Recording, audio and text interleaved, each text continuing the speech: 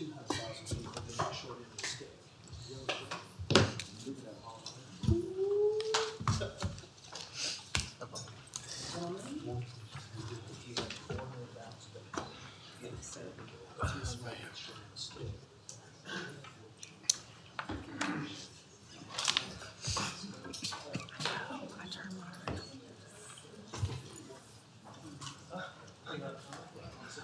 Okay, all right.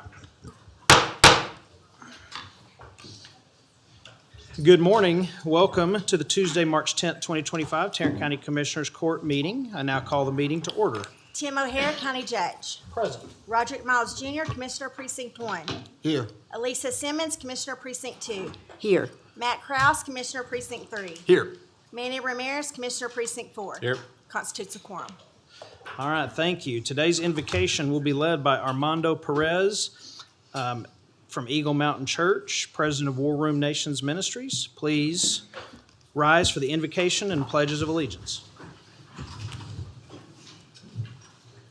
Thank you, Your Honor. It truly is an honor to be here on behalf of myself, my wife Kim, and our church, Eagle Mountain Church. Again, we support you. We support all the judges, the leadership, and city officials of Tarrant County. It truly is an honor. Thank you. Let us pray. Heavenly Father, we thank you for the opportunity to gather here today. We acknowledge that wisdom, justice, and true leadership ultimately come from you. I pray for every leader in this room today. Grant them clarity, integrity, and the courage to pursue what is right for the people that they serve. We lift up Fort Worth and all of Tarrant County. May your peace rest upon our communities. Your protection be over our first responders and public servants, and your guidance lead those entrusted with responsibility. Lord, let righteousness guide every decision made in this place. May the work done here today strengthen families, bring unity to our community, and promote justice for all. And we ask that your light would shine over this city, over this county, bringing hope where there is discouragement and wisdom, where there is difficult decisions. We commit this meeting to you. Thank you for prosperity, direction, and peace. In the holy name of Jesus, amen. Amen. Thank you. Please join me in the Pledge of Allegiance to our flags. I pledge allegiance to the flag of the United States of America and to the republic for which it stands, one nation, under God, indivisible, with liberty and justice for all. And now to the Texas flag. On the Texas flag, I pledge allegiance to thee, Texas, one state, under God, one and indivisible. Thank you. You may be seated. All right. Our county administrator has a handful of agenda announcements. Good morning.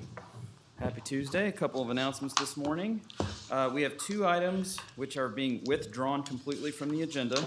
Those items are A3 under the administrator section, and then also under briefing, item 3 is being removed or withdrawn completely from the agenda.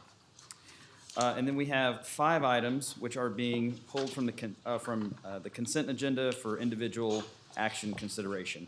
Those items are C1, E2, H1, K1, and O12. All right. Thanks, sir. Thank you. All right. Do we have any Commissioners Court announcements?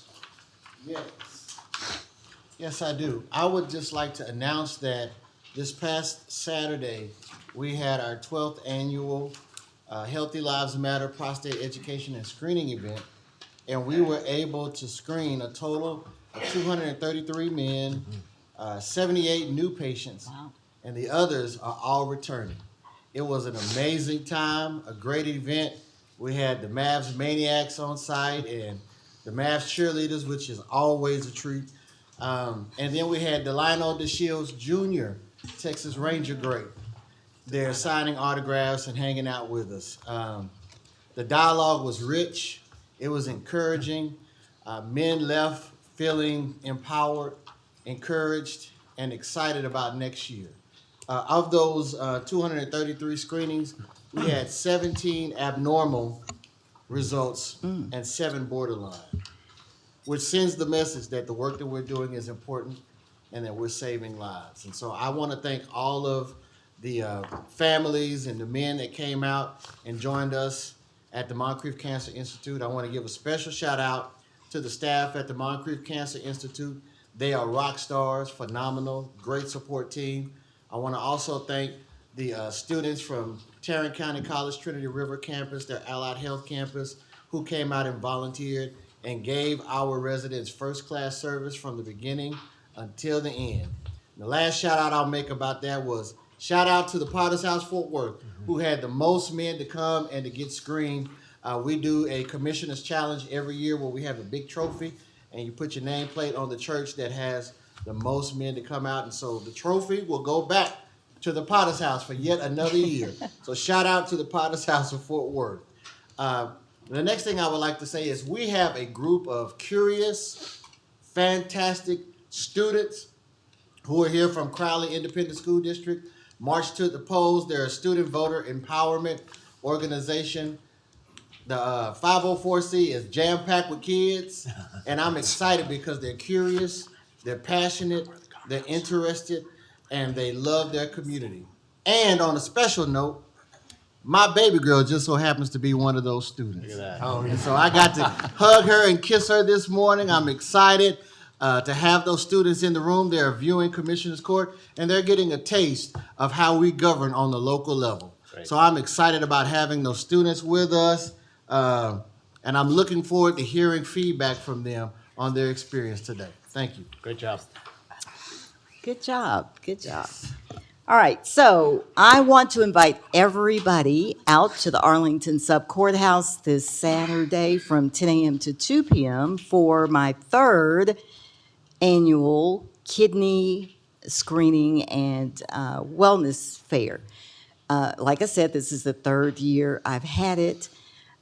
What we do is screen people for chronic kidney disease. You've heard me say before, perhaps, that I was diagnosed with chronic kidney disease not too long ago. Caught me off guard, didn't have a symptom, didn't anything like that. And so I just happened to have a good internist who caught my creatinine levels, and she got me to a nephrologist. And so I'm good, but I have it. And so there are probably others who didn't know that they might have chronic kidney disease.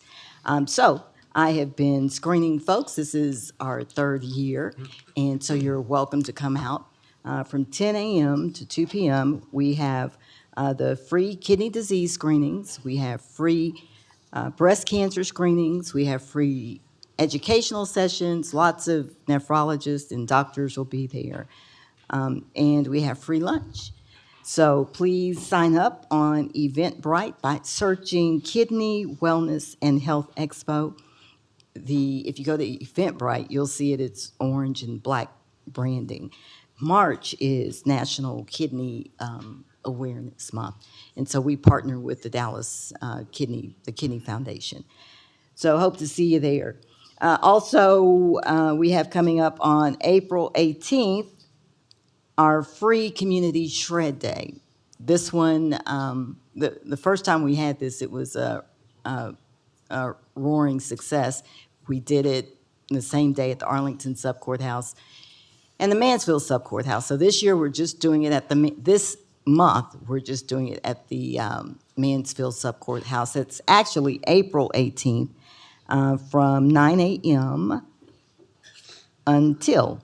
But that's at the Mansfield Sub Courthouse on April 18th. You can bring your documents that need to be shredded. We'll be out there getting that stuff out of your cars and into the shredder. My sorority is partnering with me on that event, so we hope to see you there. That's all I have. Yeah, I've got wanted to say a happy belated birthday to Texas. You know, we celebrated our 190th birthday just last week, and I think we're all grateful for the state that we call home. I also wanted to, it's a very special day in our house, is our daughter Gracie. It's her birthday today, so just wanted to say happy birthday, Gracie. Hope you're having a good day. Look forward to celebrating with you later. And I try to stay away from anything contentious or divisive or negative in these announcements, but I feel like I really need to bring this up. Commissioner Miles, you had something happen this weekend that you did not divulge to the congregation, to the audience here, and I think it's worth mentioning. So I'm really disappointed you did not feel the need to be forthcoming and transparent with this body. Would you like to amend that now and tell us what you did this weekend? I'm gonna get you. You're in trouble. This weekend, I had the privilege of being inducted into the class of 2026 Hall of Fame for my fraternity, Alpha Phi Alpha Fraternity Incorporated, the Southwestern region, Awesome. for my advocacy and my service to community and my support of the fraternity in upholding our aims, which are manly deeds, scholarship, and love for all mankind. I'm a proud member. I'm in my 33rd year of service in the fraternity, and it does my heart no greater joy than to be able to serve people. I told Commissioner Kraus that I was nominated, and he was like, "Oh, okay, when you gonna wear your gold jacket?" I was like, "Nah, I'm not wearing no gold jacket." I don't really care for spotlight or recognition because that's not why I do what I do. I serve people because that's the way I was raised, and it's my desire to leave every place and space that I'm in better than where I found it. So I'm humbled and grateful to my fraternal organization for the recognition, and it still really hadn't sunk in yet, but yeah, I'm a Hall of Famer. So. That's right. Yeah.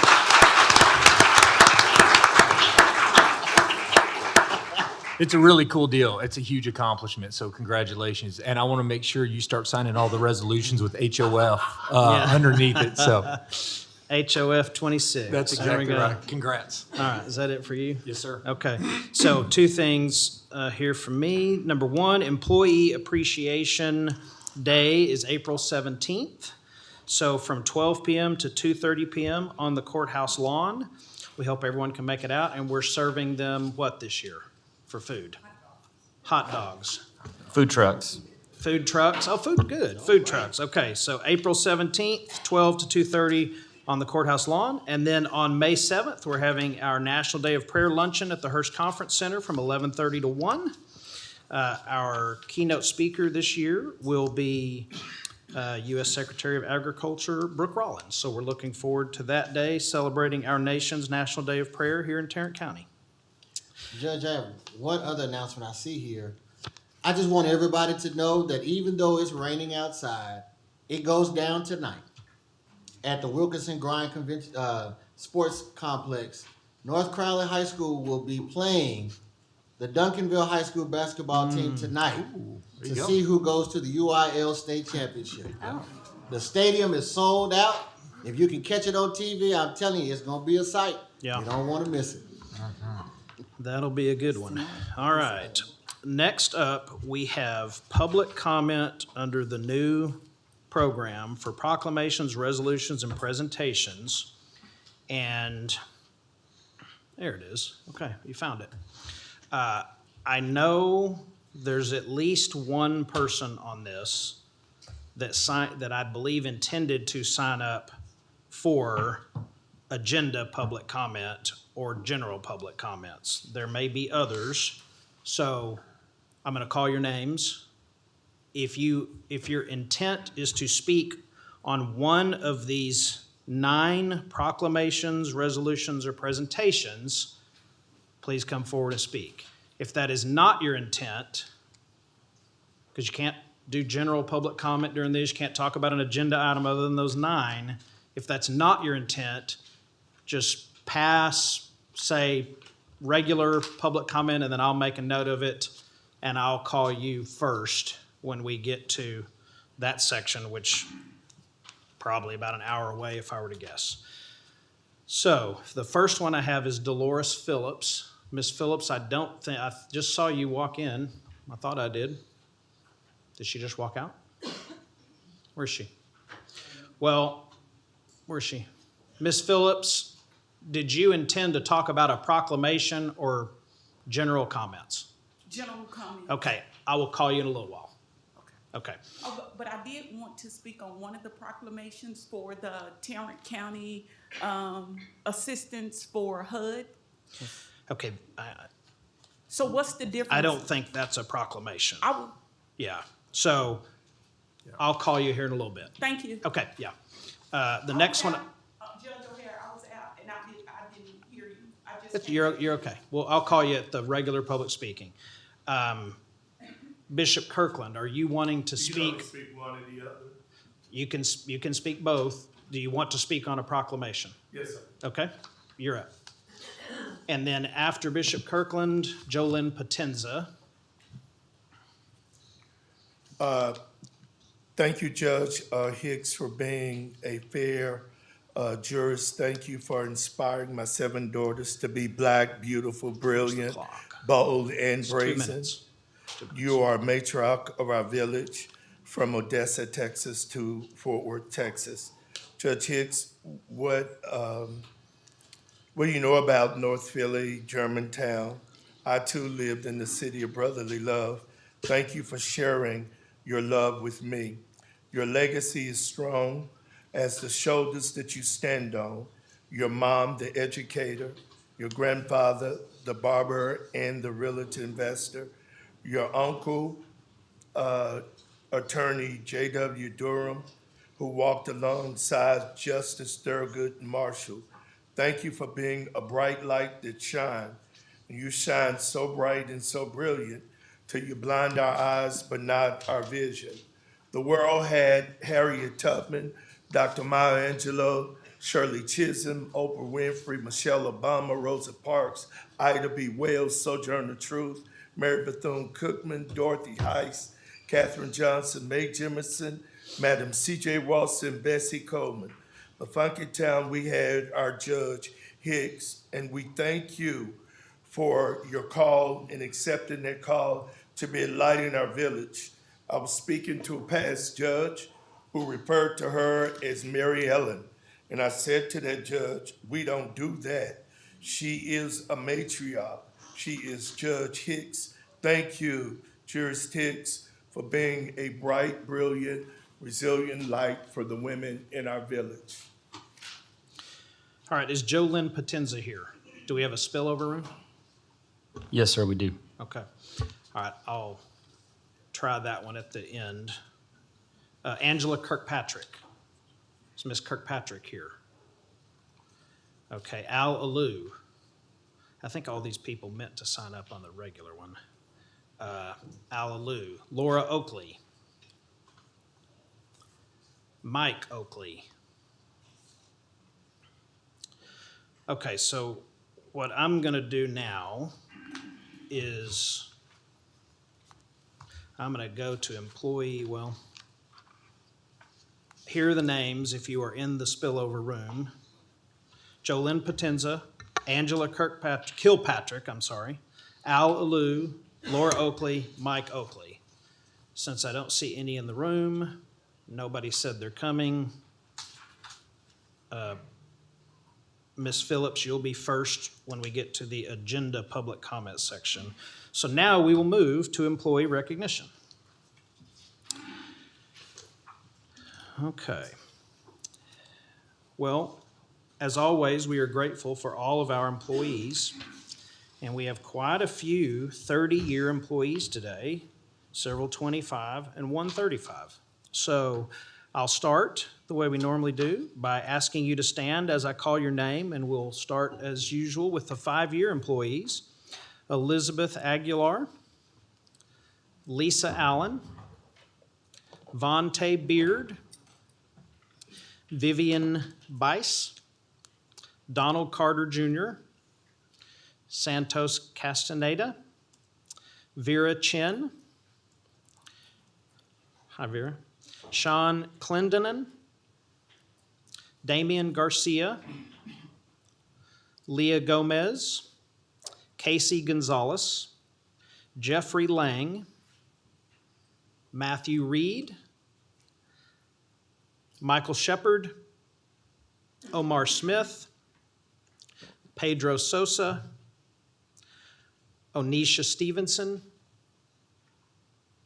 Tristan Tyler, Noel Wilson Jr., and Daisy Zamora. Hi. Well, thank you all for your 5 years with Tarrant County.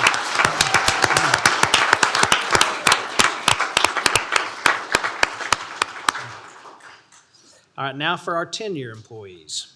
Sharon Anderson, Aaron Bailey, Richard DeRoche,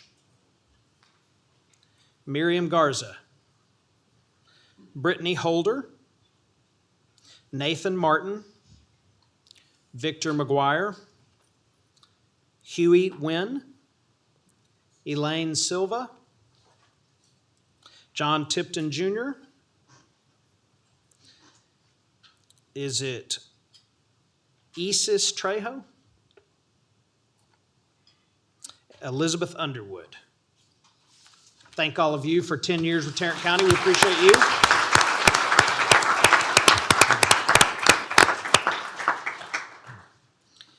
All right, now for our 15-year employees.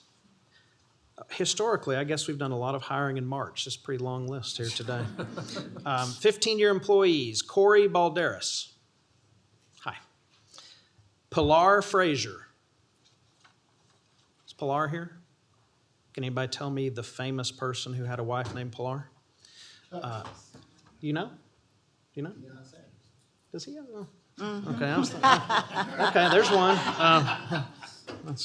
Which one was that? No, never mind. All right, Lisa McCamey Mattia. Where's Lisa? Michael Pollard and Brenda Ramirez. Well, we always have one group that doesn't show up this year. It's the 15. So thank y'all for 15 years. If you're listening, we appreciate you. All right, now for our 20-year employees, 2 decades. Please stand as I call your name. Pamela Jenkins. Horatio White. Nicholas Downs. Barry Hancock. Bruce Shelby. Daniel Velasquez. Walter Turnbow. How are you, sir? And Stephanie Rhodes Reese. Hi. Thank you all for 2 decades. We appreciate you.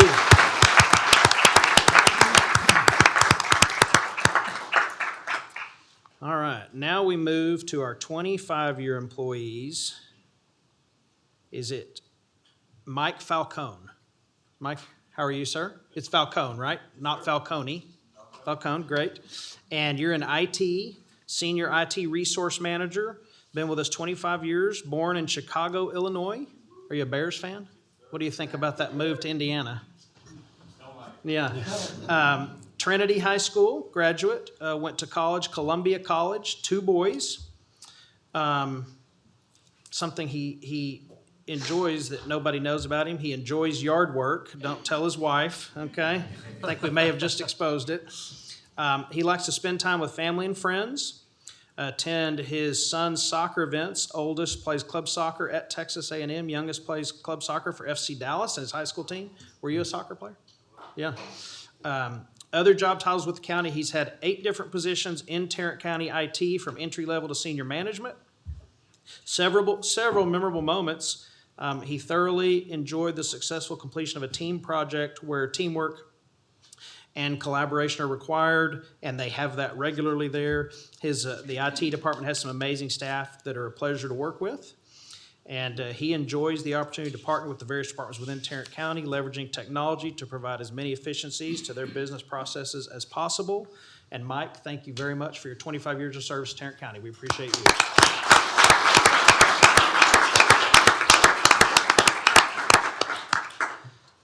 Okay, we also have celebrating 3 year people celebrating 25 years with the Sheriff's Office is Celeste Hightower here.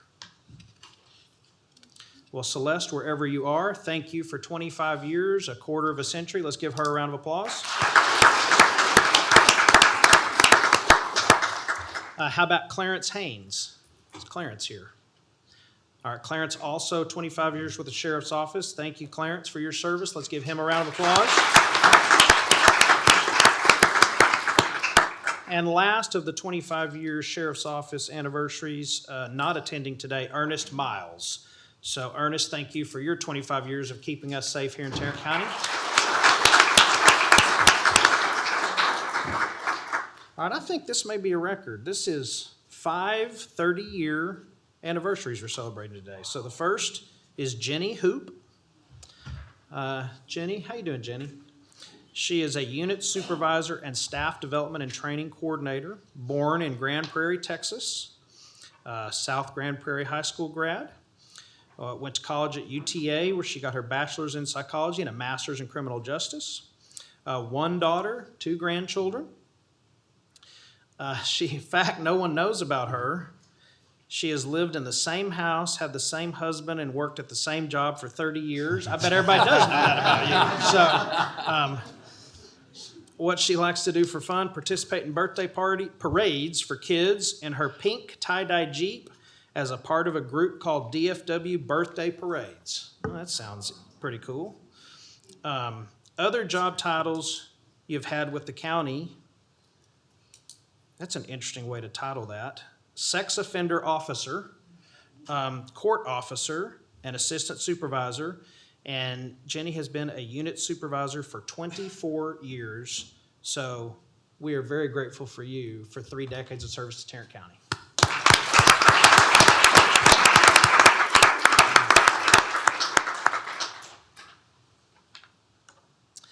Next, we have Bernice Mack. Oh, hi, Bernice. How are you? You know, you're way too young to have been here 30 years. In juvenile services, job title Assistant Director, Field Services with Tarrant County Juvenile Services. Birthplace, Pharr, Texas. High school, went to Stephenville High School. Home of the 2025 UIL 4A Division I football state champions, yes. Went to Tarleton State, stayed close to home, yeah. Bachelor's of Science in Criminal Justice and a Master of Science in Criminal Justice, both from Tarleton State. She has 3 children, Jalen, Brylan, and Isabella, and they have shared her with this calling their entire lives. Many mornings they were the first to be dropped off at school and the last to be picked up. They grew up understanding that sometimes their mom was helping other kids find the support and stability every child deserves. Well, I'm sure that was a great example to them and still is today. In fact, no one knows about her, not widely known, but she loves college basketball and March Madness, and every year she still fills out her bracket the old-fashioned way on paper. All right. Is there a juvenile services bracket? No? Yeah? Yeah. I didn't ask about money. I'm not going to ask that. She doesn't have a long list of hobbies, but she enjoys spending time with her husband of 31 years, Kevin, her kids and her dogs, reading and staying active. She enjoys reading about juvenile justice research, and she's grateful that she genuinely loves the work she does. Other job titles she's had with the county. In 1996, she began her career with Tarrant County as a court clerk for Judge Manuel Valdez. She later joined the juvenile department as a probation officer aide, was promoted to probation officer, serving in both field supervision and court intake, and over the years advanced to supervisor, senior casework supervisor, and ultimately her current role in leadership. Her most memorable moment, nothing has meant more to her than her years as a field probation officer, serving youth and families in the community. Serving youth as a probation officer gave her a firsthand understanding of the serious adversities many young people face, and it is from them that she has learned what resilience truly looks like.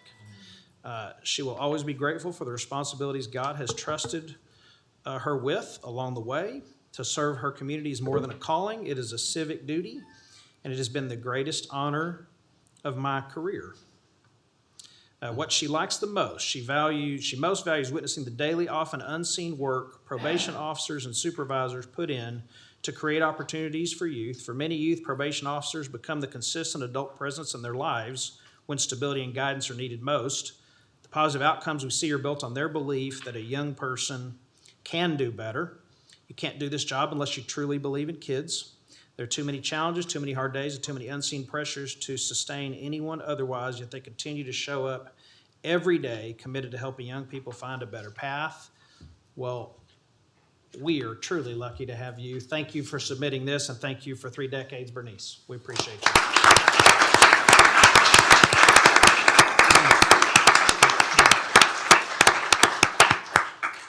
And Tarleton State beat Army, right? Yeah. All right. Next, we have Lisa, is it Kissel? Kissel? Did I get it right? Yeah, okay. 30 years. She is an administrative assistant in the victims unit, born in Lake Worth, went to high school at Azle High School, went to TCC, and has 2 kids, 1 son, 1 daughter. She loves to watch her grandkids play sports.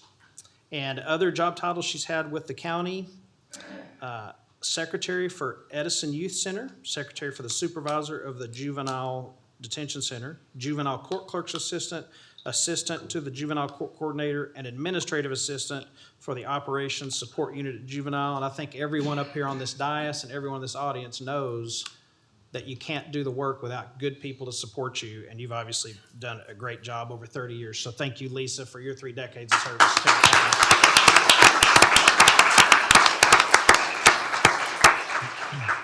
All right, next we have Bobby Jackson. Hi, Bobby. Assistant manager, district clerk, civil section, also 30 years. Born in Oakland, California, and went to high school at Argonaut High School. Was that in Oakland? No, it's in Northern California. Okay, got it. She is fortunate and grateful that Mr. Wilder does not require a college degree, and she has worked her way up from an entry-level position to the assistant manager role she currently holds. Her husband and her have an amazing daughter who has blessed them with a wonderful son-in-law and 2 beautiful granddaughters. Fact no one knows about her, she competed in speech contests and horse judging events as a teenager and won a horse as a prize in one of the competitions. That's pretty cool. Beats a goldfish. So what she likes to do for fun, she enjoys spending time with her husband, daughter, and her family, as well as traveling, reading, and crafting. Where's your favorite place you've ever been? Okay, cool. Other job titles she's had with the county. In 96, she started out in the district attorney's hot check department as a bookkeeper. In 99, she moved to the district clerk's office, and she served as a court clerk, passport manager, and an assistant manager in both the family and civil sections. Most memorable moment, many memorable moments through the years, but one that really sticks out was the night the tornado hit downtown Fort Worth in 2000. Willie Ibarra, who is also being recognized today for 30 years, and Bobby were working a passport group for the Texas Girls Choir. After the event, it took her nearly 2 hours to get home. She had to make multiple detours around fallen trees and all kinds of other debris. And this was, of course, before we all had cell phones and GPS things in our cars, so she couldn't even let her husband know what was going on. Quite an eventful evening, I'm sure. What she likes the most, she was a single mom when she came to work for the county. She is appreciative of the career and life that working for the county has allowed her to build. She's met some of her best friends while working here, has grown personally and professionally, and she's proud of the work that she continues to do for the district clerk's office and for Tarrant County. And Bobby, we are proud of you. Thank you for your 30 years of service to Tarrant County.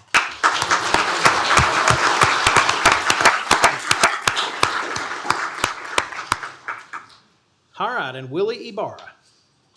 How you doing, Willie? Good, how are you? Good, good. Also 30 years with Tarrant County and born in Bridgeport. And let's see, you are with the district clerk's office. Also, what's your title? Assistant Manager Civil. Okay, Assistant Manager Civil. And you born in Bridgeport, graduated from Pascal High School, went to college at UTA. You have 2 daughters. You played baseball in high school. And what you like to do for fun is play golf.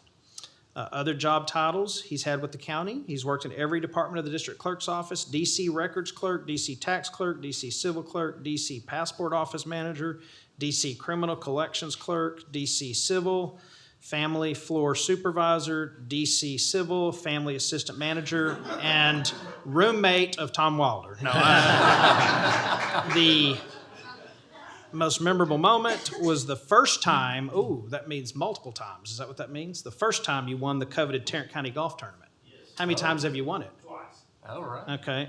What's your handicap? 13. Okay. What he likes the most, his job has given him the ability to buy 3 homes and comfortably raise a family during his tenure. Willie, thank you for 3 decades. We appreciate you very much.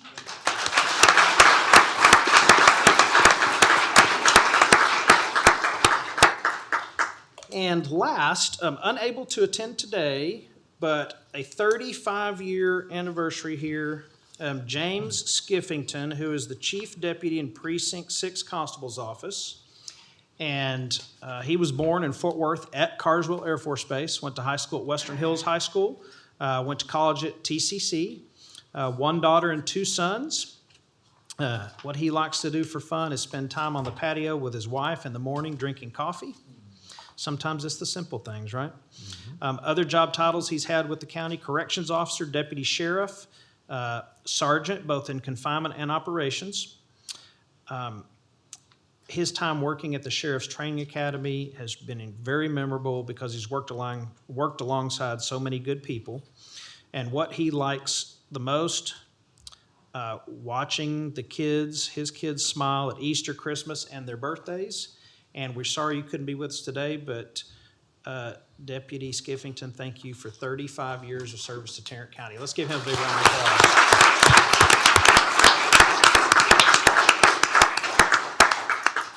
All right, I will move to receive and file the employee recognition. Second. All right, we have a motion and a second. Please cast your votes. All right. This is new. Passes unanimously. And another big round of applause for all of our employees, those celebrating anniversaries or not. And you are all excused for, if you choose to be, for a reception in your honor on the 4th floor.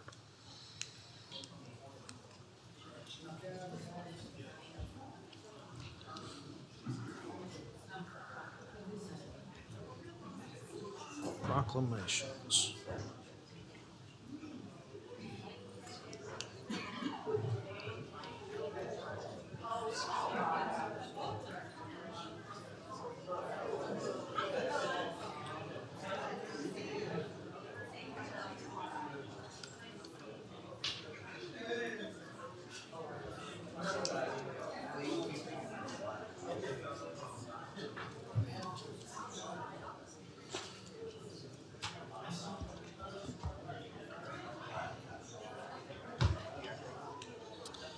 Okay, for our next resolution, it's a memorial resolution in remembrance of the Honorable Gina Michelle Bivens. Commissioner Miles.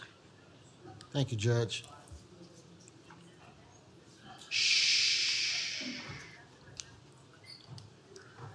Whereas the family and friends of the Honorable Gina Michelle Bivens were deeply saddened by her death on Monday, February 9th, 2026.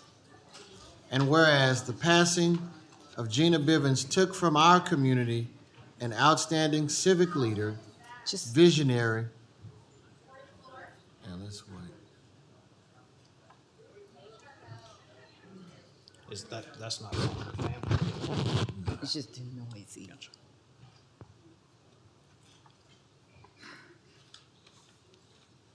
All right, we'll try it again.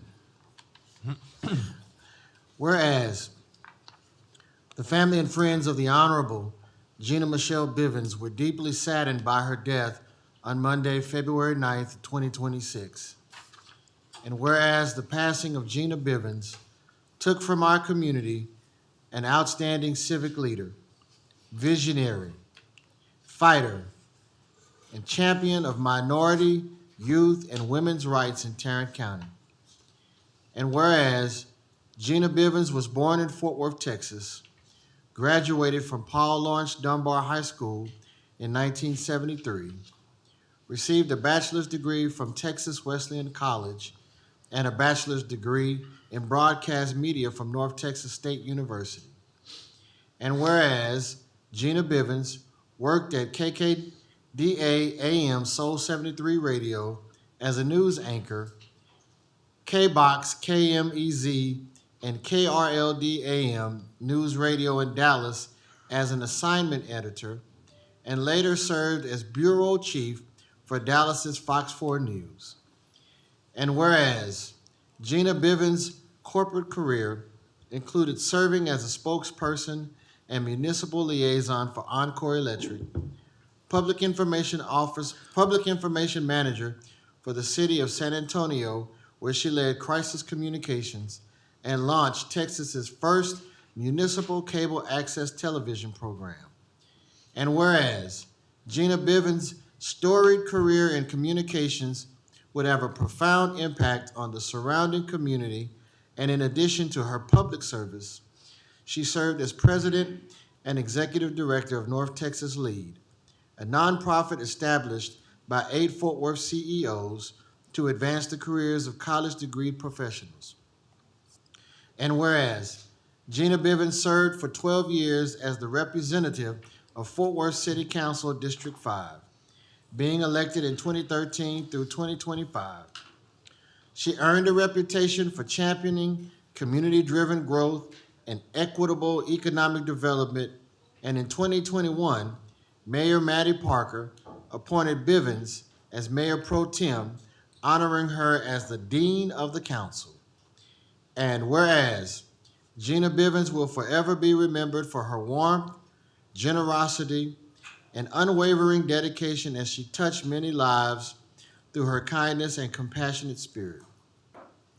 And whereas the Honorable Gina Michelle Bivens leaves a legacy of love as she is survived by her beloved mother, Betty Joyce Bivens, brothers, Reverend Waylon Bivens Sr. and Charles Baker Jr., sister, Melanie Sharice Bivens, and a host of other loving relatives and friends.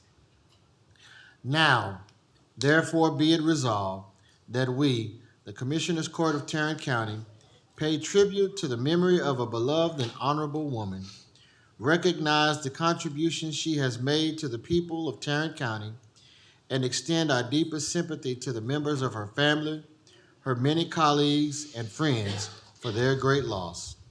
In witness whereof, we have hereunto set our hands and caused the seal of Tarrant County to be affixed this 10th day of March, 2026. And this is for ratification only. Move for approval. Second. All right, we have a motion and a second to ratify this memorial resolution. Any discussion? All right, please cast your vote. I'll share a fond memory Passes unanimously. of the Honorable Gina Bivens. I recall I had just started working for Commissioner Brooks, and we were at an event. It was a gathering, and I was in line waiting to be served or something, and I'll never forget her pulling me to the side. This was my first encounter with her. Her pulling me to the side because I brought greetings on behalf of the commissioner, and she got me together. She corrected my approach, my stance, the way I presented myself, and said, remember, you are not just representing Roy, you're representing all of us. So do it with excellence. I'll never forget that. And I'll never forget that amazing woman and all of the things that she taught me. She taught me how to be a professional in local government. And I'm forever grateful to her. Thank you. Awesome.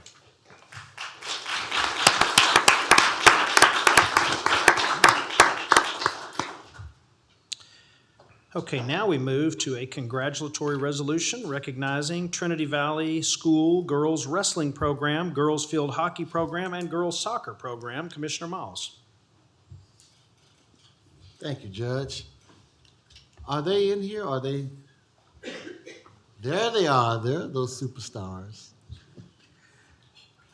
Whereas the Trinity Valley School continues to enhance students' cognitive, physical, social, and emotional well-being through selected athletic activities and to inspire extraordinary students to become competent, competitive, and character-based athletes.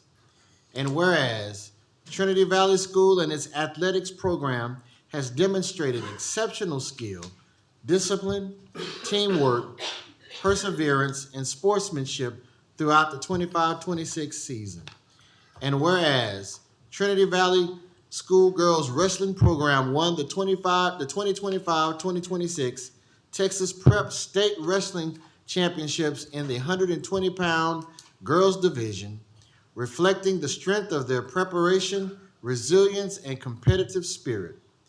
And whereas, through hard work, dedication, and a steadfast commitment to excellence, the Trinity Valley School Girls Field Hockey Program earned the distinguished title of 2025-2026 3A State Champions. And whereas, the Trinity Valley School Girls Soccer Program likewise exhibited outstanding athletic performance, unity, and determination by winning the 2025-2026 3A State Championship. And whereas these championship victories are a testament to the leadership and dedication of the coaches, the unwavering support of families and faculty, and the commitment of the student athletes to academic and athletic excellence. And whereas the accomplishments of the Trinity Valley School's athletic program bring great pride and distinction and serve as an inspiration to fellow students and the broader Tarrant County community. Now, therefore be it resolved that we, the Commissioners Court of Tarrant County, do hereby congratulate Trinity Valley School and its athletics program for demonstrating the fundamentals of sportsmanship, teamwork, character, and leadership, and for promoting self-respect through a comprehensive sports program in the Tarrant County community. In witness whereof, we have hereunto set our hands and caused the seal of Tarrant County to be affixed this 10th day of March, 2026. Can we give these phenomenal scholars and athletes a huge round of applause? I move approval. Second. You know, I'm gonna get that right one of these days. Me too. I move approval of this resolution. Second. All right, we have a motion and a second to approve the resolution. Please cast your vote. Passes unanimously. Today we have with us Brandon Palomo or Aaron McNabb, Coach Jacob Perez, Junior Corinne Blackwell, Coach Claire Pierce, Junior Audrey Dean, Senior Maddie Grau, Senior Charlotte Goldman, Senior Isabel Gonzalez, Senior Claire McKnight, Junior Kristen McAllister. Please come forward.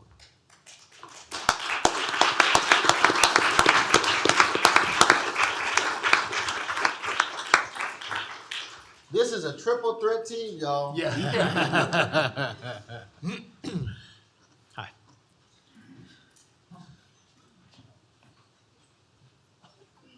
I'm speaking on behalf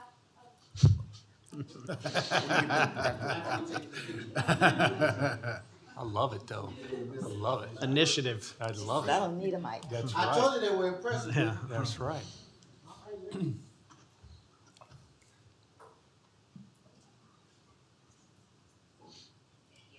One more. I gotta have one.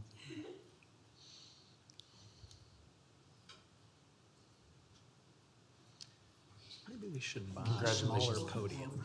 Do I? Maybe we should buy a smaller podium. Can do that in the renovation of the courtroom. All right, now I'm speaking on behalf of the Trinity Valley School field hockey team. we're proud to say that we won our third in a row championship this season.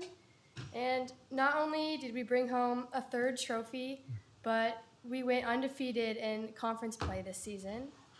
And it has truly been a blessing to be able to represent Trinity Valley School. So thank you all for having us and for recognizing us and celebrating with us. So thank you. Thank you. Absolutely. Congratulations.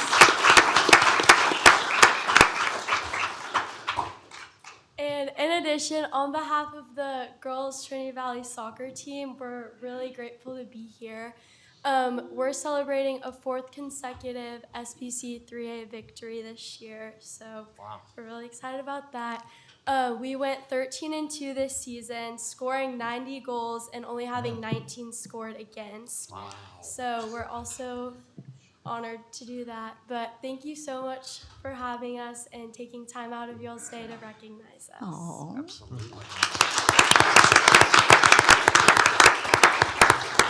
Let's give it up for the coach and the athletic director and staff. Come on, let's give it up for them. They're standing in the back trying to be shy.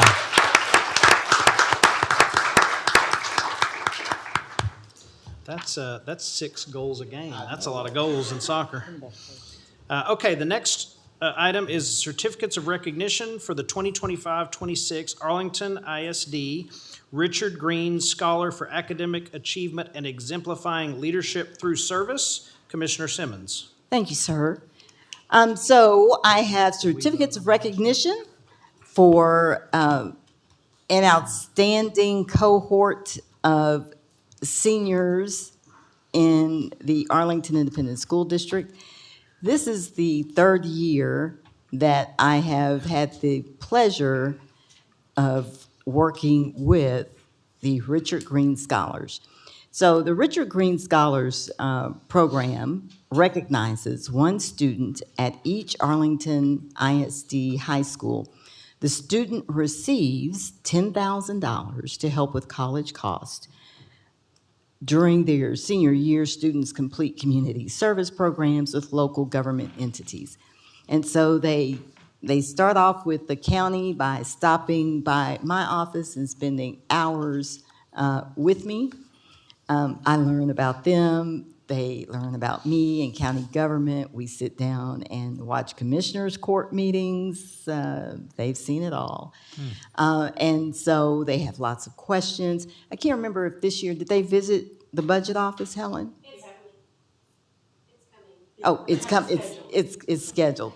So they'll go visit the budget office. Elections has spent time with the Richard Green Scholars over the years. These are outstanding students. We've become friends on LinkedIn. They text. So they have access to me, and I have access to them. I got your text message, Josh, a week or so ago. So fantastic students, fantastic program.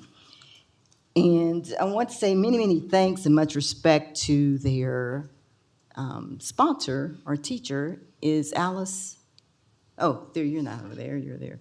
And did you tell me you're retiring? Boo. After 33 years, I'm Oh, wow. Yes. And so she has been a stalwart with the Richard Green Scholars Program, and I just want to thank you for exposing me and my staff to them. I've known about the program for decades because my children went through AISD. So, and Richard Green is a former mayor of Arlington, a fantastic program. So I have some certificates for each of them. Certificate of recognition presented to each student in recognition of being a 2025-26 Arlington Independent School District Richard Green Scholar for Academic Achievement and Exemplifying Leadership through Service at their respective high schools. And all of us have signed it. And so I will call them up one by one, and you can just make your way up here. Anaya Butler is a senior at Arlington High School. And Anaya plans to major in biology and become a pediatrician. Next is Desiree Garcia. She is a senior at James Bowie High School. She plans to earn a bachelor's in mechanical engineering at Tarleton State. Richard Suhel is a senior at Lamar High School and ranks 22 in a class of 575. Richard plans to attend UT Austin or Texas A&M and major in AI engineering. Josh Lugo is a senior at Martin High School and the president of the choir. He plans to major in business management and theology and plans to attend Notre Dame, North Carolina State, or Boston College. And Nusrat Jose is a senior at Sam Houston High School. He plans to attend UTA, TCU, or Texas Tech. Where she will major in science. And Theo Campbell is a senior at Seguin High School and an intern at Lockheed Martin. He plans to either attend UT Arlington or UT Austin, where he will study mechanical engineering. Let's congratulate all of these scholars.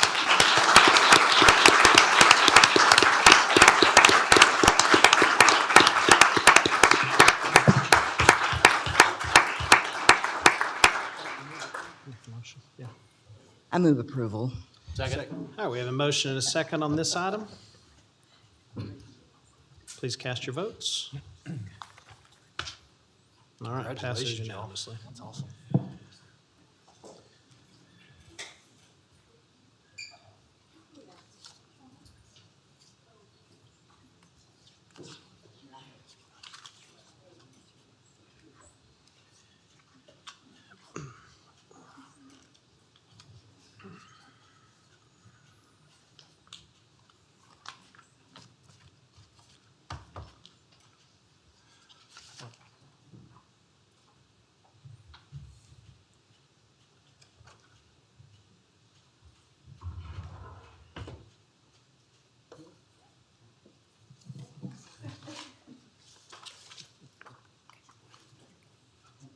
Thank y'all for being here. Thanks, guys.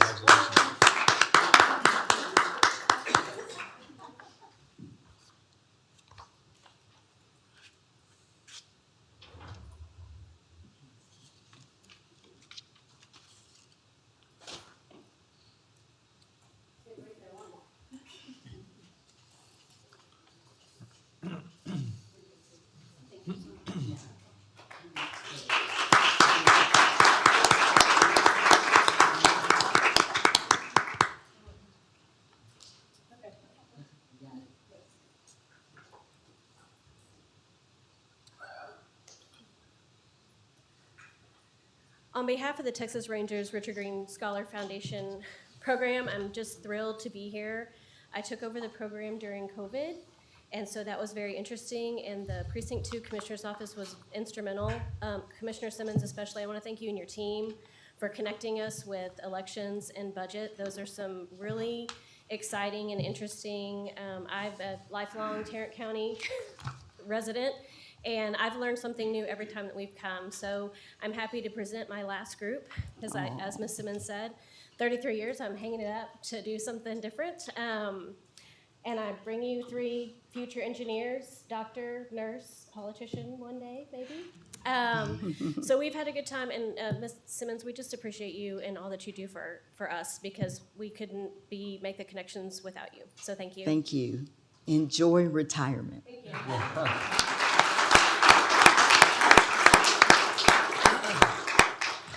All right, the next item on the agenda is a congratulatory resolution recognizing the League of United Latin American Citizens District 21 of Tarrant County on its service as host of the 2026 LULAC National Convention and in celebration of Cesar Chavez Day. Commissioner Simmons. Thank you, sir. Each year I recognize an organization that upholds the legacy of Cesar Chavez, whose legacy we honor on March 31st. This year, I'm proudly recognizing the League of United Latin American Citizens, District 21, which includes Tarrant County. District 21 will bring the 2026 LULAC National Convention to Tarrant County this summer. And the resolution reads, I'm going to try to do it from up here. Whereas the League of United Latin American Citizens was founded in 1929 and remains the nation's oldest and largest Latino civil rights organization dedicated to advancing equality, educational opportunity, economic empowerment, civic engagement, and justice for Hispanic Americans. And whereas LULAC District 21 of Tarrant County and its 23 individual councils has upheld this mission through decades of tireless advocacy and community service that has strengthened families and elevated voices across our county. And whereas the observance of Cesar Chavez Day honors the life and lasting legacy of Cesar Chavez, whose commitment to nonviolent protest, workers' rights, dignity, and social justice transformed the labor movement and inspired generations to stand for fairness and human rights. Whereas the principles championed by Cesar Chavez, which include respect for humanity, human dignity, sacrifice for justice, and unwavering faith in the power of community, mirror the values lived daily by LULAC District 21 and its councils in Tarrant County. And whereas through voter education initiatives, citizenship workshops, youth councils, health fairs, small business advocacy, and public policy engagement, LULAC District 21 and its 23 councils continue the proud tradition of civic participation and empowerment that leaders like Cesar Chavez helped advance. Whereas on June 17th through the 26th, 2026, LULAC District 21 will host the 2026 LULAC National Convention in Fort Worth. And this election as host reflects its exemplary leadership and showcases Tarrant County as a place where diversity is celebrated, dialogue is encouraged, and opportunity is pursued for all. And whereas hosting this national gathering further honors the spirit of unity and collective progress embodied by Cesar Chavez and reinforced through LULAC's historic and ongoing work. Now therefore be it resolved that we, the Commissioners Court of Tarrant County, do hereby congratulate LULAC District 21 of Tarrant County on its selection as host of the 2026 LULAC National Convention and join in celebration with them of Cesar Chavez Day, in witness whereof we have hereunto set our hands and caused the seal of Tarrant County to be affixed this 10th day of March 2026. I move approval. Second. All right, we have a motion and a second. Please cast your votes.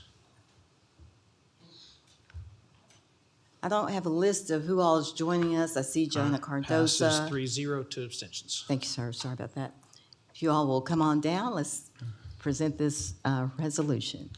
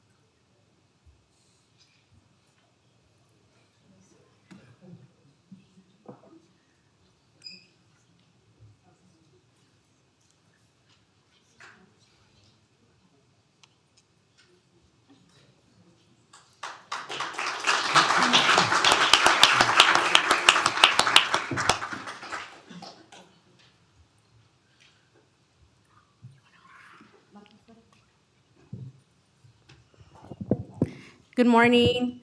My name is Joanna Cardoza, and I'm the District Director for LULAC District 21, and I'm here on behalf of our LULAC members. I would like to introduce our past District Director, Salvador Carrillo, and one of our LULAC presidents, Marta Delgado. I would like to express my gratitude to Commissioner Lisa Simmons for this resolution to be on behalf of our members. LULAC members strive to better our communities every day by advocating for critical resources to address issues such as health disparities and food insecurity, to close the educational opportunity gap in our community schools by mentoring students and distributing books to encourage reading. We help our communities address complex issues such as housing complaints, guidance on navigating their child's education system, and encourage civic engagement in our local elections, to name a few. We have had the honor of welcoming Commissioner Simmons and Ramirez to one of our monthly chorizo and menudo breakfasts to provide updates to our community on issues important to us. LULAC's National Convention will be in Fort Worth this year, kicking off with a welcome reception on June 17th.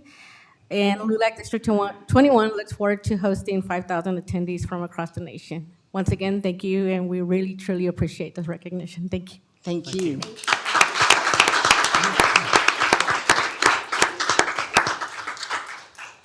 Next up, we have a resolution recognizing ACES Star World Mission Society Church of God, Texas, and 14 North Texas youths for graffiti removal in Arlington, Texas. Commissioner Simmons. Yes, unfortunately, the 14 students of the World Mission Society Church of God are on spring break and cannot be present today. We are recognizing these students for the thousands of hours they contributed to removing graffiti from a long neglected area of Arlington.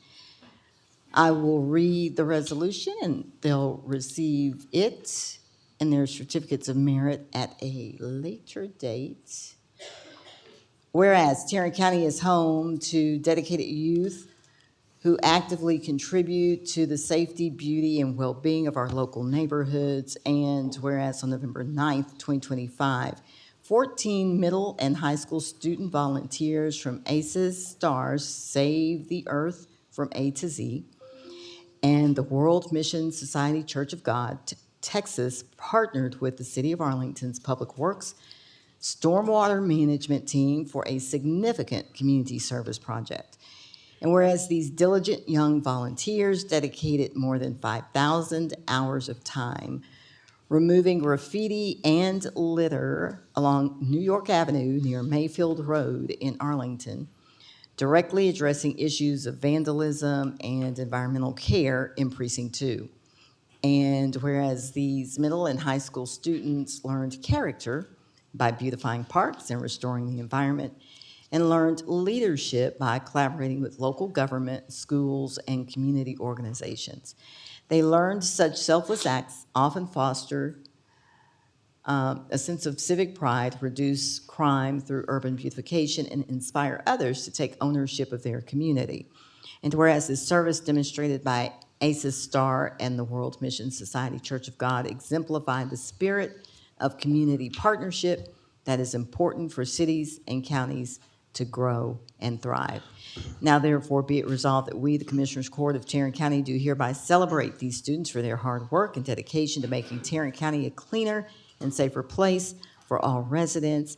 And we commend ACES Star and the World Mission Society Church of God, Texas, for leading these young people to serve and to successfully complete the New York Avenue graffiti removal project. In witness whereof, we have hereunto set our hands and caused the seal of Tarrant County to be affixed this 10th day of March, 2026. I move approval. Second. All right, we have a motion and a second. Please cast your votes. Passes unanimously. Thank you. That's it, no presentation. No. Okay. All right, next we have a resolution celebrating Women's History Month and honoring Judge Mary Ellen Whitlock Hicks. Commissioner Simmons.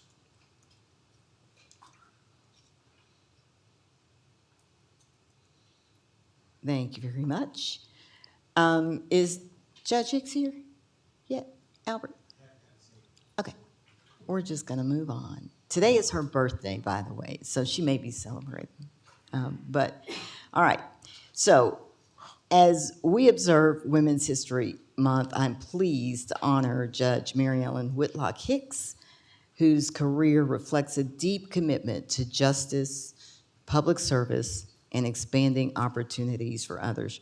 Her service stands as a reminder to all of us that the progress we celebrate during Women's History Month was built by women who chose to lead and to open doors for those who follow. Today, we honor Judge Hicks not only for her professional accomplishments, but also the example she sets for future generations of women in law, public service, and leadership. Judge Hicks is one of my biggest role models. We are often compared in personality, in language and speech, and how we communicate, and how we fight, and how we stand up for the disenfranchised. I love that woman. I respect her. And so I felt like during Women's History Month, there was no better person to honor. So here is the resolution. Whereas Women's History Month honors the successes and sacrifices of U.S. women, and the recognition traces its roots to 1909, when New York City recognized the nation's first Women's Day celebration. And whereas the Honorable Judge Mary Ellen Whitlock Hicks has devoted her distinguished legal career to the pursuit of justice and equality, and to the faithful application of the law. And she has left an indelible mark on Tarrant County, the state of Texas, and the legal profession. And whereas in 1974, Judge Hicks became the first licensed African-American woman attorney in Tarrant County, and the first woman ever to serve as a municipal court judge and chief municipal court judge for the city of Fort Worth. And whereas Judge Hicks is a pioneering Texas jurist who became the first African-American and first woman to serve as a justice on the Texas Second Court of Appeals, appointed by Governor Ann Richards in 1992. And whereas throughout her career, Judge Hicks differentiated herself as a mentor and a champion for younger lawyers, and she continues to inspire generations of attorneys to uphold justice, advance equity, serve their communities, and to become future law leaders themselves. Now therefore be it resolved that the Tarrant County Commissioners Court hereby recognizes Women's History Month and celebrates Judge Mary Ellen Whitlock Hicks for her groundbreaking achievements, community service, and lasting contributions to the legal community here in Tarrant County. In witness whereof, we have hereunto set our hands and caused the seal of Tarrant County to be affixed this 10th day of March, 2026. I move approval. Second. All right, we have a motion and a second. Please cast your votes. All right, passes unanimously.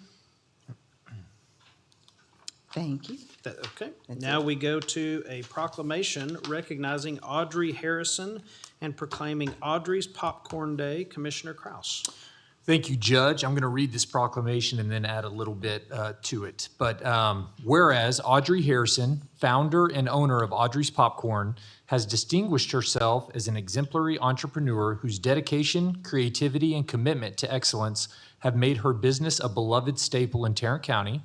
And whereas Audrey's Popcorn has grown from a small local venture into a thriving enterprise known for its exceptional quality, innovative flavors, and warm, community-centered service, reflecting the very best of Tarrant County's small business spirit. And whereas Audrey Harrison has consistently demonstrated a deep commitment to supporting her community by contributing to local events, youth programs, nonprofit initiatives, and charitable causes, embodying the values of generosity, service, and civic pride.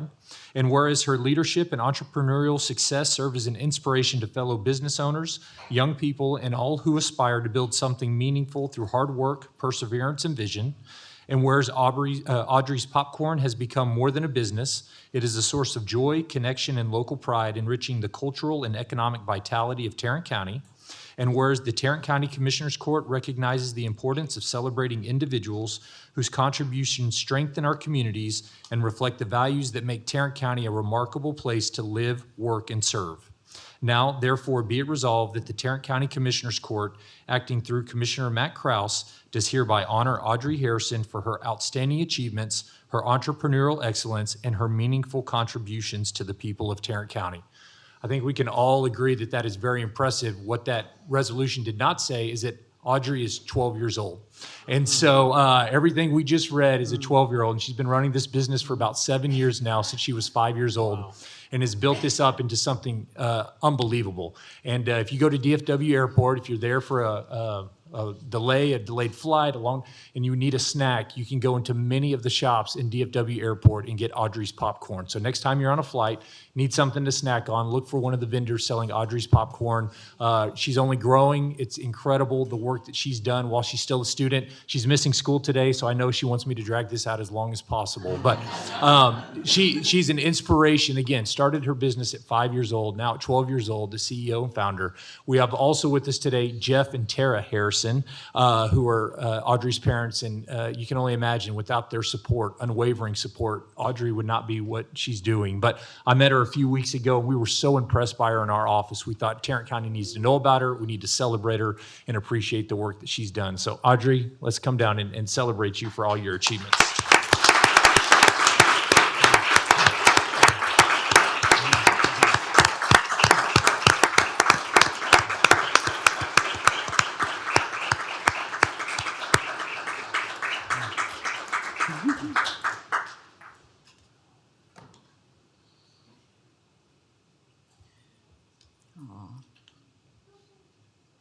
It is. Jeff and Jerry, y'all want to come get a picture real quick? Want to hand me your phone?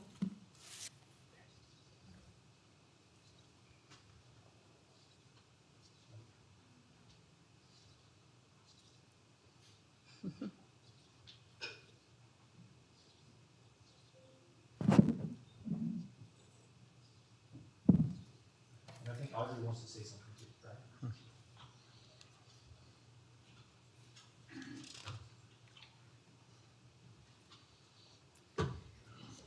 Let me tell y'all a story. It's 2023. I'm 9 years old in front of my grandparents' house in Grapevine, selling the best popcorn. Tremendous popcorn. Probably the best popcorn in history. Believe me. Police officer drives by, turns around, stops in front of me, and asks, "Do you have a permit?" I was scared, worried that I was doing something wrong. I could see the jail door slamming shut in front of my face. It was a strange feeling because I've had so many wonderful experiences with cops before, and none have ever tried to shut me down. I didn't know what to do. The next day, my dad called the permit office, and they asked, "Are you Audrey's dad?" "No need to worry. I already talked to the chief of police, and you are good." The reason we're good is because Commissioner Kraus created HB 234, also known as the Lemonade Stand Law, in 2019. This provided me the freedom, nobody loves freedom more than Texans, everybody knows that, to build Audrey's Popcorn into a business successful enough to get this proclamation. Thank you for this award, the beautiful plaque, and for making Tarrant County the safest, boldest, strongest pro-business county in the world to be able to pursue the American dream. I want to give each commissioner and Judge O'Hare a box of the world's best gourmet popcorn, Audrey's Popcorn. Now we're talking. Yeah.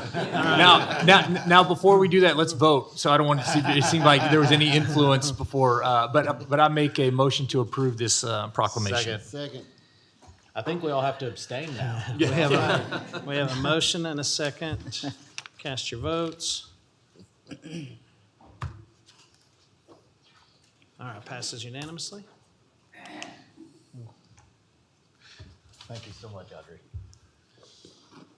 Thank you. It really is really good popcorn. Thank you. Look at that. Thank you. Nice branding. Very cool. That's 5-year-old Audrey on the box. Okay. Yeah, that's amazing. Very cool. Let's give her another Great round of job, applause. Audrey.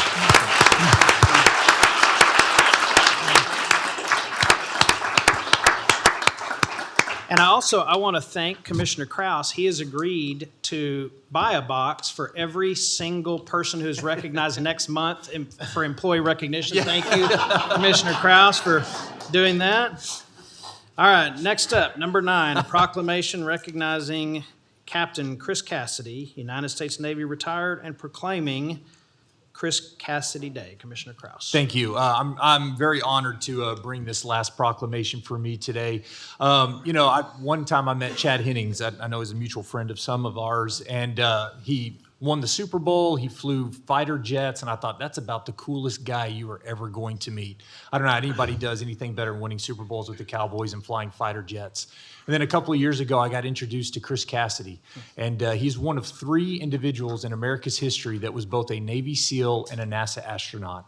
And so the work, dedication, and commitment to service in our country that he's shown us time and again by serving us in various capacities, I thought needed to be honored.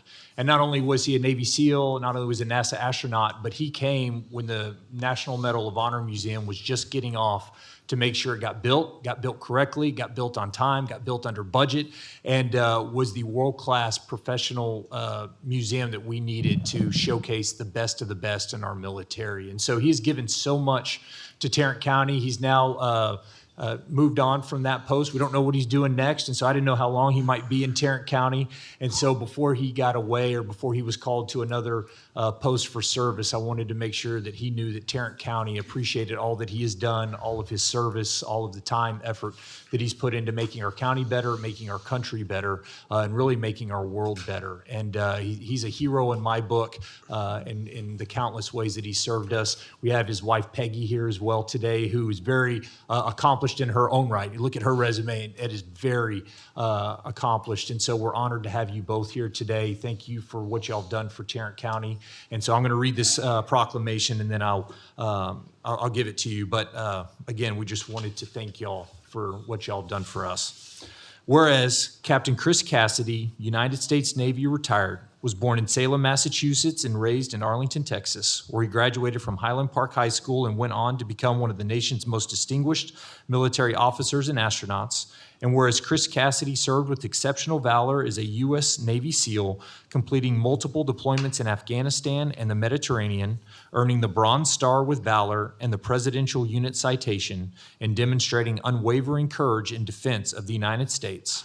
And whereas Chris Cassidy was selected by NASA as an astronaut, beginning a remarkable career that would place him among the most accomplished space explorers of his generation, and whereas Captain Cassidy flew on 3 space missions, the STS-127, Expedition 35, and Expedition 63, accumulating 378 days in space, conducting 10 spacewalks, and contributing significantly to scientific research, international cooperation, and the advancement of human spaceflight. And whereas during his service on the International Space Station, Chris Cassidy held key leadership roles, including Chief of the Astronaut Office and Commander of the ISS, exemplifying professionalism, teamwork, and dedication to the mission of exploration.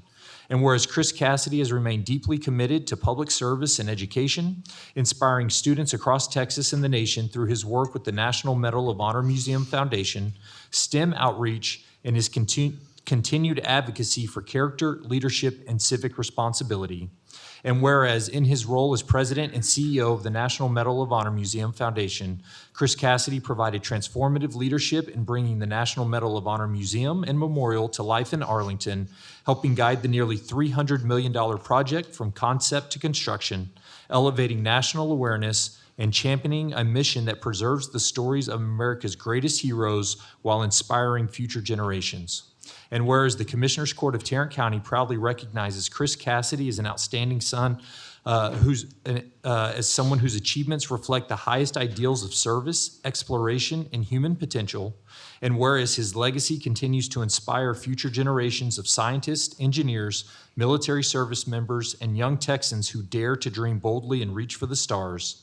Now, therefore, be it resolved that the Tarrant County Commissioner's Court does hereby proclaim March 10th, 2026 as Chris Cassidy Day in Tarrant County, Texas, and encourage all residents to join in honoring his extraordinary impact on Tarrant County, the state of Texas, and the United States of America. I move for adoption. Second.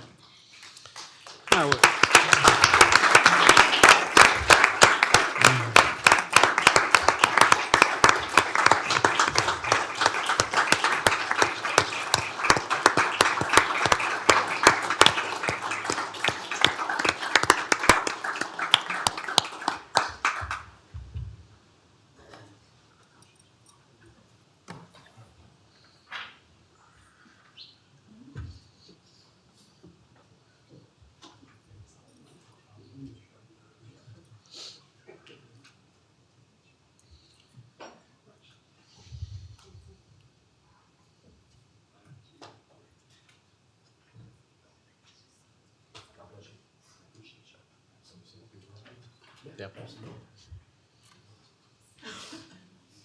Did you bring any food to hand out? Judge and members of the court, wow, thank you very much. And space popcorn is coming at you next week. No, it's all with a great deal of humility to be recognized in this fashion, because as everything in life is a team sport, truly exemplified this morning. We had 5, 10, 15, 20, 25, 35-year employees of Tarrant County. We have folks that are leading the future leaders of Tarrant County, and great teamwork and young scholar athletes that we recognize.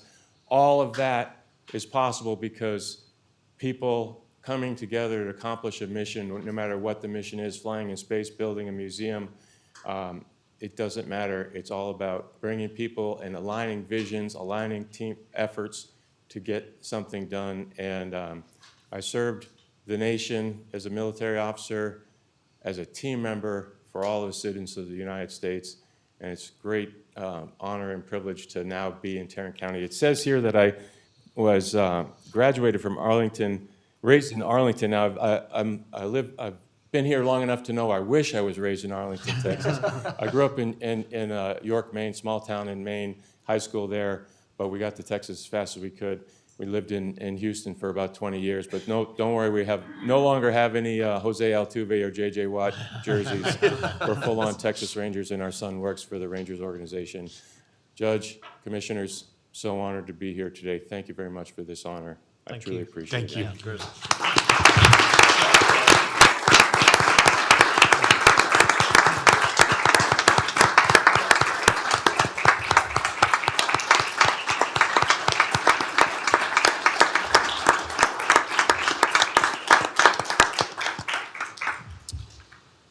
All right, and that did pass unanimously. So we are now going into recess. The time is 11:27.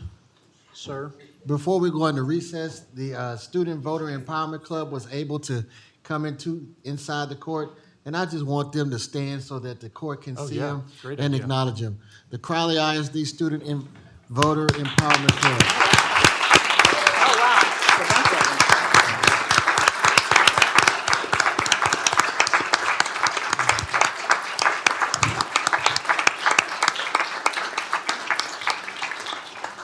And y'all see that little small one right over there in the corner? Wave, baby. That's mine right there. That's great. All right. The time is 11:28. We will reconvene at 11:40. We are now in recess.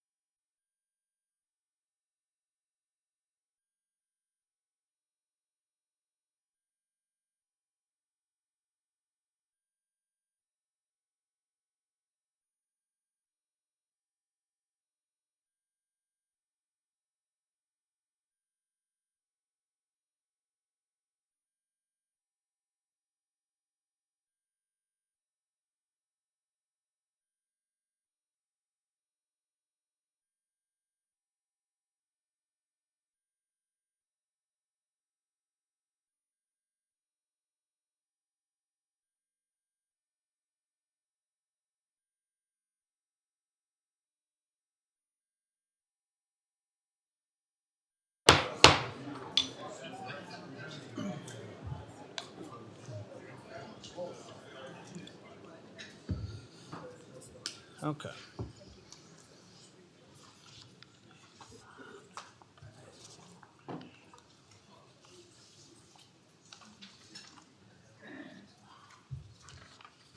What are we on here?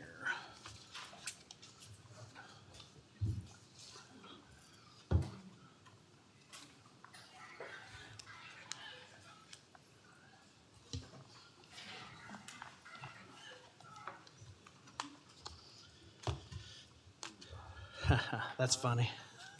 Yeah, can I have your book? It's actually really good. She does a good job. She's so good.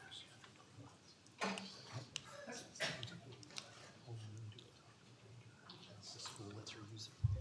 That is so awesome. Crazy.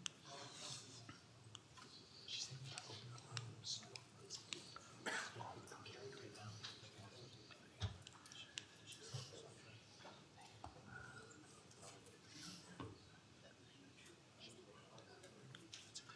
All right, I'm going to start. All right, we are back from recess. We are now to the agenda public comment section. Just to make things perfectly clear, the new decorum policy passed allows a speaker up to 3 minutes the entire meeting, or if it drops down, depending on the numbers, to 2 minutes or 1 minute. Bishop Kirkland asked, could I do both? I said yes, because you can. What I did not clarify, and perhaps should have, was whatever time you spend talking in a proclamation is time away from the regular one. So for this meeting, I will give you your full 2 minutes, but everybody knows moving forward, it's a combined time limit. And that's clear in section 1AI in the policy. So with that, first up is Dolores Phillips, and then Jimmy Blackwell.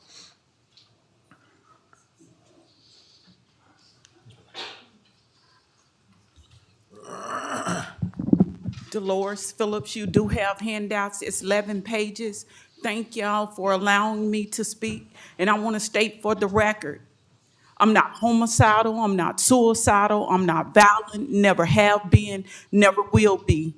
Judge O'Hare, on page 5, you signed the order for recusal for Judge Kernut in this fabricated eviction. And you signed the recusal order on June 25th, June 18th, 2025, I'm sorry.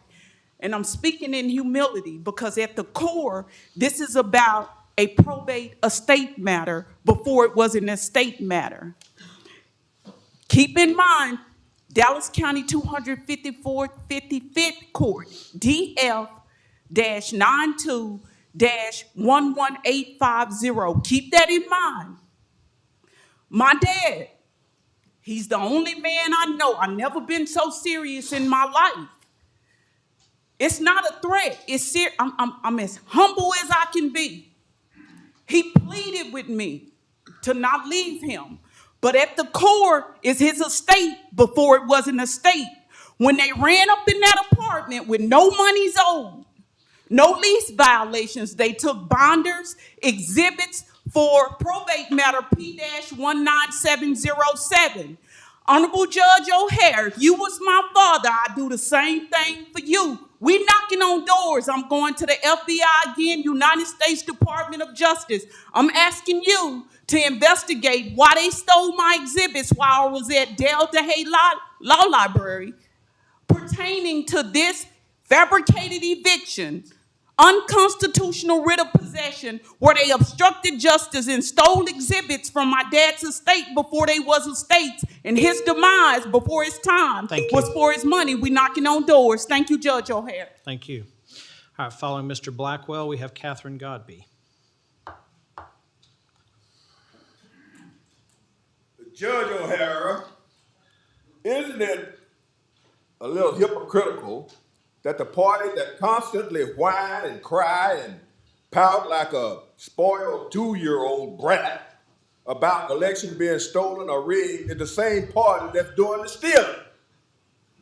It is evident that you mega knights are willing to do whatever it takes to satisfy your insatiable lust to remain in power. We can start with the voter suppression, where ridiculous laws are implemented to make voting more difficult.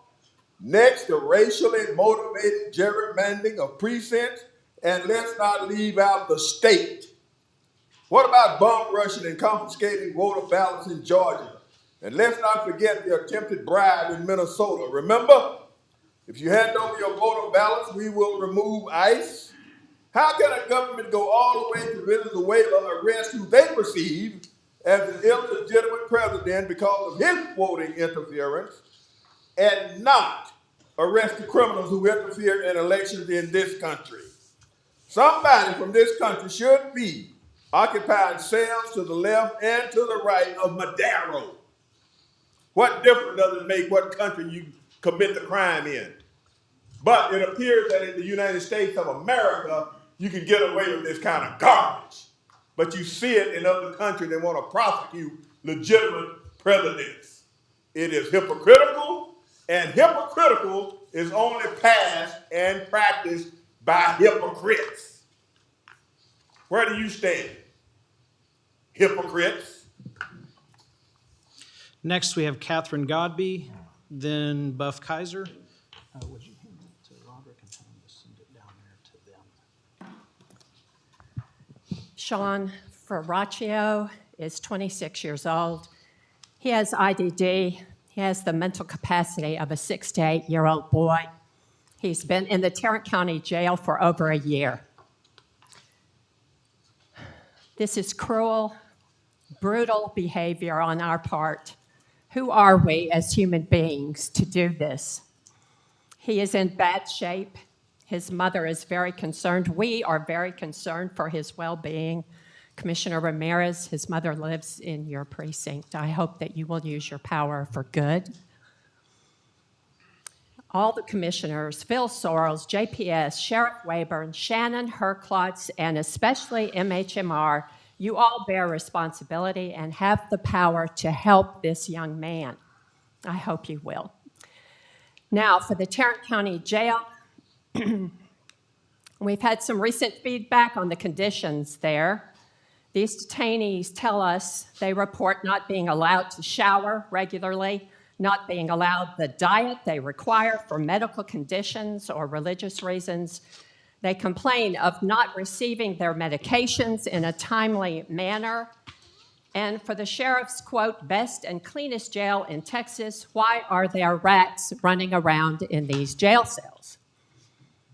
As for the decline in the number of jail deaths, I read the press release on Facebook from the sheriff's office, and I just want to point out one thing. It says that the sheriff's office is committed to transparency. If that is so, then why will Shannon Herklotz not meet with us? And we have stopped submitting FOIA requests because they only had 1 million reasons to give us for not providing any information to us. This is my file on the number of jail deaths since Sheriff Wayburn was... Mr. Kaiser, it's now your turn. Following Mr. Kaiser's Alan Lobaugh.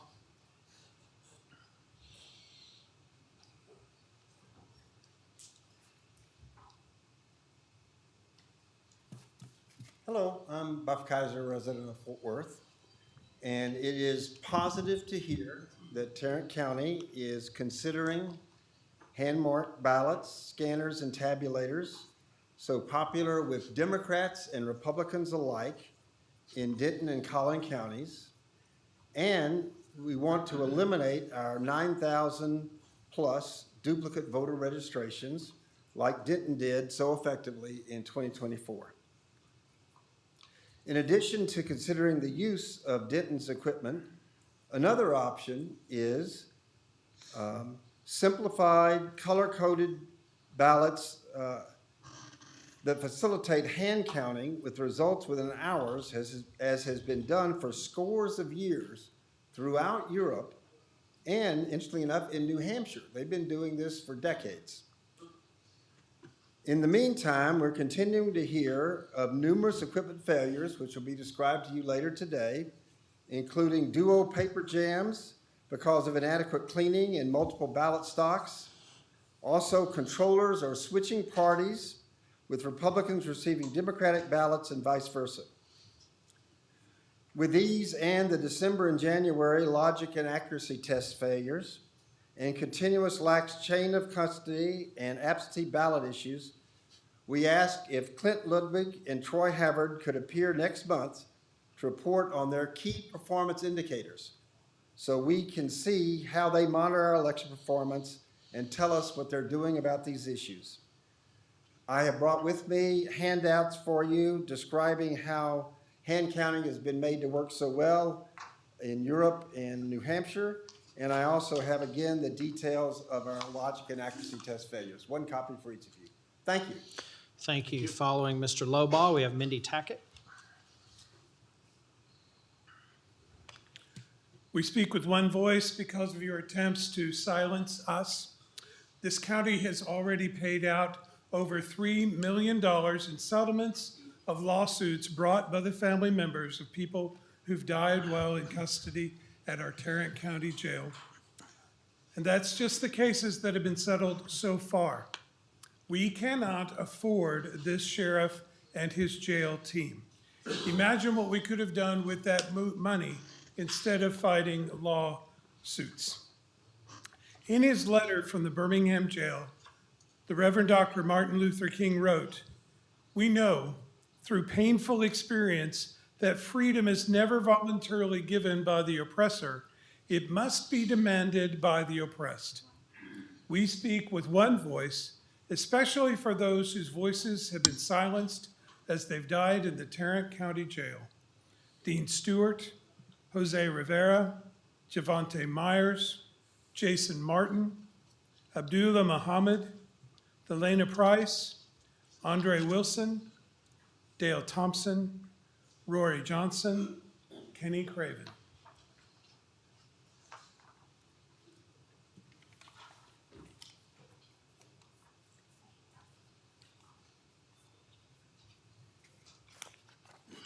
Do you have anything else? It's my time. It's not I your time to invite you stand. to- It's public comments. You can speak or you can sit down, whichever. I have 26 more seconds. Are you going to I speak? appreciate Yes or no? that. Are you going to I speak? can spend some more time Okay, well, talking, but I was speak or sit down. hoping we could spend some time just reflecting on the number of deaths that have happened in the Tarrant County Jail. Thank you so much. Thank you. Following Ms. Tackett, we have Charles Bills.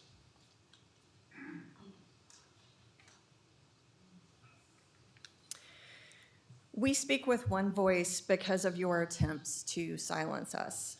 In his letter from Birmingham Jail, MLK wrote, "In a real sense, all life is interrelated. All people are caught in an inescapable network of mutuality, tied in a single garment of destiny. Whatever affects one directly affects all indirectly. We speak with one voice, especially for those whose voices have been silenced as they died in the Tarrant County Jail. Billy Freeland, Robert Renfro, Clinton Simpson, Jennifer Espinoza, Derek Wynn, Shante Broadus, Robert Miller, Jackson Murphy, Ricky Farmer, and Willie Good." And I just wanted to add, Manny, you've tried to, in the last few days, distance yourself, sound more moderate, talk about taking down the temperature, and you clearly want to unhitch your wagon from the antics of these two. That's not a wagon you're going to be able to unhitch, friend. Following Charles Bills, we have Reed Bills. I wanted to disagree with the earlier speaker. We definitely need to continue using the machines for voting. I think when Clint Ludwig comes up and talks about his audit he did, you know, they're going to show that the machines worked flawlessly and hand counting is not flawless. Also, I want to reiterate that our prosecutor, our district attorney, is still prosecuting an unwinnable case against Crystal Mason and has also failed to close the case against Kyrie Campbell. Thank you. Following Ms. Bills, we have Chris Wood.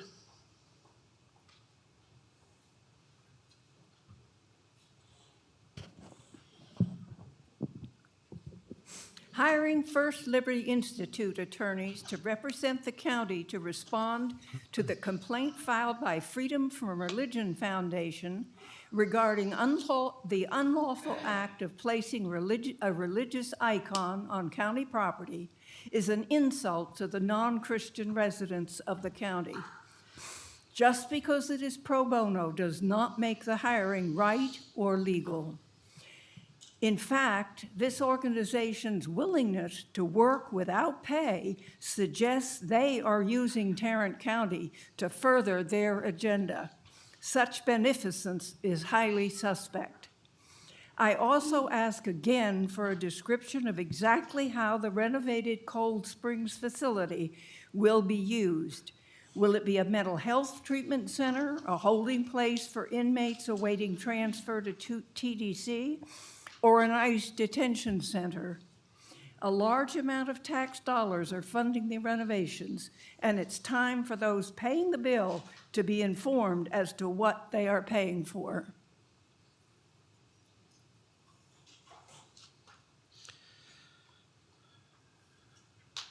Following Ms. Wood, we have Belinda Allegier. I'm Chris Wood. Career criminals succeed when governments develop blind spots. When oversight weakens, exploitation follows. Tarrant County has a blind spot, and criminals know it.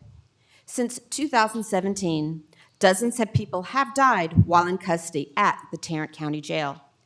These deaths are attributed to a wide range of causes, which makes them easy to explain away and to stop talking about altogether. In February, this court adopted rules restricting discussion of in-custody jail deaths. Commissioners may not request public briefings on these deaths until the statute of limitations has passed. This means the most serious failures in our jail system cannot be openly discussed. This is not transparency. This is delayed silence. The jail becomes a place where harm can hide. Patterns go unexamined. Warning signs go unspoken. Responsibility blurs, and those who recognize these gaps know how to exploit them. I am aware of credible discussions and documented concerns showing that incarceration can be misused to make people disappear from public view. When oversight is limited, jail stops being a place of detention and becomes a place where accountability ends. This court has made the Tarrant County Jail more attractive to bad actors who rely on secrecy. Criminals do not see caution, they see opportunity. Public discussion is not a legal liability, it is a safeguard. Transparency does not create risk, it exposes it before it becomes fatal. Please, reverse the restriction on public briefings related to in-custody deaths. Thank you. Thank you. Following is Miss Allegier here. Okay. Then we have Bob Willoughby. Did I pronounce that correctly? Yes, sir. The French way is Allegier, but the American way would be Alleger, as we do. First of all, thank you so much for listening. And I do ask just a request, more out of duty than it is a favor. If you could please later read a very small snippet section of what the election poll judge has in relation to the election poll watcher, that would help me out with this story. So if you can just do that afterwards, I would appreciate it. It's less than a page on the relationship of both of the duties. So upon returning to Morningside Elementary, I arrived at around 3 p.m., and this was the second time that I arrived at Morningside Elementary for poll watching, okay? I identified the election judge because in the morning when I initially went, the election judge was not there. However, the election judge assistant was, okay? So when I arrived there the second time, I identified the election judge as I had not met her before earlier that day. Once I introduced myself and I provided the documents that every poll watcher gives to the election judge, which is a certificate of appointment and it has an oath. And then the other certificate is the certificate of completion as my right to be there as a poll watcher. And so she asked me for my name. It was very condescending, very confrontational. She got up from her chair and she came nose to nose at me. And when she came nose to nose towards me, and she was extremely loud when she began to talk, and she began to accuse me of taking pictures. Thank you. Thank you. All right, following Mr. Willoughby, we have Janet Mattern.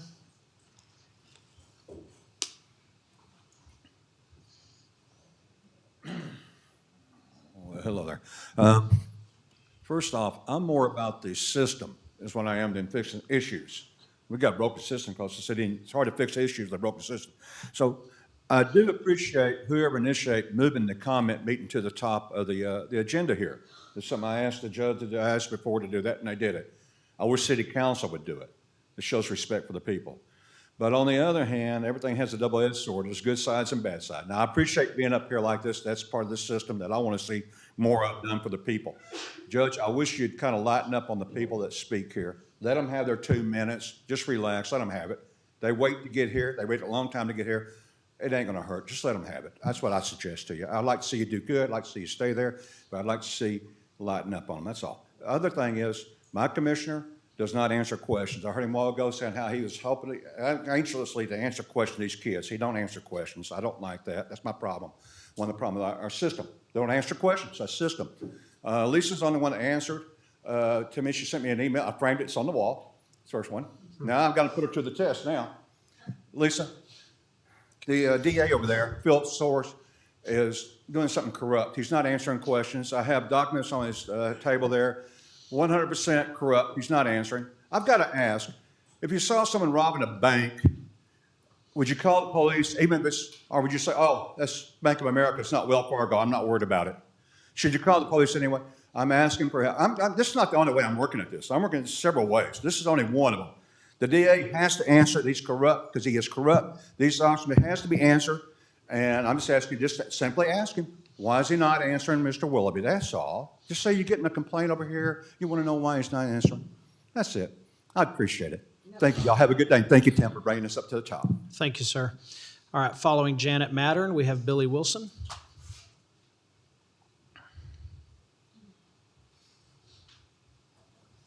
My name is Janet Mattern, the president of the League of Women Voters of Tarrant County. We are a nonpartisan organization. Our mission is to empower voters and defend democracy.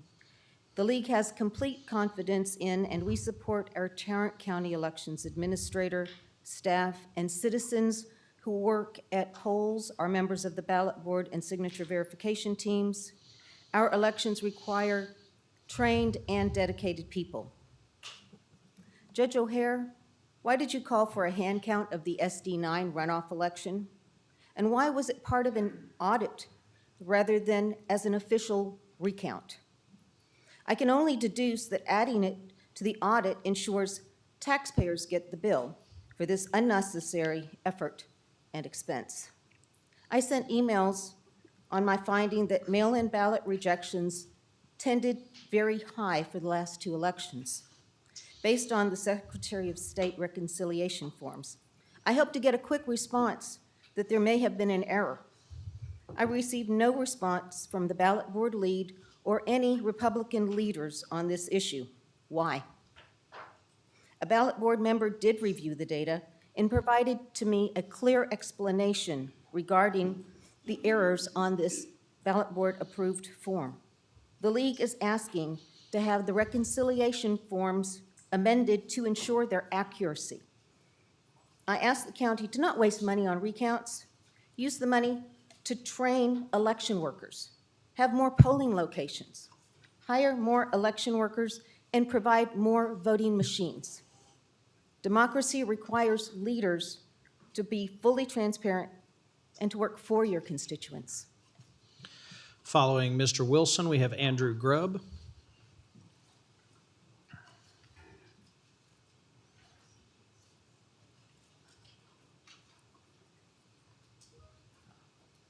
We speak with one voice because you seek to silence us. The 2020 election was not stolen. Hyder Garcia did a good job. Crystal Mason should not have been prosecuted. Kyrie Campbell and Anthony Johnson should be alive. And my right to a continuous voting community should not have been abridged, usurped by your desire for political gain. That part is for you, the rest is for my community. We have for years come to petition our leadership to address our concerns with the administration of justice in our community. We have called for decarceration mainly by the proper placement of individuals with intellectual development disabilities, as well as the release of low-level nonviolent offenders. But we find ourselves today with Sean in his situation. This leadership has shown no compassion or competence. They have responded by restricting our voice and cutting program. The Fort Worth Reporter article verifies what many of us fear, that when you cut yap based on your own personal views, that many of the programs that were needed by our children will go by the wayside. MMHR cannot fill the gaps of what has fallen because of gap. We see that we are not concerned with our RDD people in the case of Sean. Will he be the next to languish in our jails and die? We must address this issue of incarcerating individuals with IDD pending competency hearings, knowing that they may not ever be able to be competent. Leaving them to languish in our jails is a death sentence. Will Sean be the next? You may glory in the recent decline in deaths and to call these acceptable losses, but what if Sean was your son? Well, if he was their son, he'd be like Bill Wayburn's son, who never got past the intake process. They do not care about us. Vote them out. Elect representatives who are looking out for our interests, not national ideations. Vote these Republicans out and elect people who will fight to secure our voting rights, build a safety net for those who need help, Thank you, and sir. stop shipping our youth off to an overcrowded state prison. Next, we have Mr. Grubb. Following Mr. Grubb, the name on this screen says Robert Bukey. I don't know if that's Robert Bucher, but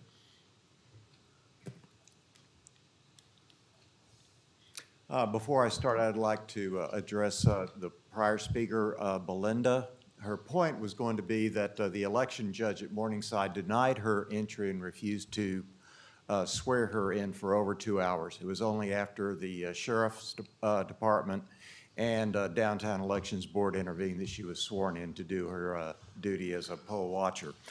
I'm going to address my duties and experiences as a election clerk at Southwest Regional Library on Election Day. I'd like to observe that our election process is too complex. Each voter has to engage with 4 different machines in order to be registered, to be issued a ballot, to create their ballot, and to have that ballot inspected. Each machine is a source of potential mechanical and electronic failure.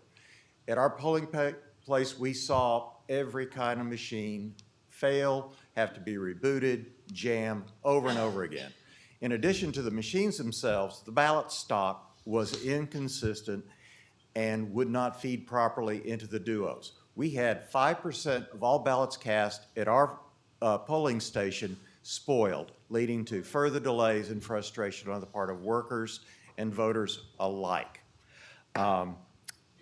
So I would like to commend the county for considering changes to the machines to reduce the complexity and to go to hand-marked ballots to reduce the opportunities for electronic and mechanical failure and thereby increasing the confidence of the voting public in our elections process. God bless y'all. Thank you very much for the opportunity to speak. thank you. Is Robert Bucher or Robert Bukey here? Robert Bucher. It doesn't do me the pleasure to come back to this commissioner's court. I was hoping I wouldn't have to, but, you know, to kind of highlight some of the corruption going on is my son apparently lost his appeal, and so now he's currently sitting in Tarrant County Jail because his appeal got moved from the second court's appeal, from the seventh court's appeal without any explanation.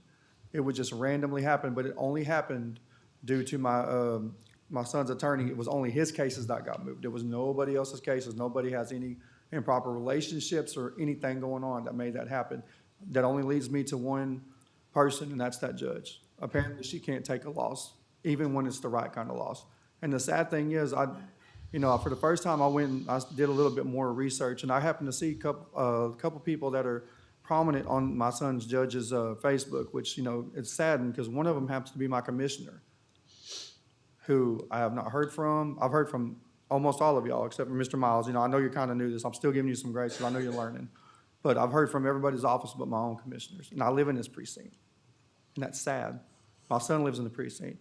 He's already been to the hospital 3 different times as a heart patient, not getting his medicine. I've had to fight to get his medicine. Why?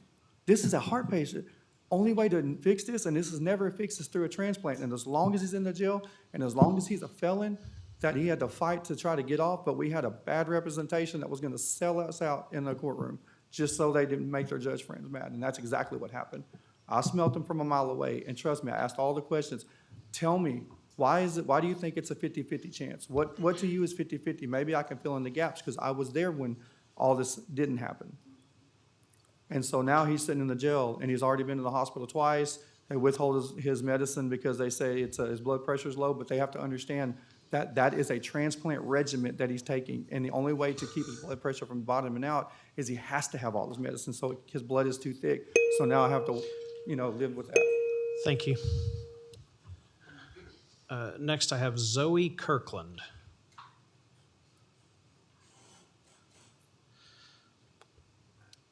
Then I have Deborah Kratke. Good afternoon. I have a few words for Miss Commissioner Simmons. As a young Black woman growing up in today's society, you've inspired me with the way that you've moved and conducted yourself. Now, I have a poem that's very dear to me that encouraged me, and hopefully it encouraged you. You so black, you so black. When you smile, the stars come out, baby. You so black. When you born, the God comes out. Black as night, black when it's wrong and black when it's right. Black is pyramids in mathematics. Black is melanized in magic. Black is televised. It needs a drastic black investment. Black enhanced, black with chances, black with privilege, black with pride, black on purpose. On the black hand side, black and beautiful, black and blessed. Highly favored, praise the Lord. Black and so much more. Black and nothing less. Black and educated. Black is brilliant. Black is song. Black is resilient. Black is song. Black is infinite, like hip hop or space. Black is grace. Black is love. Black love makes babies. Black babies grow up. Black is tough. Black is hard to do. Black is me. Black is you. Black is not something we get to choose, but it is something we must treasure. It's something we get to wear and we get to rock this with honor. We black like our granddaddies and our great-great-great-grandmama. Black is lift every voice and sing and let the freedom ring and resound. Black is adjective, adverbs, colors, and nouns. You so black. You so black. When you born, when you smile, the stars come out, baby. You so black. When you born, the God comes out. Now, don't be discouraged about a fight that wasn't meant for us, but keep in mind that you sticked out. You sticked out the fight. And in my eyes, our eyes, you won. So keep going and keep the peace and continue to be brave. Thank you. Next we have Deborah Kratke, and then Bishop Kirkland.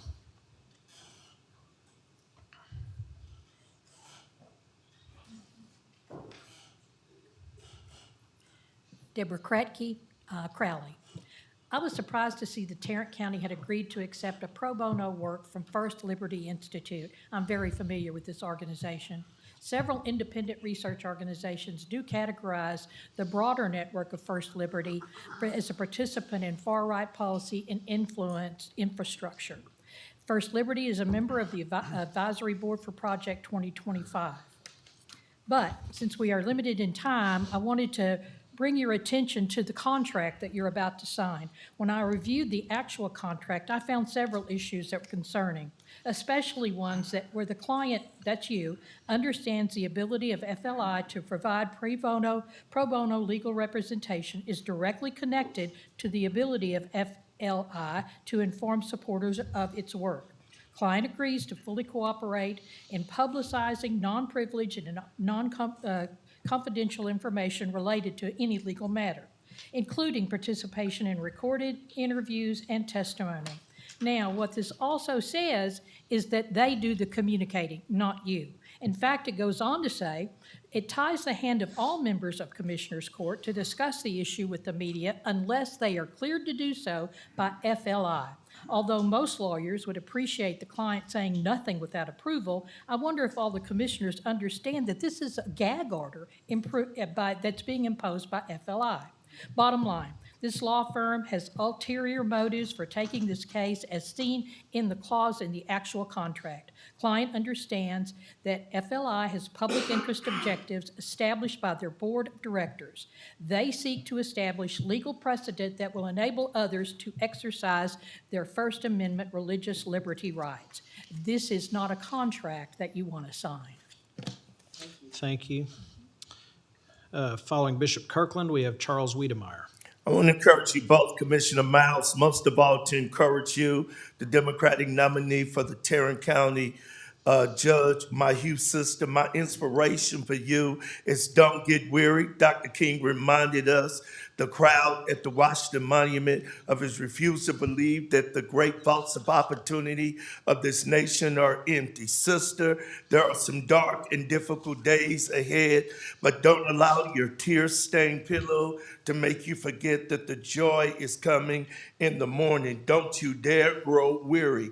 Don't allow your grapes to draw up like raisins, your joy bells to lose their resonance. Like Dr. Maya Angelou said, the cage bird does sing. My soul sister, keep fighting and asking the questions about the Tarrant County Jail, even when you have to ask them at an empty podium. Continue to prick the consciousness of this county until morning comes. Morning is coming. Don't you dare grow weary. Hold on. We're counting on you, the black, the brown, the red, the yellow, the liberals, and even some conservatives, the heterosexual and the homosexual, because I've discovered you could be a Republican heterosexual and still not be straight. We need you to win, sister. Hold on and be strong. Like you, we have a constitution about the Constitution.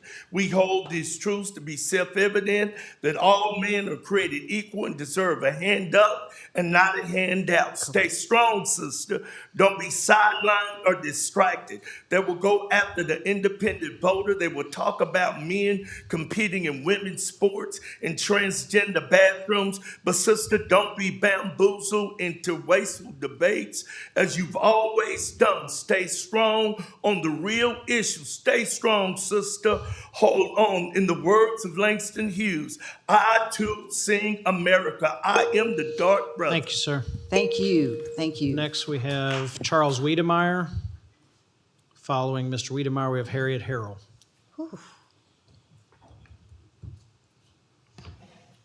Good afternoon, Judge O'Hara, fellow commissioners. I just have a couple of simple points I want to make. It was a real stunner for me when I went on the ballot board to learn that there was no way to trace a ballot to the person who voted it. Am I the last guy to realize that that's a big deal? It means that ballot security is important, but ballot secrecy is not. And we need to keep that in mind when we do all these deliberations about voting, because once a voter turns that ballot in, there's no longer any connection. They're just ballots.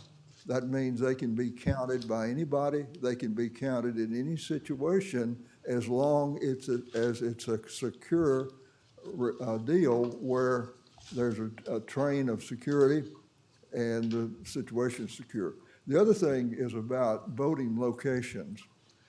I think that as we get more voting locations, more voting time, I shouldn't say locations, but more voting time, we have less voting. Because in my experience, when we make things easier for people, everything moves down to a more relaxed attitude. Voting day should be really important. It should be a special day. And we can get more engagement, I believe, by making voting day special, make it a holiday, do away with this early voting stuff and have people come and celebrate. It's like diamonds are only valuable because they're scarce. and voting day should be valuable to all of us. So thank you. Good luck. Thank you. Next, we have Dr. Harrell, then Matthew Reynolds. Thank you.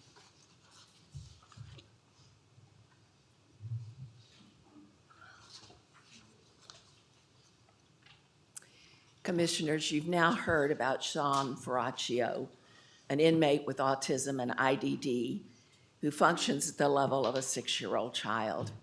He has been in the jail for 446 days, and he's not been convicted of a crime.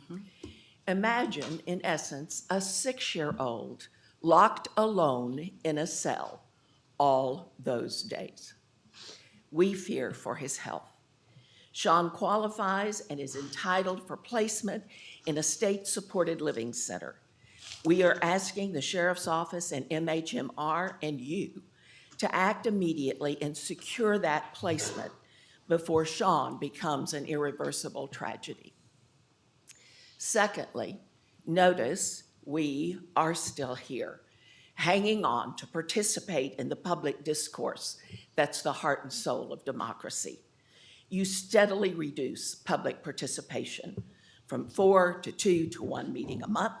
You progressively tighten the rules of decorum so that citizens cannot speak on agenda items when they're actually considered. We cannot participate in public hearings or public briefings because you force us to speak now before we know what the content of them even is. Right.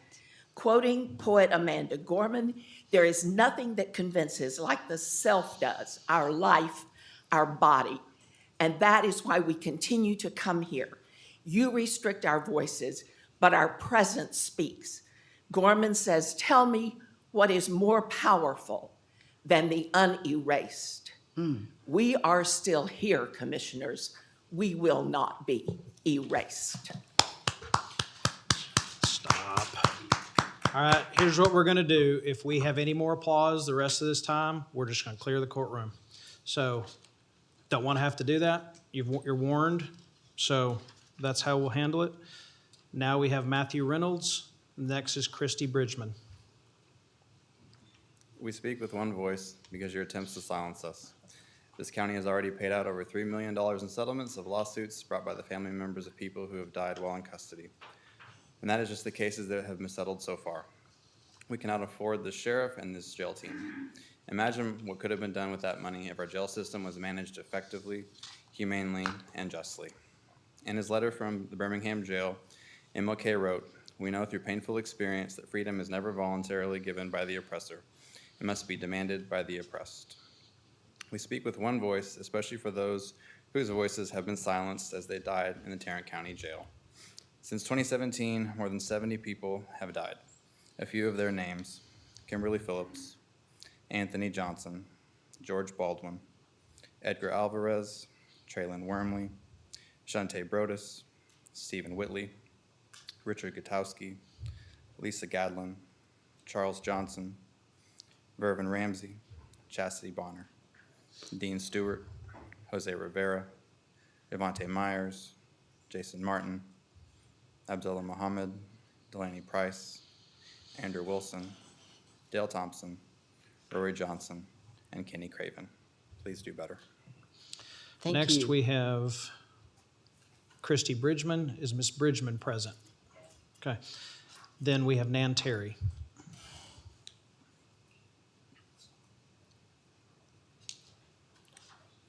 Good afternoon. My name is Christy Bridgman. My 26-year-old son, Sean, has been in the Tarrant County Jail since December of 24. Sean is autistic and has a diagnosis of IDD, which is intellectual and developmentally disability. He has been receiving services from MHMR since he was 8 years old. Sean has been in and out of group homes since he was 8. Most recently, he was living with me when he was arrested for alleged assault against me. I have filed an affidavit for non-prosecution but the DA insists on prosecuting him. Sean's competency cannot be restored. He is unrestorable. I am so afraid that my Sean will die in this jail Like many others, he does not have the ability to care of himself. He has lost a tremendous amount of weight, walks around barefoot when he's got fungus, and he keeps hitting his head against the wall. He needs to be transferred to a state-supported living center immediately. I do not understand why MHMR did not put him on the inpatient care waiting list for SSLC prior to his arrest, when it was always an entitlement for him and they were aware of his acute behaviors. I feel like they are waiting for a crime and a victim before letting someone with IDD into an SSLC. Sean should have been sent there years ago when I first filed for guardianship in 2017. Please don't let my son die in jail. He needs care, not a cage. Thank you for listening. Thank you. Ms. Terry, following Ms. Terry, we have Alexander Montalvo. I'm thrilled that the deaths have declined in the county jail. How many recommendations of the Bureau of Prisons NIC Division's critical site visit report have been implemented? What changes do you think led to the decline in deaths? I hope the briefing could cover those changes that were made. I am not thrilled that individuals with intellectual disabilities are languishing in our county jail. Do you know how many? We've heard of Sean. We've heard how many days he's spent in the county jail. The dashboard costs states that the daily cost to house an inmate in Tarrant County is $101. For Sean, that's over $45,000 in counting. So Tarrant County has housed an inmate that is incompetent, whose doctors say he will never be competent. Tarrant County Booking told me he would be released to MHMR when they had a place for him. MHMR says the state makes the determination on when a bed will open up at a state-supported living center. Has anyone on this court called HHSC to demand a bed? I believe the last time this court heard from the public regarding IDD and detainees was with the Kyrie Campbell situation. The sheriff's press release stated they bought him chicken nuggets and coloring books. I asked, was this a sheriff's policy for dealing with IDD? Has anyone done the same for Sean? He has the mental capacity of a 6 to 8-year-old. Does anyone think the jail is the right place? I'm not sure exactly how a bed appeared for Kyrie. The public was involved, and my understanding that his commissioner worked with HSC to help resolve any backlog or whatever. I, like his mother, hope he doesn't die in our jail. I hope Sean is not in our jail in our April's commissioner's court hearing. I expect you to do something. Thank you. Following Mr. Montalvo, we have Lon Burnham.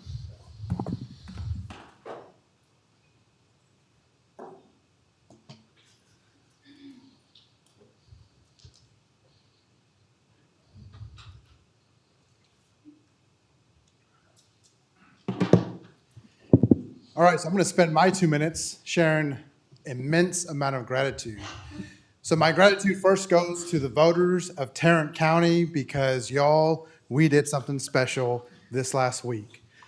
And the first time in 30 years during a midterm cycle, Democratic voters outvoted Republican voters. Over 188,000 Democratic voters voted in this primary election, following the heels of the success of SD9, following the heels of the success of the Mansfield School Board, Grapevine Colleyville School Board wins, and so many others throughout this county that are rejecting flat out the Christian nationalism that Tim, Matt, and Manny represent and the extremism that they have within our county. This momentum will not end now. We have local elections happening in May, we have runoffs happening in May, and then we have the general that replaces 2 of the commissioners here with more competent, amazing leaders that are going to transform this county, and for that, I am grateful. I'm grateful for Commissioner Simmons taking on the challenge to run for judge so we can actually have real representation. I'm thankful for the results of the county clerk and the district clerk that are also going to get replaced here. That's also going to lead to a lot of new faces sitting amongst these seats that I can't wait to see do good work amongst the county. And I think my final 2 pieces of gratitude have to go to you, Tim, number 1, because this record-breaking voting and activation amongst our Tarrant County residents, I don't know if it would have happened if you weren't here. And the just horrid policies and leadership you bring to Tarrant County coming from Dallas County. And my final gratitude is to Manny for rejecting the Latino community and choosing not to serve, that the people are ready to replace you. Thank you. Next up, we have Mr. Burnham. Following Mr. Burnham is Gail Smith.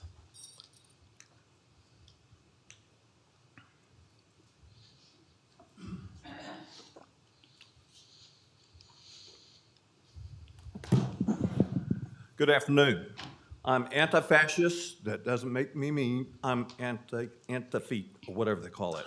I'm anti-communist, and I'm anti-inappropriate use of guns, and I'm anti-unnecessary deaths in this jail. And about a half dozen people have talked to you today about the pending next death in this jail. It's just a horrible, reprehensible situation.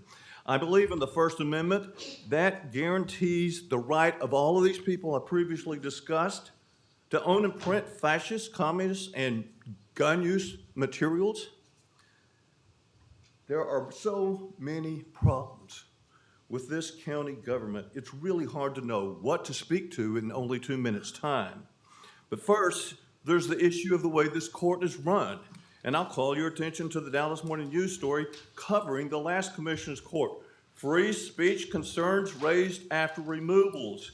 The pictures say it loud and clear. How in the world does anybody think you can ban somebody from this court for a year? My 6 months was inexcusable enough, but a year, please. Then there's the DA's office.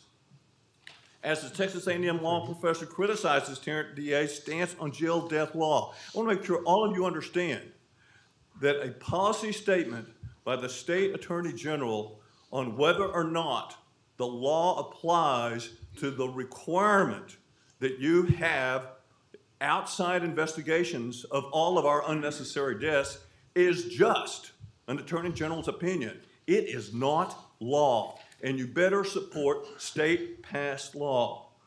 And finally, there's the whole issue of how the jail is being run. Whether it's true or not about the rat in the jail in solitary confinement, the fact of the matter is we are Thank you, serving sir. as host. Next, we to have too many Gail people Smith. in our jail. Is Ms. Smith present? No, Ms. Smith. Next, we have Wesley Duncan.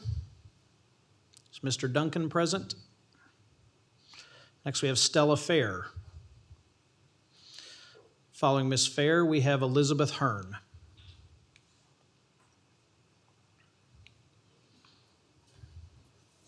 Is it afternoon or morning?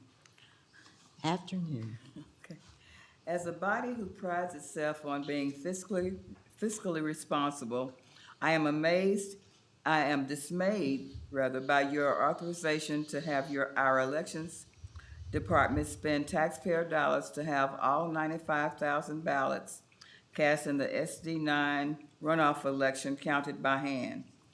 While I have the utmost confidence in the elections department and feel their actions were motivated by the best of intentions, this audit was not, in my opinion, the most efficient use of the county's time and financial resources.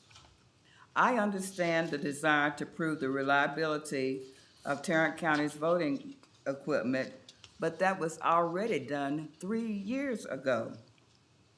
Shortly after the municipal elections in 2023, bipartisan testing was conducted to determine the effectiveness of counting ballots by hand versus letting the voting machines do the work. I have personal knowledge of this because I was one of the volunteers who participated in the testing.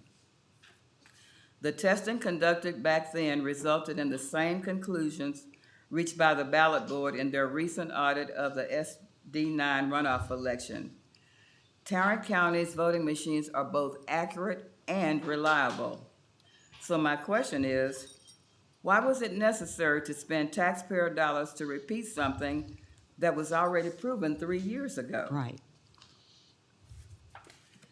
My major concern about this audit is that it will be just the first step in turning back the clock and reverting back to conducting elections in a way that is no longer effective. Is Elizabeth Hearn present? All right, next is Dr. Valencia Edner, Following Dr. Edner is Susan Bentley.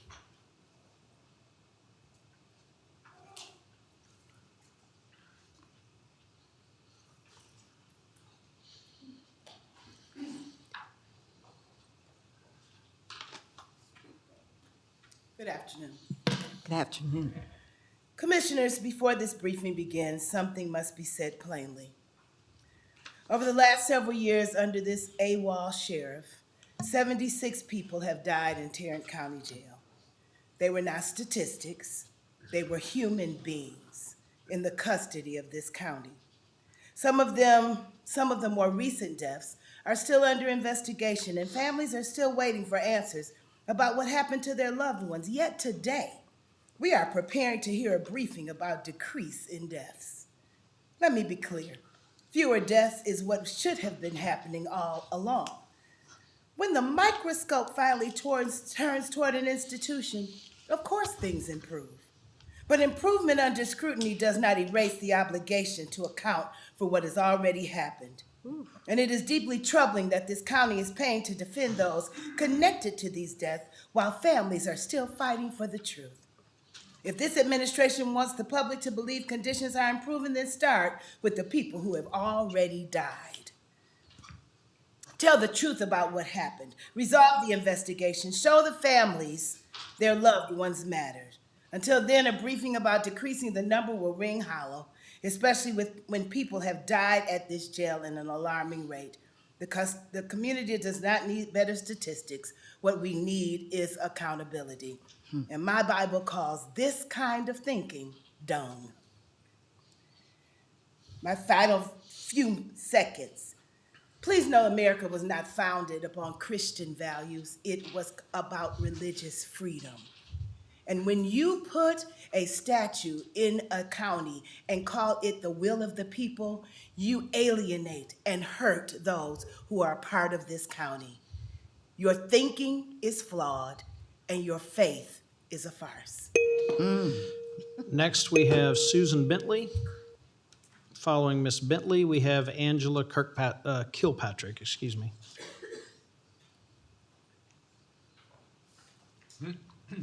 Hello, I am Susan Bentley, and I worked as an alternative judge on March 3rd, 2026 at Precinct 4232, which is Northwest Library.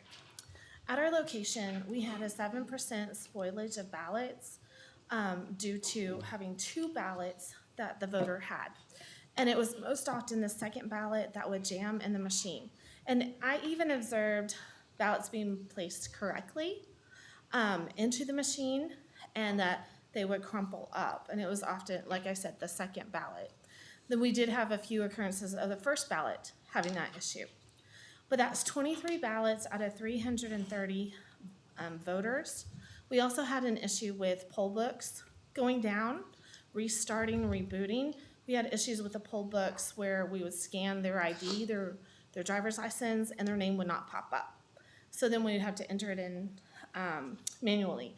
We also had an issue of a new voter, which I registered on 1/31/26.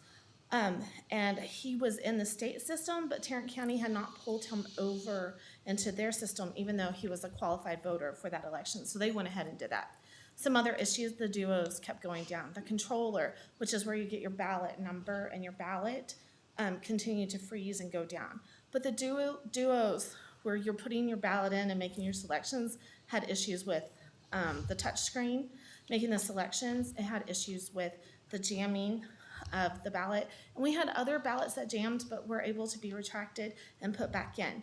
We also had another issue of one voter putting in her ballot into the scanner, which is the last stage, and her ballot went in, but the second page would not. So we had to reprint, but it gave us a different ballot number, which gave us an off number of 331 by the scanner, saying that they were an extra voter at that time. So there's some issues. Thank you. Thank you. Is Angela Kilpatrick here?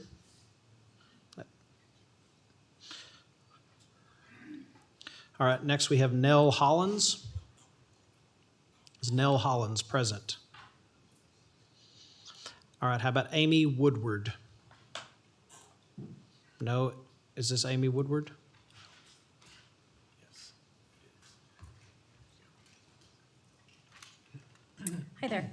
I conducted my 20th election as a judge, and I have trained voters or clerks from the other party several times. They requested to work with me because they believe that I uphold the integrity of the process, and I want every voter to count. Why I keep doing this is because I love my country. However, my enthusiasm is diminishing due to issues I continue to encounter from the election machines. 23 pages of ballots getting stuck in machines doesn't seem like a whole lot when they tear and you have to spoil them, but that took 3.5 hours to go through the process of spoiling those, reprinting them, and I dread when I have to process 1,500 voters in November of how many spoiled ballots I'm gonna have to process. Dozens more ballots were saved because we could save the paper that wasn't torn or printed already. Duos were not consistently accepting the ballot paper. Susan touched on this, but one voter had to vote twice due to the scanner accepting one page of the ballot, not the other. And I got instructions from the elections office to let her vote again, basically. And so one paper had one ballot number, the other page had a different ballot number. That caused a lot of undue stress at the end of the night, combined with the controller not shutting down at the end of the night. And with the elections office on the phone, I had to reboot the machine. That delayed my workers from going home 45 minutes after a long, stressful day, caused undue stress again. There has to be a better way to do this process, and I hope we can find that, because every voter counts. Thank you. Thank you. You were Ms. Woodward, right? Yes. Okay, thank you. All right, now we are going to vote on the amended consent agenda, and then we will go into recess before we get to the regular part of the meeting and the items removed from consent. Move to approve consent agenda as amended. Second. All right, we have a motion and a second to approve the amended consent agenda. Any discussion? All right, please cast your votes. All right, it passes 5-0. The time is now 12:42. No, it isn't. It's 12:46. So we will reconvene at 1 o'clock. And just commissioners, at 1 o'clock, I'm starting it if there's 3 people here. So we are now in recess until 1.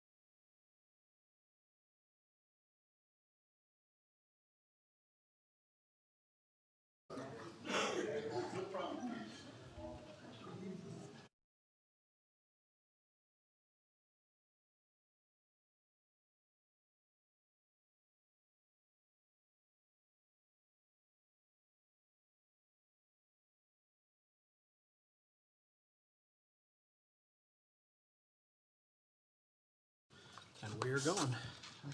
Did my notebook. And then we don't have 3. Okay. All right. We're back from recess, and the first item will be C1 from consent, consideration of payment in lieu of taxes agreements with TRJ Pack International, Inc., and the letter of no objection regarding foreign trade zone designation. It's off-center. There you go. Better. More? You're good. It's not usually where it's at, is it? No. Okay. So far back. Yes, ma'am. I believe this was pulled from consent. Was there questions about this particular item? Not anymore. Not anymore. All right, then I move Thank to you for approve. answering. Second. Thank you.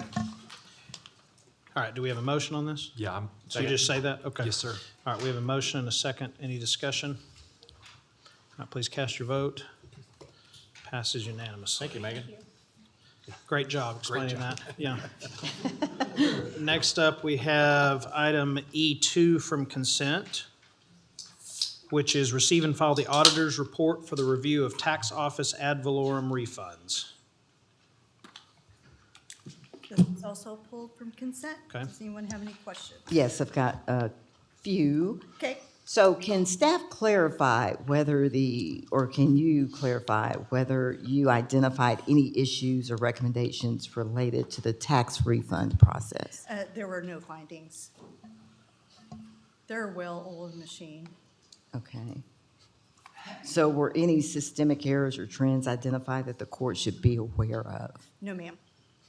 All right. Receive and file the auditor's report for the review of financial and system controls of the medical examiner's office. We're not on that item. We're on Oh, we're not. item 2. Okay, okay. Do you have All any right. more questions on item No, 2? no, that's it, All that's right, it. I'll move to receive and file the auditor's report for the review of tax office ad valorem refunds. Second. All right, we have a motion and a second. Any discussion of this? So you can do second, Miles or Manny, either one. All right, cast your votes.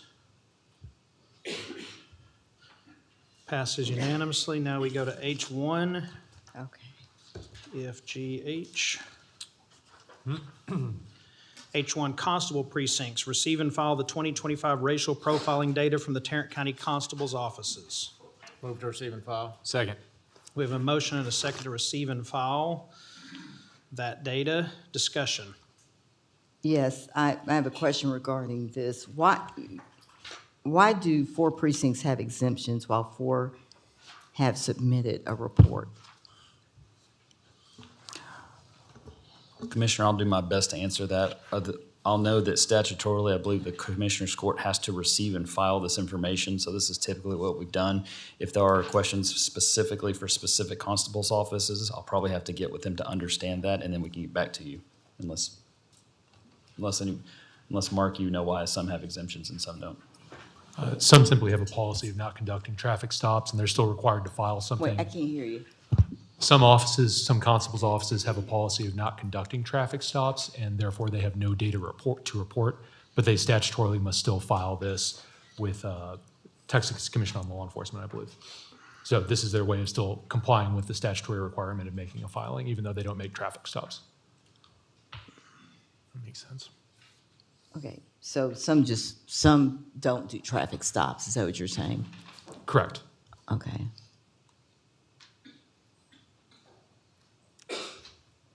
Okay. All right, anything else from anyone? All right, cast your votes. All right, passes unanimously. Now we go to item K1, District Clerk's Office, consideration to authorize the removal of court cost uncollectible accounts.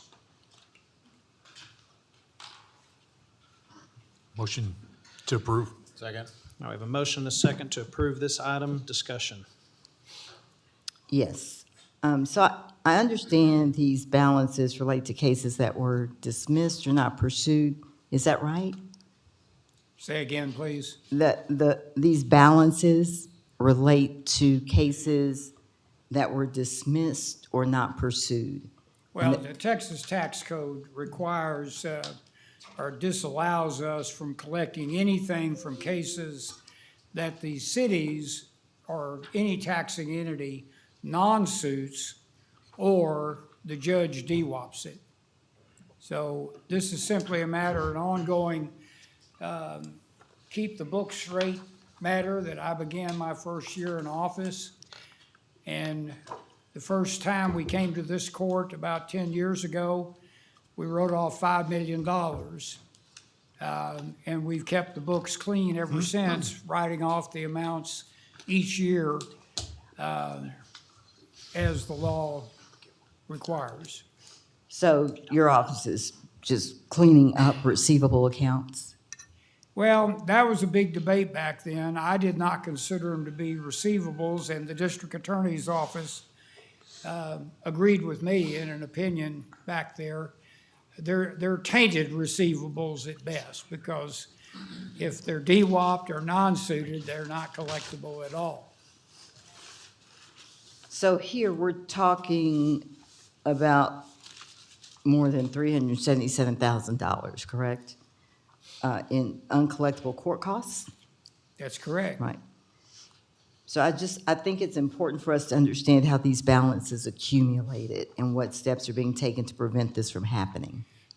Well, my accounting department, and Ms. Gray is here, along with some staff members, they deal with the auditor's office every month with these amounts. And by the time we get to the end of the year, those are calculated, and we come to Commissioner's Court. Okay, are you asking the district clerk what the district clerk's office is doing to keep cities from being unsuccessful in collection efforts or from judges DWOPing cases? I'm just being educated about what this amount is and how we can, hopefully he can explain how these balances accumulated to more than $377,000. Or these, It's just a bookkeeping operation. Do you spreadsheet these, Jess or Dusty? Yes, sir. Come up here. How do you transmit these to the auditor monthly? So every month, our tax department runs a report for cases that were dismissed either by the, non-suited by the law firms or dismissed by the judges. And so we accumulate that to the end of the year. And then that's how we compile these numbers. So it's a report that we run monthly for cases that were dismissed. and so on this amount, was this did this accumulate over multiple years? So or this is all just 2025. 2025? Now, again, to go back to when we originally did this, which was a long-term bookkeeping exercise, we came to the court with $5 million to write it off for all preceding years going back into the 80s. And then every year thereafter, I told staff, I want to keep the books clean. Plus, the auditor needs these amounts to make her GASB report accurate, which is also required by the state. Is this considered a minimal amount or a large amount, this Well, tax 377? cases are growing. There were 5,200 tax cases filed last year. That sort of depends on our lawyers. Okay, so you have procedures to track all this and keep up with Absolutely. it? Are there any changes being implemented to prevent uncollectible balances from accumulating? Or is that just a tough thing to do? Are there any procedures in place? Well, I mean, this is because either the judges are deeming them dismissed or the law firms aren't pursuing the cases. Yeah, the judge can decide, he's had this on the docket forever, and so you can't take, we had 828 cases as part of this 377,000, but those could go back several years. So even though we had 5,200 cases filed in the tax court last year, the cases that are being written off here could be multiple years old. Okay. All right, thank you, gentlemen. All right. All right, we have a motion and a second on this item. Any other discussion? All right, cast your votes. Passes unanimously. Next, we have item O12, consideration of amendment number 3 to the fiscal year 25-26 Health Resources and Services Administration Ryan White Treatment Extension Act Part A provider contract with Harvesting International Ministry Center, Inc. I move to approve. Second. We have a motion and a second. Discussion. Good morning, Morning. Commissioners. and- Afternoon, whatever it is now. Oh, sorry. Yeah, good afternoon, Judge and Commissioners. I'm Lisa Mutaya. I manage the HIV Administrative Agency, and I'm happy to answer whatever questions you may have about this particular agenda item. All right, before we approve this item, I need confirmation that these funds are not being used for services outside FY 2025-26 budget period. No, they are not. Okay. They are not there for services delivered through the end of February. We saw and I know we've talked about this contract in the past, we saw a significant uptick in the number of services provided in the month of January, and needed to provide more funding for that organization to be able to bill for the food services provided for people living with HIV. All right, so you're saying let me ask, were all services tied to this amendment delivered on or before February 28th? Yes. Okay, Yes. 2026. All right. All right. Under what authority are the services tied to this amendment being charged to Ryan White budget? I'm not sure I 100% Under understand. what authority are the services tied to this amendment being charged to this Ryan White budget period? It would be through the definitions within the Ryan White legislation, as well as the contract with Tarrant County. We have within our contract that there can be amendments. We both increase and decrease funding because we have an overall goal of expending 95% of our funds in order to avoid penalties in future years. Okay. Were other providers reviewed for similar year-end adjustments? Or Yes. only Harvest International? No, we, on a monthly basis, we are reviewing those and making amendments as needed. All right, thank you, ma'am. All right. All right, any other discussion? That's it. Thank you so much. All right, cast your votes. Thank you, Lisa.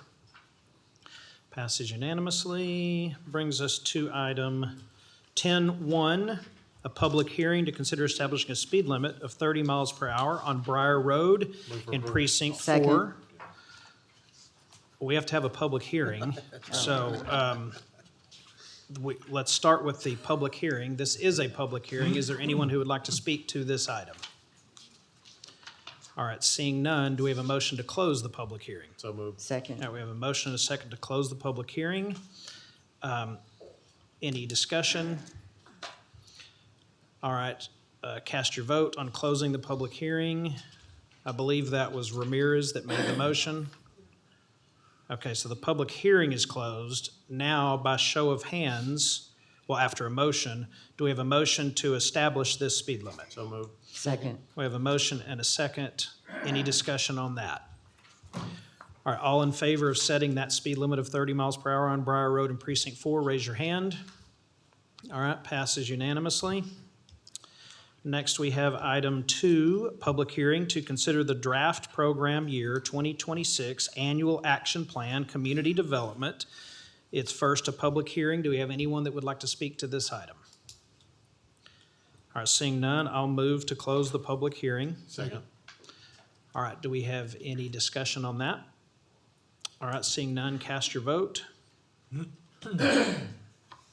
to close the public hearing. All right, public hearing is now closed. Brings us to 11A1, consideration to adopt a Tarrant County Hospital District budget review and submission policy. I will move to approve this item. Second. All right, we have a motion, a second. Any discussion? Yes. You can go first, because I'm... All right. So I have concerns about the policies enforcement section, specifically the provision that ties compliance to limiting the hospital district's tax rate to the no new revenue rate, or removing consideration of certain capital projects. So what problem is this policy solving that the current JPS budget review process does not already solve? Yes, ma'am. So a couple things there. So first of all, let's start about the history. So typically what has happened in the past, with the exception of last year, is JPS has come before the Commissioners Court. They've made a PowerPoint presentation with regards to the budget, and then ultimately the court has made a decision on both the tax rate and the budget. Last year, at one point, the Commissioners Court said, we would like more detail on what's going on. We'd like to have more of a line item detail from JPS to better understand exactly what was happening in the budget. That turned into me sending an email to Dr. Duncan, the CEO, saying this is what the Commissioners Court would like. And we had originally asked for that date to have it back by, I believe it was August 15th. We did receive that information. We did pass that out to the Commissioners Court. And what we found is the information that was provided still did not give, I guess, the level of detail that at least some court members were looking for, specifically related to the Tomorrow Fund, cash transfers, and things like that. So out of that, what we decided to do was put together a policy for the court's consideration in order to further solidify exactly the information that the court was looking for to make sure that they had everything they need in order to do their statutory obligation, which is set a tax rate as well as approve the budget.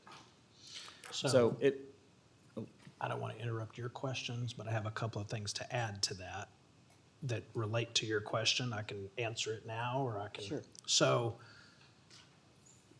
me, Chandler, Helen, Matt, Dr. Duncan, and the new CFO all met in my office to go over the budget and to go look at it.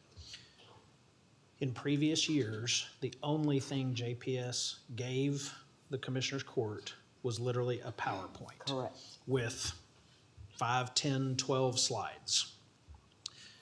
In contrast, the budget that is presented to the Dallas County Commissioners Court is about that thick that they can look at and go through.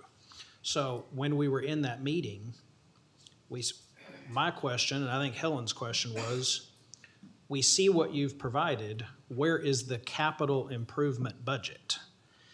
And the answer was, at first it's in there. And then we said, well, where in there? And then, well, if we have some expenditures this year, it's in there. And then we asked, well, what document are you going off of when it comes to expenditures? And we were told the Blue Ribbon Committee report, which I believe was done 7, 8, 9 years ago at this point. And so what this will allow us to do is actually review a budget that we choose to approve, but also, and they may have been going to do this anyway with the new CFO, but from my understanding, since 2019, they haven't actually had as part of their budget a capital improvement budget related to the new hospital projects and so forth. So I want to see the information. I want to be able to look at it, and I want them to be able to look at it. That's where this came from. Okay, so we align on some of that, most of that. I would like to be able to see their budget too, other than the slides they send a week before. But this policy seems punitive. If you don't do this, then that. They have a new CFO. These folks are the professionals. They are adept at running that operation over there. We put members of the community on the board over there.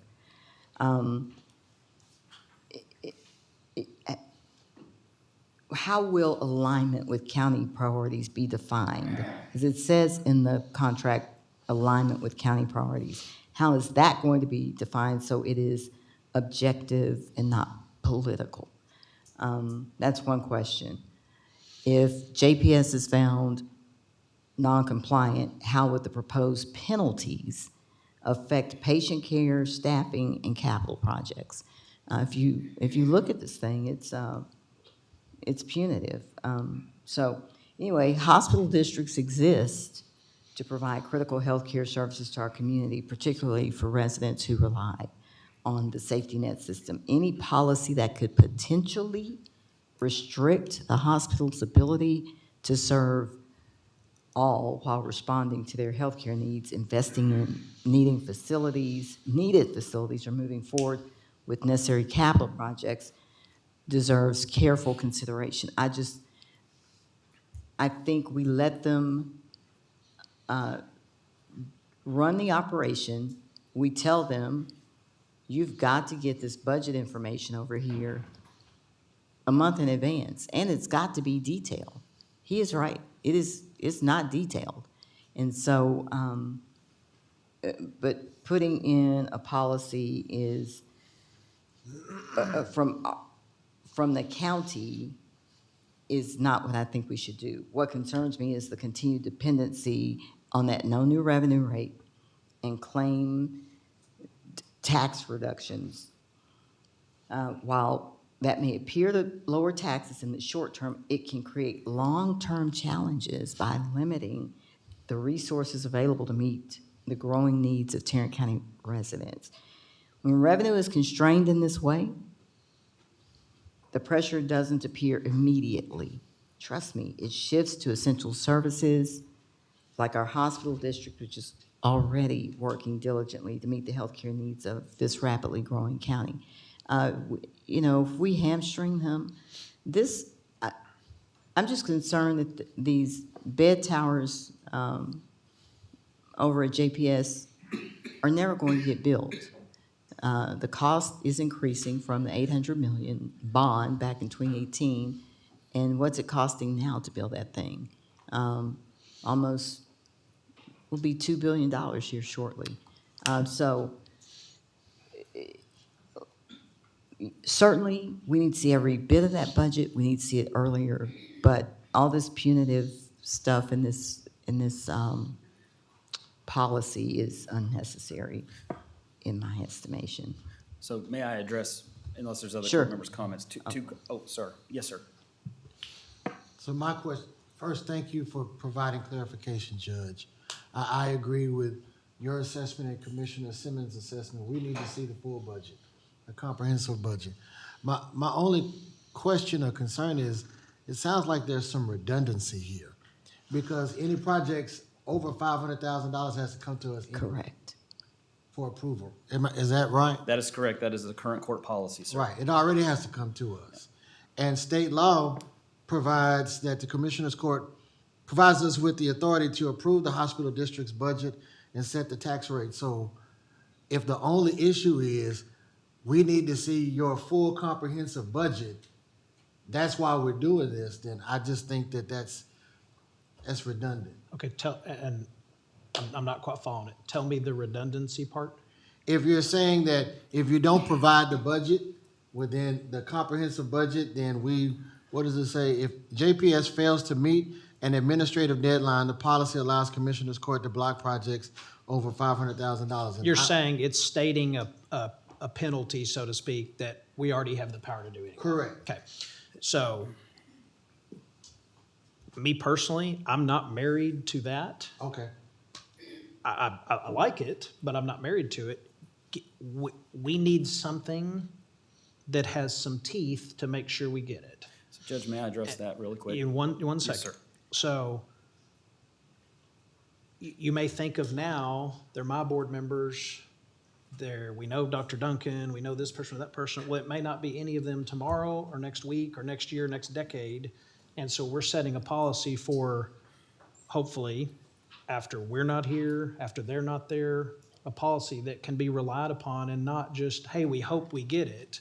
So if we've got another suggestion, I'm all ears. You've been itching to say something here. Well, I want to say something ahead. after. Would you like to go? Yeah, I agree with having a policy. I don't know if we could table this so I can have a chance to see it. It just appeared on the agenda. I didn't get any of this in advance of before the agenda came out. So to have an opportunity to weigh in on it. And Helen will tell you, since I got here, my staff has always said, is this practice or is it a policy? So I'm real good with policy. I agree that, you don't know who'll be there tomorrow. But I didn't see the policy until it hit the draft agenda, and so I would like to look at it and weigh in. Yeah, I didn't see the policy also, but I do agree that there ought to be one, and I agree with both the judge, and both commissioners, that we do need to see the comprehensive budget if we're going to approve it. That's right. Responsibly. Instead though, of tying it to projects over $500,000 or the tax rate specifically, which we already have the authority to control, I would suggest that the enforcement measure be tying it to the existing level of spending approved in the previous year's budget. So essentially, we can't authorize an increase in the budget if we don't know what's in it. So essentially, year-over-year spending would be frozen until we saw a comprehensive budget. That makes more sense to me than tying it to a tax rate or tying it to the purchasing issue, and it's simple and clean. Reword it for me, like how you would have it in there? Essentially, if we are not provided with a comprehensive budget in accordance with this policy, spending for the next fiscal year will be frozen at the previous year's spending levels. So the budget can't grow by a penny. What? Did you make a motion? If you make an amendment to that motion, I don't even know if I have to support it, but I would welcome it. Yes. So what I wanted to say is, and y'all all started to kind of get there separately, is the enforcement and compliance piece is actually in alignment with state statute that's already out there. So to quote Tax Code 26.05C, if the governing body of Well, a why tax... didn't you say so at the beginning? What? Let the poor man talk. We have this policy. 3, 2, 1, 1, 2, 3. What the heck is bothering me? So basically, if the governing body of a taxing unit does not adopt a tax rate before the date required by subsection A, the tax rate for the taxing unit for that tax year is the lower of the no new revenue tax rate calculated for the tax year or the tax rate adopted by the tax unit for the preceding year. So in a sense, the policy is in alignment with state statute already says. It's making the implicit assumption that if you do not receive the information outlined in this policy, you do not have the information you need in order to adopt a budget or set a tax rate. So Part 1 is in alignment with statute as it is right now. That was the reason we chose that language as the teeth, as you say, Judge, with regards to that. The second part, because there is a court policy out there that speaks to something very similar as far as the $500,000 and above, that's the reason the second piece was added as well. It precludes me from bringing anything to you because, again, of the implicit assumption that you did not receive the information you needed in order to adopt a budget and set a tax rate. Thank you. Okay, yes, thank you. I'd love to table this till April. I don't know if there's some urgency, so we can add your language and see if anybody else, everybody's okay with it. All right. At the moment, we have a motion and a second. In light of what you said, that makes some sense. Do you want to amend the motion? I would amend the motion to include basically take this language out and include the language that simply the budget spending would be frozen to the prior year's spending levels. Okay, so, Mr. Cradaville, are you writing anything here at the moment? Do you have a recommended thing of language to say? Like, can remove blank through blank and then add that? Yes, Judge. I have the broad strokes. I would have to work out the Okay, well, specific language. So if we table it,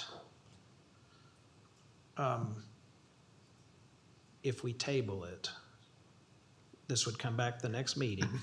There's nothing from a time standpoint of why it should pass now versus April. I don't think so. So we were trying to do this now before JPS got into their budget season because we wanted them to be able to plan for this. The other thing that this does is we typically have the second week in August is when we have our budget hearings for us. The idea here is we always reserve those 2 days, that Thursday and Friday. The way we've set this up is Talking about in August. I am. Thursday is the county meeting. Friday would be the JPS meeting, so we have them back to back while you guys are in a budget frame of mind. So they know this is coming. Absolutely. We've been working with the CFO for months on this. And what they probably didn't know was that it's almost unanimous with maybe some tweaking of language. So, And just to clarify, I mean, on the 500,000, the policy, we would have to, let's just say we can't forecast every eventuality. So what if in 5 years down the road, the court doesn't get their budget, they don't want to approve additional expenditures. However, there's a critical project that has to be completed over $500,000 and we have to consider it, but our own policies restrict our county administrator from bringing that to us. We'd have to have a variance to the policy and then bring that item. It's overly complicated in my opinion as it's written. okay, so would it be your pleasure to also table this, bring us something back, or do you want to make an I'm amendment? prepared to vote with my amended language. Okay. I'll table it if that's what the will of the group is. So you can't make a motion to table when there's a motion on the floor, right? You either have to withdraw the motion, you can't make a motion to amend to postpone. Judge, that would require me breaking out the book to give you And perfect guidance on that. No, you can't. We would have to, so we either have to withdraw the motions or you can make an amendment.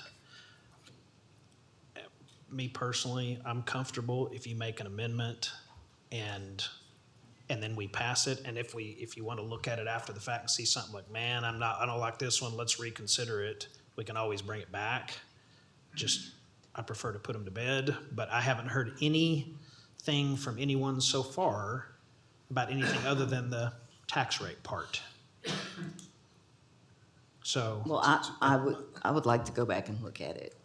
We got this agenda, I looked at everything, so I would like to go back and look at it and do some research and look at other hospital districts. Okay, got it. So the motion and the second are still there. Are you making an amended motion? I would move to amend your motion. Okay. And strike D1 from the policy and include, in addition, D1 that would state the annual budget will be approved at a spending level not to exceed the prior year's approved budget. Okay. You have a motion to amend. Do we have a second? I'll second that. We have a second. Any discussion on the amendment only? All right, seeing none, we're going to, I guess we're going to do it this way on the screen. So cast your vote for or against the amendment. Okay, so the amendment passes 3-2. Now we go back to the original motion as amended. Any further discussion before voting? I agree with Commissioner Simmons. I would like to have a little more time to review it, and I don't think there's any harm in tabling it. Move the table. Second. You can't, that's not before us. So we have a motion and a second. Is the motion on the floor? So any other discussion on the motion on the floor? All right, seeing none, all in favor of the motion on the floor, my original motion as amended, raise your hand. Okay, all opposed, raise your hand. Okay, it passes 3-2. All right, now we go to consideration of out-of-state travel requests, A2. Do we have a motion on that? Motion to approve. Second. We have a motion and a second on this item. Any discussion? All right, cast your votes. All right, passes 4-1. All right, next up is item 4, consideration of an exception to the travel policy sheriff's office. Motion to approve. Second. Are you moving to approve both A and B? Yes. Is that your second? Yes. All right, we have a motion and a second to approve items 4A and B. Any discussion there? All right, seeing none, cast your vote.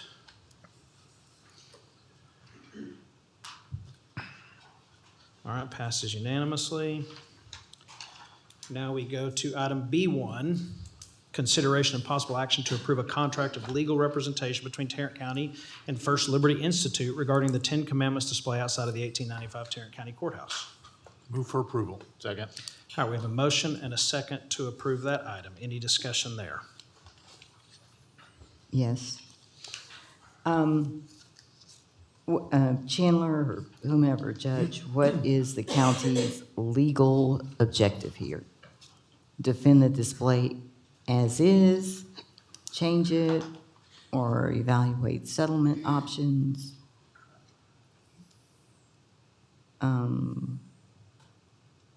What's the legal objective? I can't speak to the legal objective. This was an item that was presented to me to place on the agenda, so we placed it on the agenda. Okay. I'm happy to answer questions because Oh, I was sure. the one who Oh, thanks. asked to put it on the agenda. So, Somebody. Yeah. Yeah. So what's the legal objective here? Why Well, are we retaining? If or you remember last accepting year when this? we made the motion to put the Ten Commandments up and to pass that, we said at that time, should any legal challenges arise, we had First Liberty Institute who had offered to represent the county for free. And so we made sure there was not going to be any taxpayer funds. And so once we received this letter from Freedom from Religion Foundation, there's really no better experts in the country to respond on our behalf than First Liberty Institute.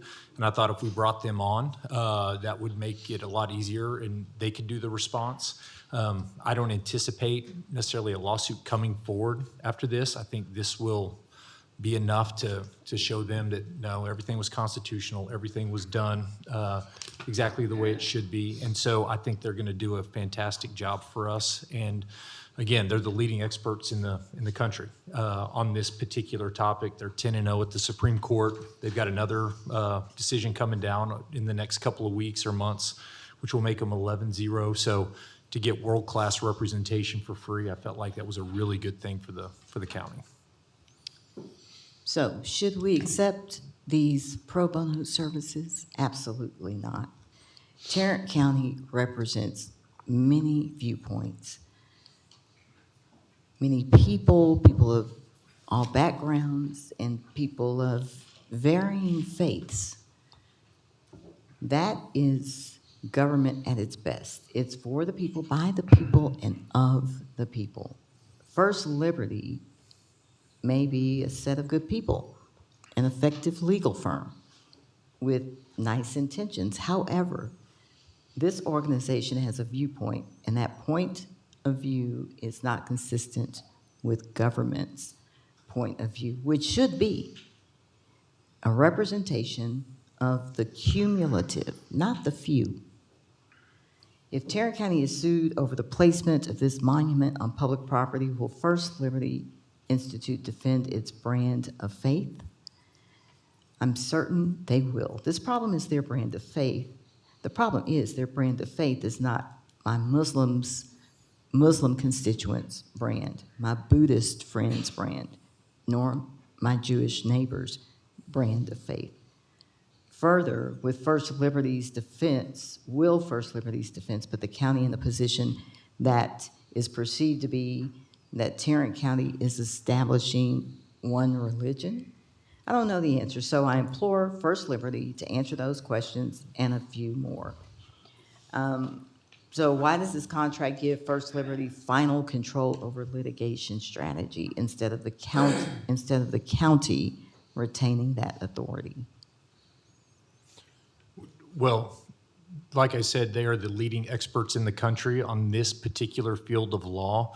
I think it would be foolish to not listen to the experts who understand this. There's a reason they were 10-0 at the Supreme Court. There's a reason they have over a 90% success rate in all their cases. And I think it would be foolish of the county to say, no, we're going to do this on our own when we have world-class representation for free. So that's what I would say. We're leaning on their expertise. And because litigation is fraught with nuances and things that, can help a case, can harm a case, you want the experts in control of that process the entire time. So I think it's actually a really good thing that we're going to rely on the experts to lead the litigation strategy to ensure that we are part of that 90% success rate. And as part of their contract, by saying they get to decide the litigation strategy, if their client, which is the majority vote of the Tarrant County Commissioners Court, if their client wishes to go a different direction than their litigation strategy, they can choose to say, okay, we'll go with it, or they can choose to withdraw. That's right. So that option is there. And I will say, First Liberty, it's religious freedom for everybody. I think they would take exception to your characterization of them because First Liberty is defending synagogues right now. They've had Sikh clients, they've had Hindu clients, they've had Muslim clients in the past. So they've actually defend the religious liberties of every faith tradition that they can. And so it's not just one particular view. They understand that religious freedom for one is religious freedom for all. And so, again, I think they would take exception because they have defended the religious liberty rights of multiple religions in courtrooms all across America. So, and I heard what you said, Judge, I have a problem with First Liberty having final say in retaining authority over the county. We just talked about JPS and that policy and overtaking their budget process and all of that stuff. And you said what I said. Those people at JPS are the experts. You're saying these people are the experts. We should rely on them to do strategy for us. But I have a problem with them retaining that authority. If the representation is pro bono, who pays any damages? Court awarded fees or settlement costs if the county loses? If the county were to lose, the county would have to pay any kind of damages that came out of that. Okay. But I'm very, very, very confident that will never take place because it was a very constitutional action. We have the law on our side, and I welcome litigation, honestly, so that we can reaffirm the ability to do things like this in Fort Worth, Texas. So what safeguards exist if First Liberty's public interest goals ever diverge from the county's interest? Or you don't think that would happen? Well, you can always cease the relationship. You can always cease the agreement, as Judge O'Hare said. The court at any time can make the decision we no longer want to be represented by a world-class organization that's representing us for free. But I just think that would not be in the best interest of the court. Or they can choose to withdraw. Yeah, that's right. Mm-hmm.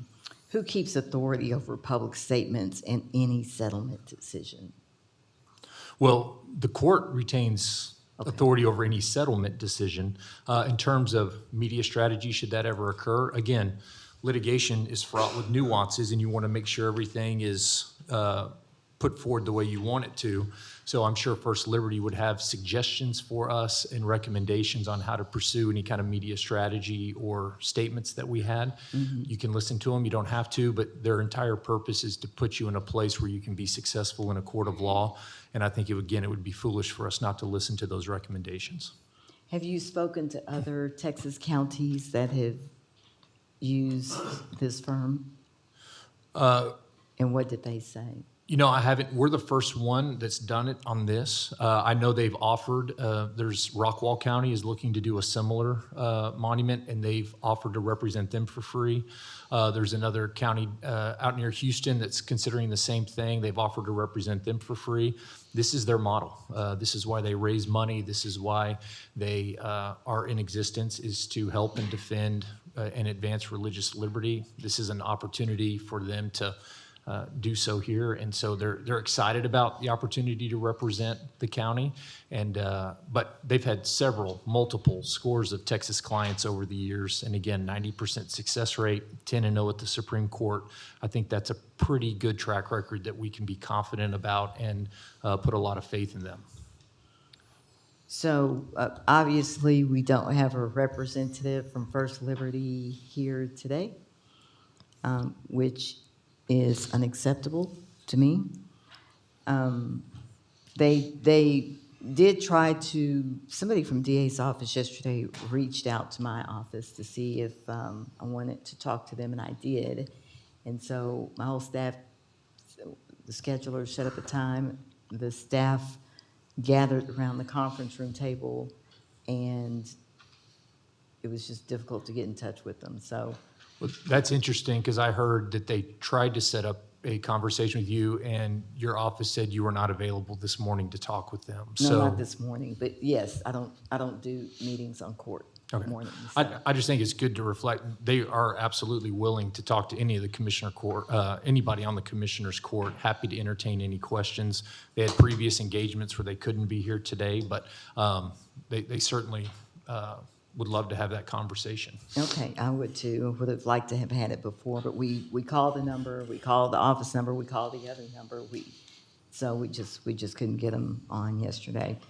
I will always support fiscal responsibility, making sure we are not wasting taxpayer dollars on lawsuits that could have been avoided. I will support efforts to focus on real problems, real solutions, invest in public health, improve services, strengthen trust in our institutions, and ensure that county government works for everybody. Those are issues that truly matter to the people of Tarrant County. So instead of spending our time and resources defending a monument that divides people and exposes taxpayers to legal risk, let's focus on solving the real problems facing our community, our county. For those reasons, I can't support this item, and I recommend the district attorney's office represent the county when we're sued. I mean, when we're sued, they're here, that's their job. So thank you for answering my questions. Absolutely. And I'll just say you're in luck because we won't spend any taxpayer dollars defending this lawsuit. They're going to do it completely for free. And again, I'm incredibly confident that should we get sued, we will prevail in the federal district court, in the Court of Appeals, and if it makes its way up to the Supreme Court, there as well. Again, all free representation. And so I don't think we're just here defending a monument. I think we're here defending a symbol of the principles that our state and our country were founded upon. I think that is very beneficial to our county, and I'm honored that it's sitting over there on the lawn of the historic courthouse. And So remember, I'm very free's not free. You're going to have to deal with them. I'm going to have to deal with them. County staff is going to have to deal with them. DA's office is going to have to deal with them. Time is money, so it's not necessarily All right, free. anybody else have anything? All right, please cast your votes. Passes 3-2. Now we go to purchasing. Please take a look, court members, at items C1 through C14. move for approval. I have something on C2, sir. On C2, okay. Anybody else have any questions on any of these items? C1 through 14 besides 2. All right, seeing none, I'll make a motion to approve purchasing item 1 and then 2 through 14. Hold on, I'm sorry, sir. I have something on C14. So C2 and C14 for me. Okay, so I will withdraw my motion or restate my motion. I move to approve item C1, items C3 through 13. Second. We have a motion and a second. Any discussion? All right, seeing none, cast your votes. All right, that passes unanimously. Now we go to C2. C2 is an RFP, an annual contract for co-location data center services with Cyrus One LLC. Well, a few questions. So I want to start by understanding one basic question. How does this decision benefit Tarrant County and the taxpayers who are paying for it? And maybe, is this for Andre, maybe? Yeah, we currently have a co-location in the same area. That contract is up, so we put out a new bid for the remaining storage that's still needed, that's not through a SaaS solution. So this contract will get us through the time that is needed to get the rest of our software off premise. Sure. Okay. Good afternoon. Hey. So we've been on a multi-year program to move all of our applications to the cloud, and we are in the final phases of moving what we call our tier 1 applications to the cloud, which will allow us to vacate almost all of that space, which is which is our failover space to ensure that the next tornado that happens to roll through downtown Fort Worth, we're completely redundant. We will have to maintain a small footprint there just as a network failover so that we still have network capacity, but we won't have any servers there. We won't have any applications hosted there, but we do need a small timeline there while we move our final applications Sure. out of there. So it's a backup site, but not, Correct. yeah. Okay. So I also want, I saw that only one company submitted a bid, even though 4 vendors attended the pre-proposal conference, and there were 8 no bids received. What's the story on that? So our current provider chose not to submit.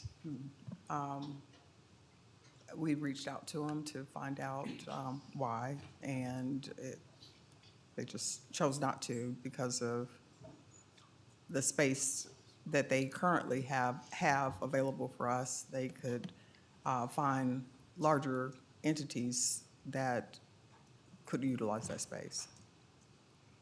So. So, okay, when the county moves to a new vendor under a new contract, how is the existing data transferred to the new data center? It's all cloud-based? In this situation, literally it's moving from one cage to another in the same building. We're just putting it on a cart and moving it down the hallway. Physically? Yeah. Yeah. And what security measures are in place to protect the county's data? And how equipped is this data center to safeguard sensitive information? I'd be happy to brief you in closed court on that. I really prefer not to Gotcha. address that in open court. All right. So why is the contract 9 years in length and has an annual 4% escalation clause? What's that about? That was the only option that we had with this company. I believe it does have a 30-day out clause. All of our contracts do.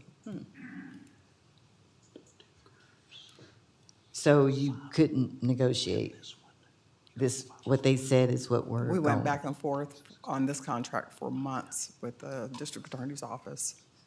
Okay. Huh. And y'all conducted a site visit? And did y'all conduct a site visit and tour this company's data center facilities? We currently have equipment at this facility. Okay. We've been using it for several years. That's right, that's right. Okay. All right. All right, thank you. this is item 2. Do we have Thank any you, other guys. questions on item 2? All right, do we have a motion? Move approval. Second. All right, we have a motion and a second to approve this item. Any further discussion? All right, please cast your votes. Passes unanimously. Next up, we have item, is it 13 or 14? 14. 14. NASPO Master Agreement, Addendum Number 2, Electronic Monitoring Services, Juvenile Services, Satellite Tracking of People LLC. I'll move to approve. Second. We have a motion, and a second on that. Discussion. Yes. So expenses under this contract for the last 12 months were $88,400, correct? Yes. So it appears that $80,900 in funding is available in the general fund for juvenile services electronic monitoring. Is that correct? Yes, that's the information that was given to us. Okay. How are we planning to fund the difference, that $7,500, between the amount paid for last year and this year's funding availability?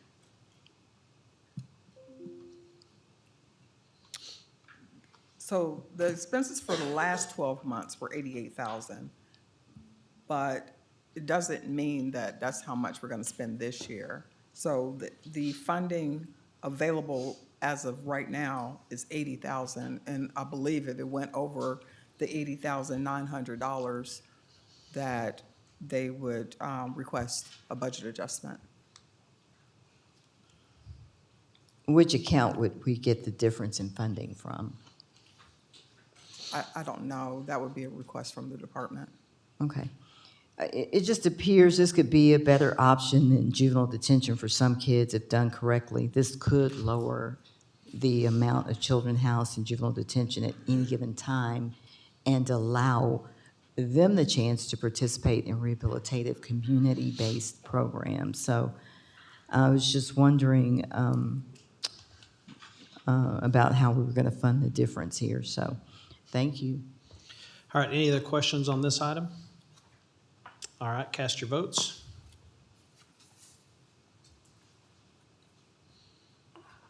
All right, passes unanimously. Now we go to permission to take bids and RFPs.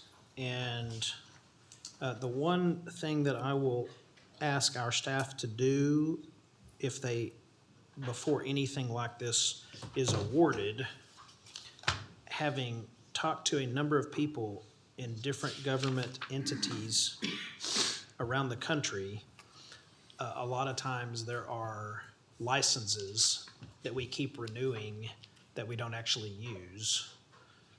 Don't know how good we are at policing that, but I would ask us to do the absolute best bang-up job you could possibly do so we're not overpaying for licenses. And some of the examples I've heard of some of the savings that some government entities have enjoyed from that is pretty significant. So do we have a motion to approve this or discussion? Move approval. Second.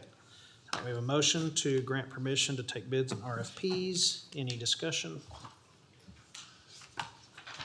All right, seeing none, cast your vote.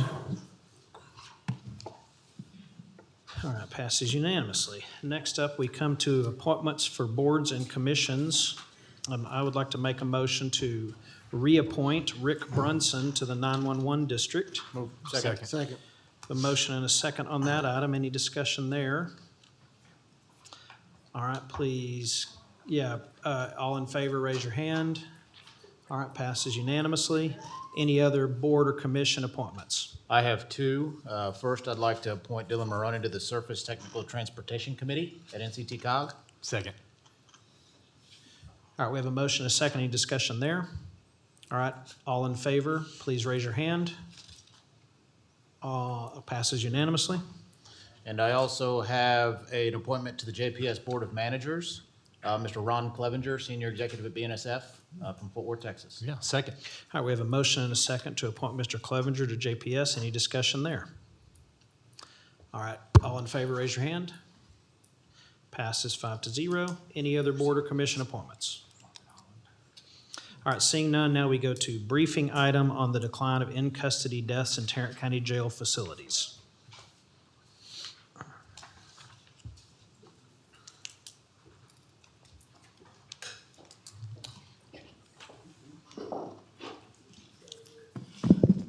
Your Honor, Commissioners, thanks for having me.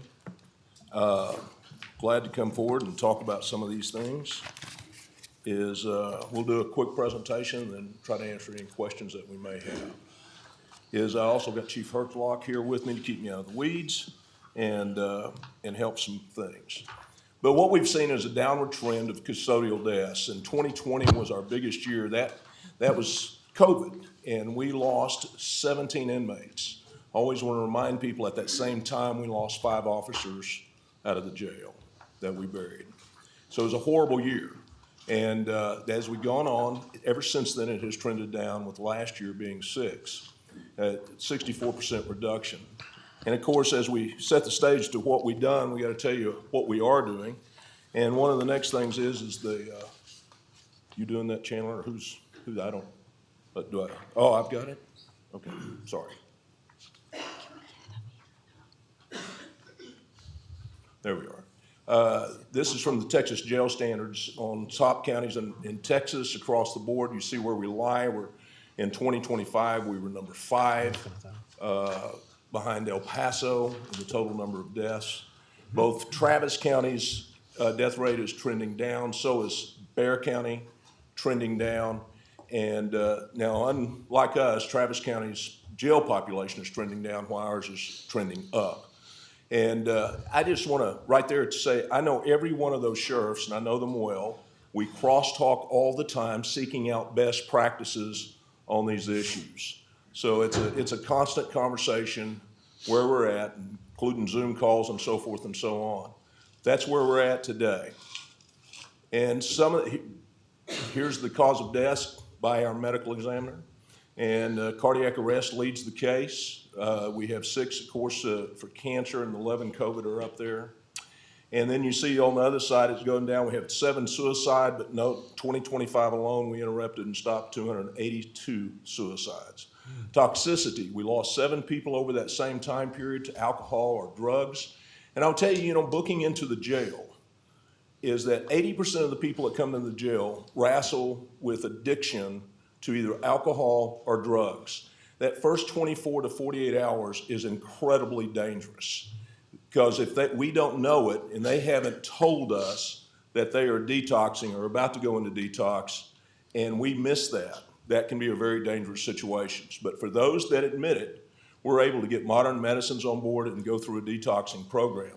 Just a couple of weeks ago, we had a guy go down in the jail in booking, and no heart rate.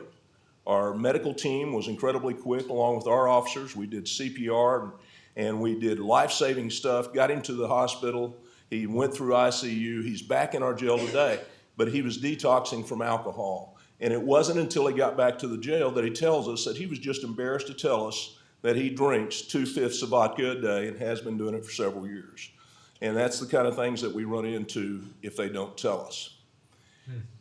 Here we've got some just fast facts about Tarrant County, and we put up there the small cities because that's what we are policing every day in the jails, small cities. Today it's a little over 4,500 prisoners in jail, and here's some facts, is that we're going to book in nearly 45,000 this year. This is 2025, the average daily population is 4,300. Well, that's trending up over 4,500 in 2026. The age of our inmates is from 17 to 84. We serve 5.3 million meals. That's about 14,000 meals a day, the absolute most busiest restaurant in Tarrant County. I'm not recommending it for date night, but we make a lot of meals. And then over there, just to talk about how sick our population is, 4.1 million pharmaceutical dispensary and medicines and pills. And then, of course, we had clinics visits, and this is inside. We had over 25,000 clinic visits in 2025. And then telehealth, over 600, and 2,400 dental visits. Then excuse me, how do I go back?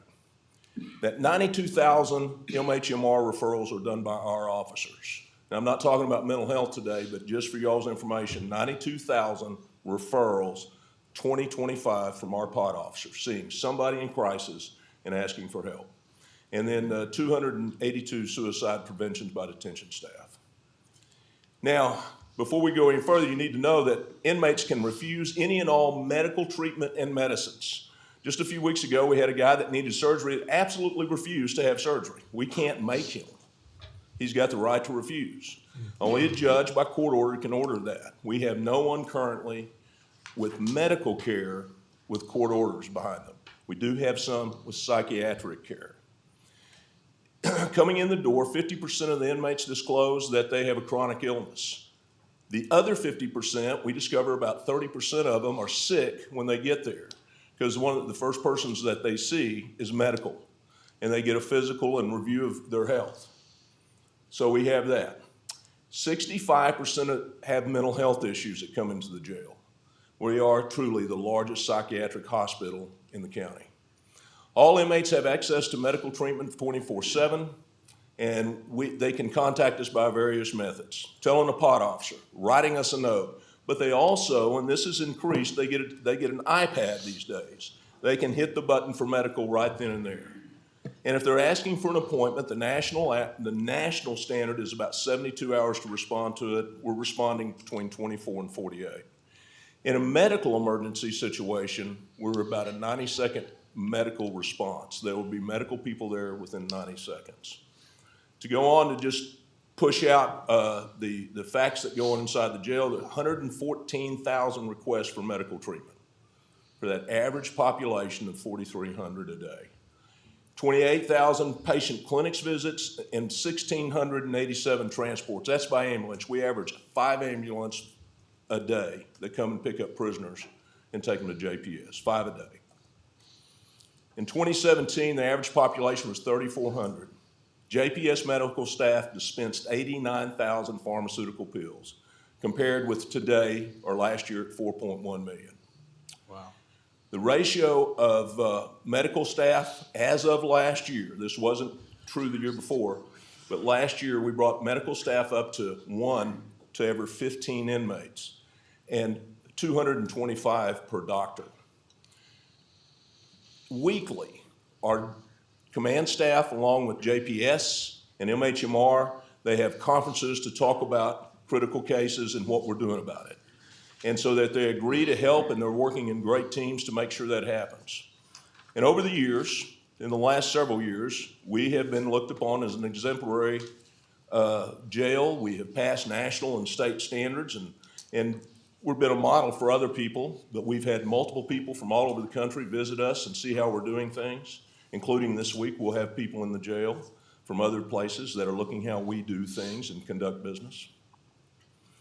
But what did we do different? Well, we had a new medical director come in, and I couldn't tell you how much I appreciate Karen Duncan today. She saw what was going on, and she took steps, and she got the right person on the bus, and that was Dr. Lowy.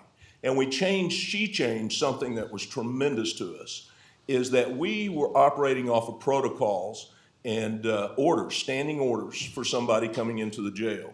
She repealed those orders and said, we're going to individual care.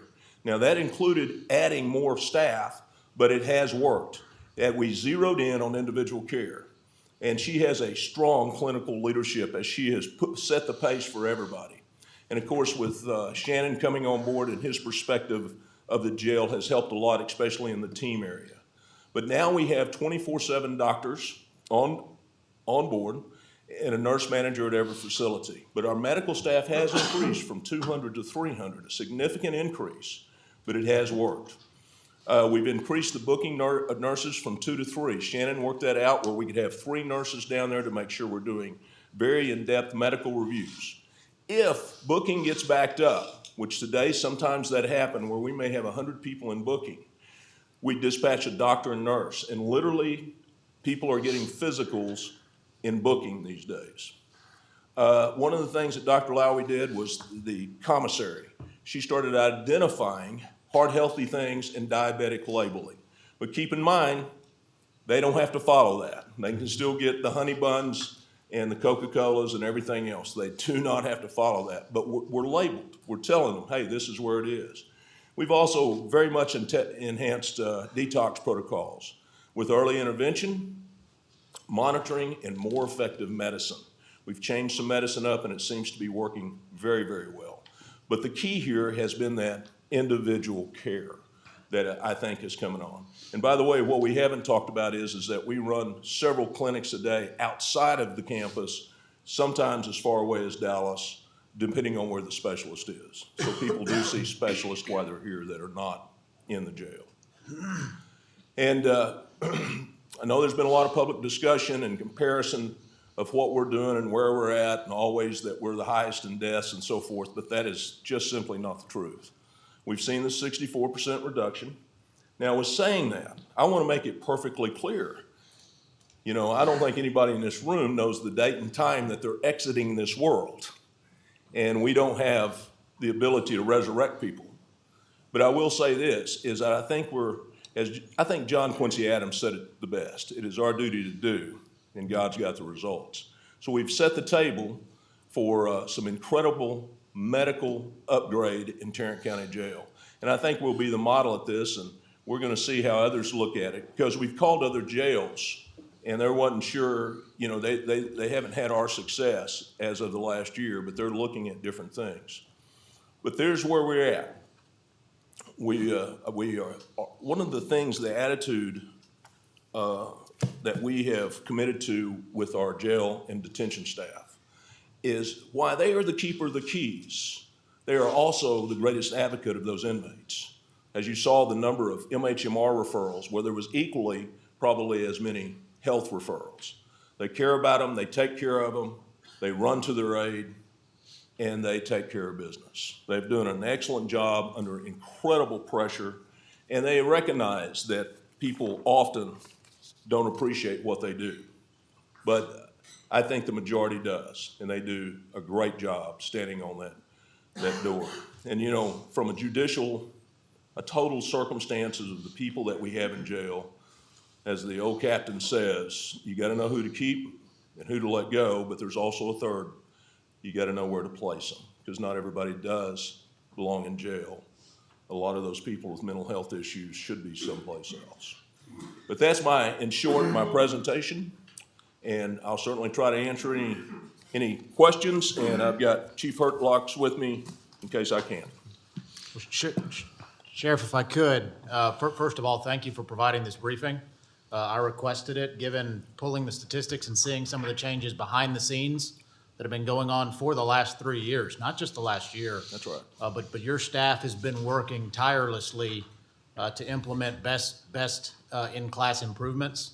That starts at the front line with hiring, goes through training, and then also in how you're administering care in the facilities also with medical care. You saw that medical deaths were by far the highest driver, and early intervention was the process, and you requested that help, and I appreciate it. You mentioned Chief Herklotz, and I went back and I did a little research with Chief Herklotz, and it just so turns out in the last 5 years, the lowest jail death ratio in Dallas County was the year that Chief Herklotz spent there. And then our, 60% decline last year from FY '24 to '25, Chief Herklotz was here for that. And knock on wood, and God willing, we've had 0 deaths through the first quarter of fiscal year 2026. And so I think that while most folks don't see outside looking in, all of the work that's gone into turning a cruise ship and getting modern improvements inside of that jail, your staff and our men and women that wear that patch on their shoulder every single day show up with that mission in mind.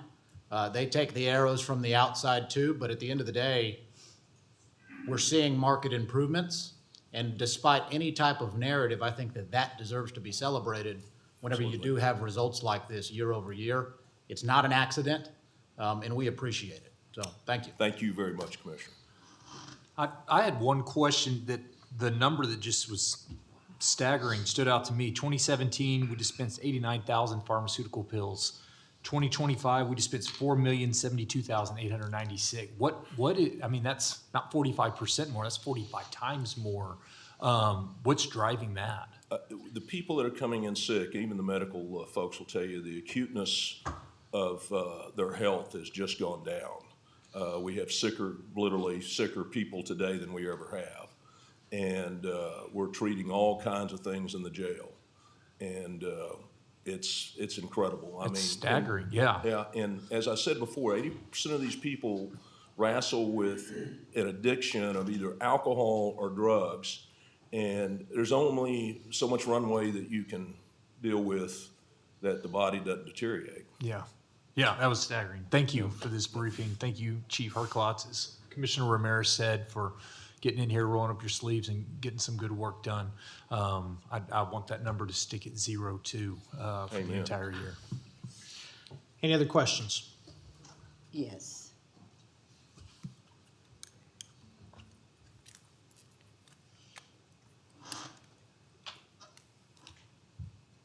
I could barely sleep last night because since Friday,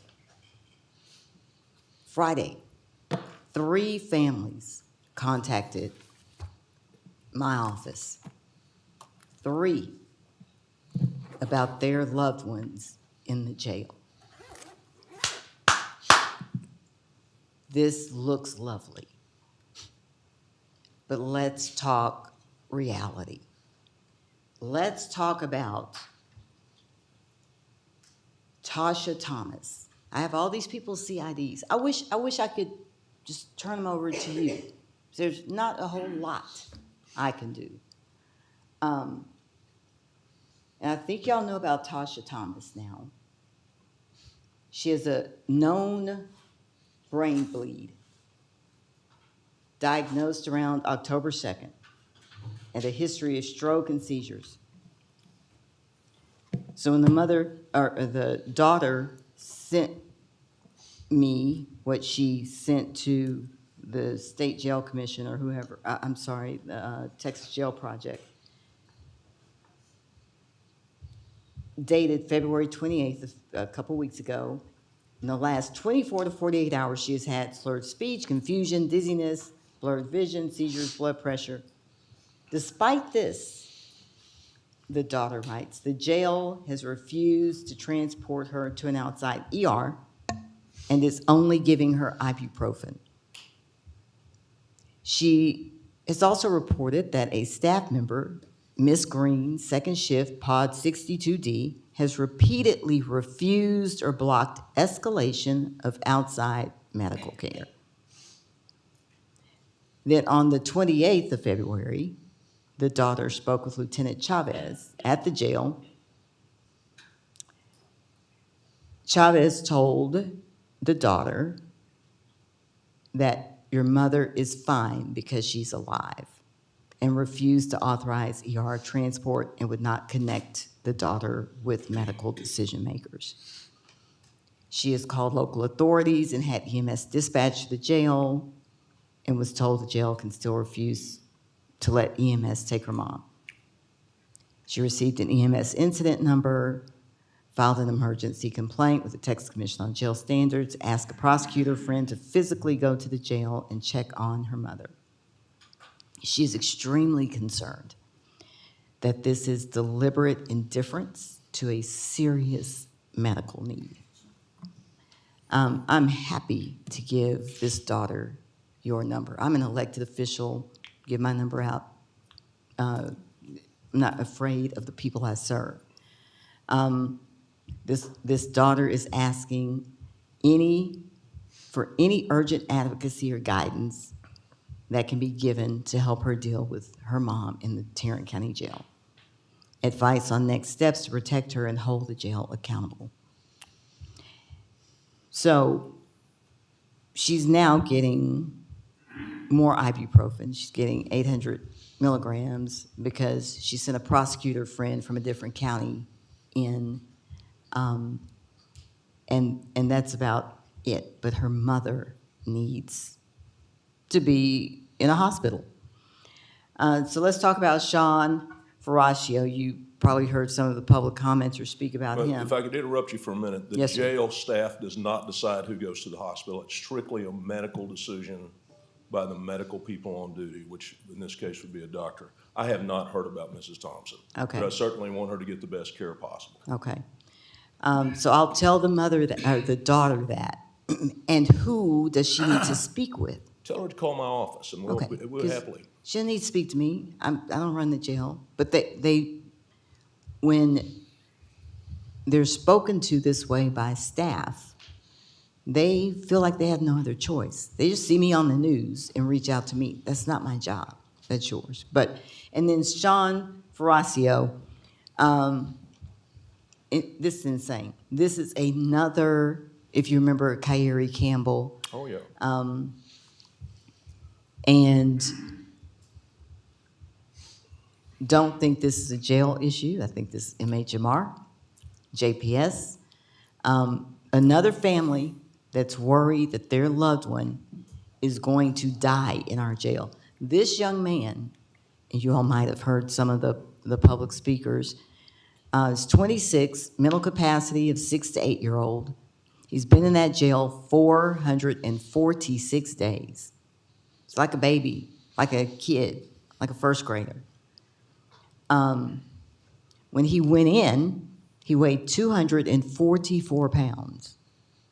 He weighs 115 pounds. What is happening in that jail? He's been a patient, an MHMR patient since he was 6. He's got a file with MHMR. Why is he in here for 446 days? And the judiciary is thinking his competency can be restored. I've seen the letter from the doctor. His competency cannot be restored. Why is he here? And how many others, Sean's and Kyrie's, are in there? Let me talk about the process of that one young man, which is horrible. We know that we have them in jail. We're advocating for them every day to get them to a better place. But going back, you got these kids, and I call them kids, even though they're chronologically Yes. 19 and 20 and I'm with 21 you. years old. Mm-hmm. The police officer on the beat gets called to a house, and you have violence, obvious violence, the threat of continuance violence. They, by law, must take action. So they arrest that person, and then a judge finds probable cause to hold them because they're looking at the affidavit and the document. They're not medical. And then they're placed in jail. The way we get them out of jail is the same way. We got to have a court order. And it's just like these people when we come into the jail. Generally, our staff advocates very good for them. The gentleman last couple of years ago that we had, they were incredibly good. We got our vendors to get different food. We did everything that we could to make it as a pleasant stay as possible. And we fortunately got him in a bed in Mejia, Texas. And this young man has got a bed in Mejia, Texas, as soon as it gets empty. The challenge with our mental health issue is clearly we do not have a good handle as a state and a country, for that matter, on what to do with our mental health, which is rising rapidly. We've got two different sets of mental health in our jail. One is just like this kid. Unfortunately, that was the card he drew at birth, and it's awful. It's absolutely awful. And the parent that has to deal with that is courageous, and it's awful. It doesn't get better either. And then you have the second group. The second group, it becomes mentally incompetent because of drugs as a general rule, with, by the way, THC leading the path in that, where they become hallucinogenic, schizophrenic. The leading cause of schizophrenia today is K2, and it's a mess. And we've got all of the above in our jail because police officers on the street had nowhere else to put them, and they were a threat to the community, and they didn't know what to do. So once we get them, we try to treat them as fairly and as best we can, and MHMR steps in. Some of those critical cases that I talked about, we're talking about those every week. What can we do with this person, and where can we go? And we're always digging up resources across the state of Texas and trying to get them to, homes that can handle violent people, because that's what needs to happen. Is we got to have special care, because majority of these people, unfortunately, are violent. And that is unfortunately what happens as these kids get older. So sure, he has behavior issues. So the police were called, when you talk about the process, by the neighbors. They got there, the mom said, no, this is what he does. She has no marks or whatever, just he was calm when they got there. She signed the affidavit of non-prosecution, and he's in jail for 446 days with fungus in his toes, with, he's beating his head against the wall. There's something wrong. If she signed That's what she said. She signed an affidavit of non-prosecution. I don't know anything about the case, and I'd be speaking out of ignorance. But I can give you the CID, and I'm begging you to please look into this case. I've reached out to Susan. Send me those names, and, Okay. and I'll happily run them down. Sheriff, when there's a situation with an inmate where a parent or a loved one is concerned for their health, what are they supposed to do? They can call the jail and ask to talk to supervisors, and including up to the chiefs. Okay. And if they're not, getting a response that they think they need, they can certainly call my headquarters, and we will hunt that down. I message with families all the time via every way you can possibly message with them, and try to get them answers. And we also have a medical liaison that takes those calls. Anything that's of serious nature, she'll elevate it up to us, but they can also call JPS directly. Now, the problem with most of them is they're adults, so if there's not a release of information on file, a lot of it can't be discussed with them. That's So another the issue. parents may call and say, I want to know what's going on, unless they have maybe a power of attorney or a release of information from the individual, they cannot discuss any medical care that's a HIPAA violation. You know, I think this, first of all, thanks for the comprehensive answer, but I think this highlights a lot of the challenges that law enforcement and specifically custodial law enforcement deals with across the state, even juvenile. I mean, but here we've got, what, 300 folks for competency restoration that are held in our jail, roughly? I mean, and these are folks that we've got to provide treatment to, and that means, you know, getting them practitioners and providing medication. Do you have the actual number? Yeah, well, I'm glad you brought that up, because we got our state jail hospital wait list is down to 62. Well, We had it's- 160 when I got here. It's Yep. down to 62. Some of that's due to state funding through perimeter hospitals, so we're getting them through. Yep. We just had a meeting last week with all the judges, the DAs, and some other folks, so that when they come back, restored competency, they don't languish Yep. on the court docket. They get through the system quicker. So hopefully we can get some of these folks where they need to be and not languishing in our jail. And I don't have the numbers with us, but there is a group that is waiting Yep. to see if they're competent. So specifically, let me ask you this. When somebody calls her office, what would you ask her to do to get that information to your department? Yeah, I think it's a great thing to go right directly to this medical liaison. The best thing is to go to the medical liaison, and she will elevate it. That's her sole purpose, is to be the liaison between family, medical, JPS. Again, we meet weekly with JPS, MHMR, and we meet monthly with a big overall meeting. So it's the collaboration there. And I talk to Dr. Lowy darn near every day. Can you make sure everyone on her staff Absolutely. has the medical liaison's name, phone number, and every way to contact them humanly possible? I will email it directly to her as soon as we get out of here. But the three that you brought up, Commissioner, send those to me too. And we will take a look and run this down. Commissioner Simmons, was one of those Bridgman that we had heard from earlier? Was that, Yes, okay, yeah. okay. Because I talked to the mom after Yeah. our last recess too, so if you'll get that to him, we were gonna do that, but if you send that to him, that's Yeah, good I too. will. Okay. So, yeah, Sean came to my attention Friday.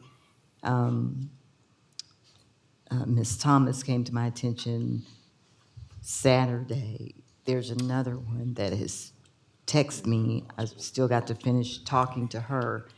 But, you know, I know we hired a new medical director or have a new medical director. We got Chief Herklotz. But what has been done specifically? His presence alone could not have produced a remarkable change, right? I don't know. I mean, What has been done differently? And doing things differently is great because it admits that you were not doing some things right. So what have you done since you got here, sir? So this jail has passed 33 annual inspections in a row. So it wasn't a bad jail when I got here. But as the sheriff mentioned earlier with Dr. Lowy, they didn't have 24/7 doctors when I got here in January. So doctors were not here 24 hours a day, 7 days a week. So there were a lot of standing orders. Those standing orders were put into place just so that basic medical care could be provided. And as the sheriff had testified, we're now doing more individualized care. So now with more doctors, we can see more people individually and not have standing orders. So don't quote me on this, but I think we were around 250, 260 standing orders when I got here. We're less than 25 now. So we're doing individualized care because we now have the doctors to do it. You also stated there were 200 medical personnel Now and there's- added another 100 for a 50% increase. Some of those were vacancies, but they did add some positions, but now they're up to over 300. And folks are staying in the jail. When I say that, I meant the staff, the nurse. We don't have a lot of turnover anymore. And now we've got the right leadership there. People are happy to be there. And the collaboration is there. I can tell you the first 4 or 5 months I was here, it wasn't there because the right people weren't there. Well, I'll tell you, and you keyed on it in your presentation too, I think the culture and you know, leadership matters. So I do think a 100%. leadership shift and just a paradigm shift to deal with a changing jail population, because this jail is not the jail, the population is not the population it was in 2017. It's completely different. As you mentioned, there are a lot more, mental health acuity issues that we're dealing with. But what I'm appreciative of and proud of is that all of the work that goes on behind the scenes that no one ever sees. And I know, Commissioner Simmons, you get inundated on the front end with calls, et cetera. But I'll say on the back end, my phone doesn't stop going outward in helping some of these issues. But it's the continual improvement and reaching the benchmarks like today. Those are things that we have to celebrate and say, look, we're not perfect. We're never going to be, but we need to get as dang near close as we can. And I think you guys are taking giant strides to get there, and I appreciate it. Well, and that's where I was going with the 89,000 to 4 million. It's not that those in 2017 didn't have mental issues. I think y'all are doing a much better job of identifying it, getting them care, and getting them the medication that they need. So I thought that was actually, the numbers are eye-popping, but I think the story behind it is actually very telling. And again, I want to hear from mental health, but in 2017, 25% of the population was partaking in mental health services, to Manny's point of how much it's changed. And we had 25 incompetent at that time. And while we got 60 now, down to 60, which is great, that need state beds, we probably still have another couple of hundred out there that are waiting to see if they're going to be competent. And I don't know, listen, we have an inmate that's been with us since 2016 and goes in and out of competence. I thought it was since 2019? 7 years, 2019. Okay, get the teams mixed up, anything pre-COVID. But the thing that Shannon brought to it was attitude and leadership and reinforcing that we're doing, we need to reach for best practices, and we've been able to do that, and I think he's done a great job. The Dr. Lowy hire is again, Karen Duncan was willing to listen to what the issues was, and she was making course correction. She did a beautiful job. And Dr. Lowy's just been incredible. And the recall of those protocols, for instance, from a practical standpoint, you had somebody that come in and had diabetes at 2 in the morning, they got an insulin shot. Well, that doesn't happen now. Yep. They get an individual care, which maybe a pill would be better than a shot, and so that they're shifting their attitudes toward that. But individual care is one of the single most important things that we have done.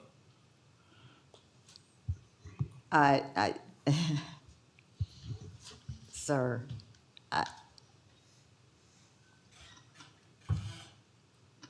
get too many, I get way too many calls. And I have been somewhat successful in getting these people the medical care they need, because I just usurp you guys and call JPS. Somebody before he went to the state, his wife said he's been on the list for heart surgery or something. Can he get that before he goes to the state? Try to call, this before you got here, Shannon. Try to call over to your office, Amber, I think. It just didn't work. I called. I just don't think a commissioner should have to call the CEO of the hospital district to ensure that the detainees get help. It should be standard protocol. I'm not trying to get a soul out of jail. I don't ever know what they did, but they shouldn't be dying in our jail. We've still got, 21 cases that are waiting to be investigated by the state.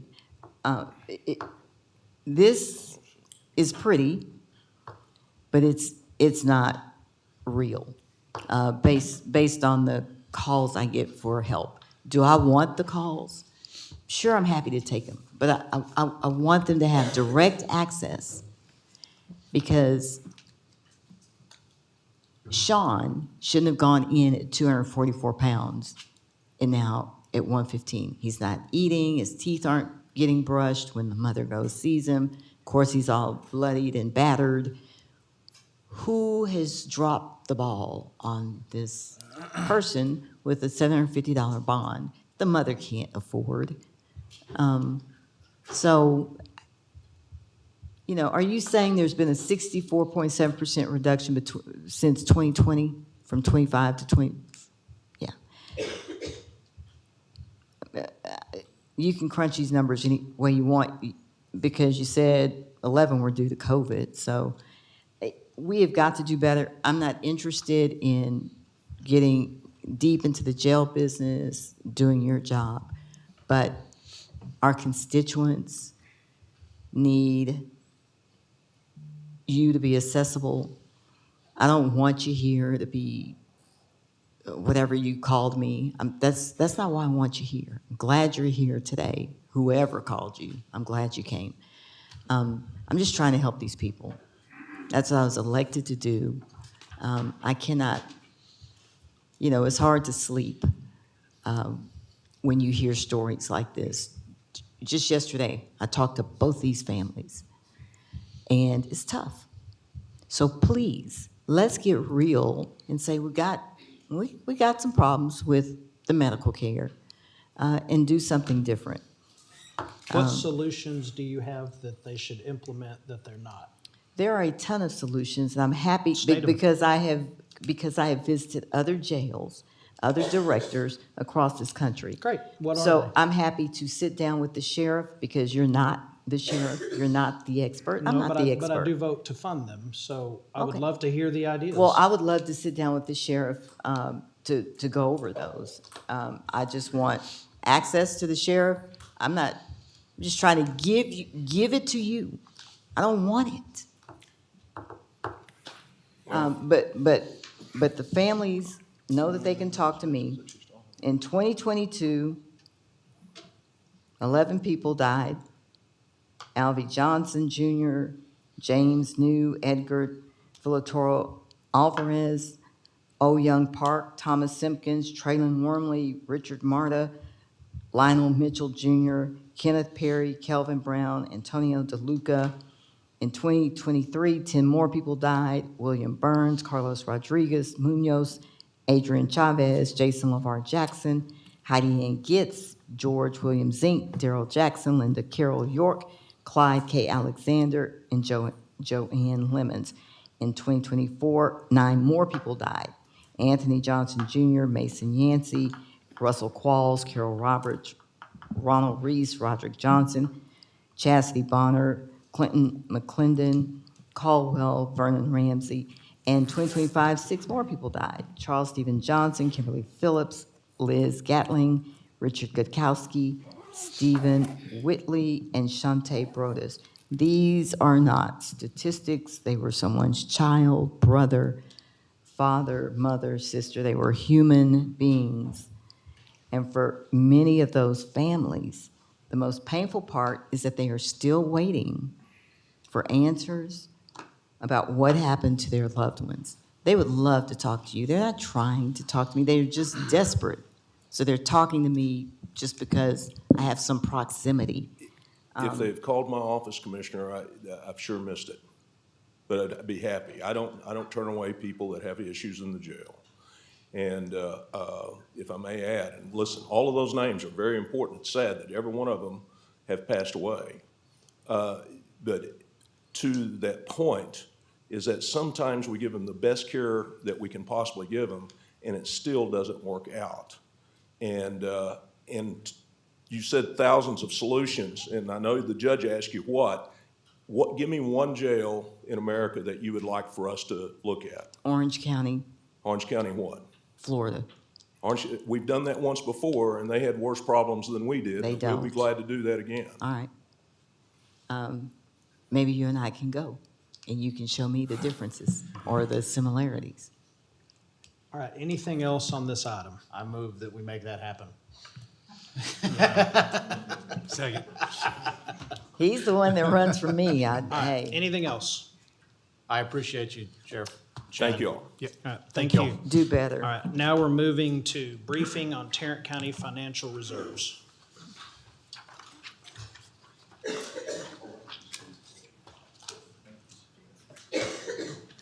Good afternoon, Judge, Commissioners. I'd like to take the opportunity to walk through an overview of our financial reserves. As Specifically today, we are talking about operational reserves. So let me see if I can get this to work.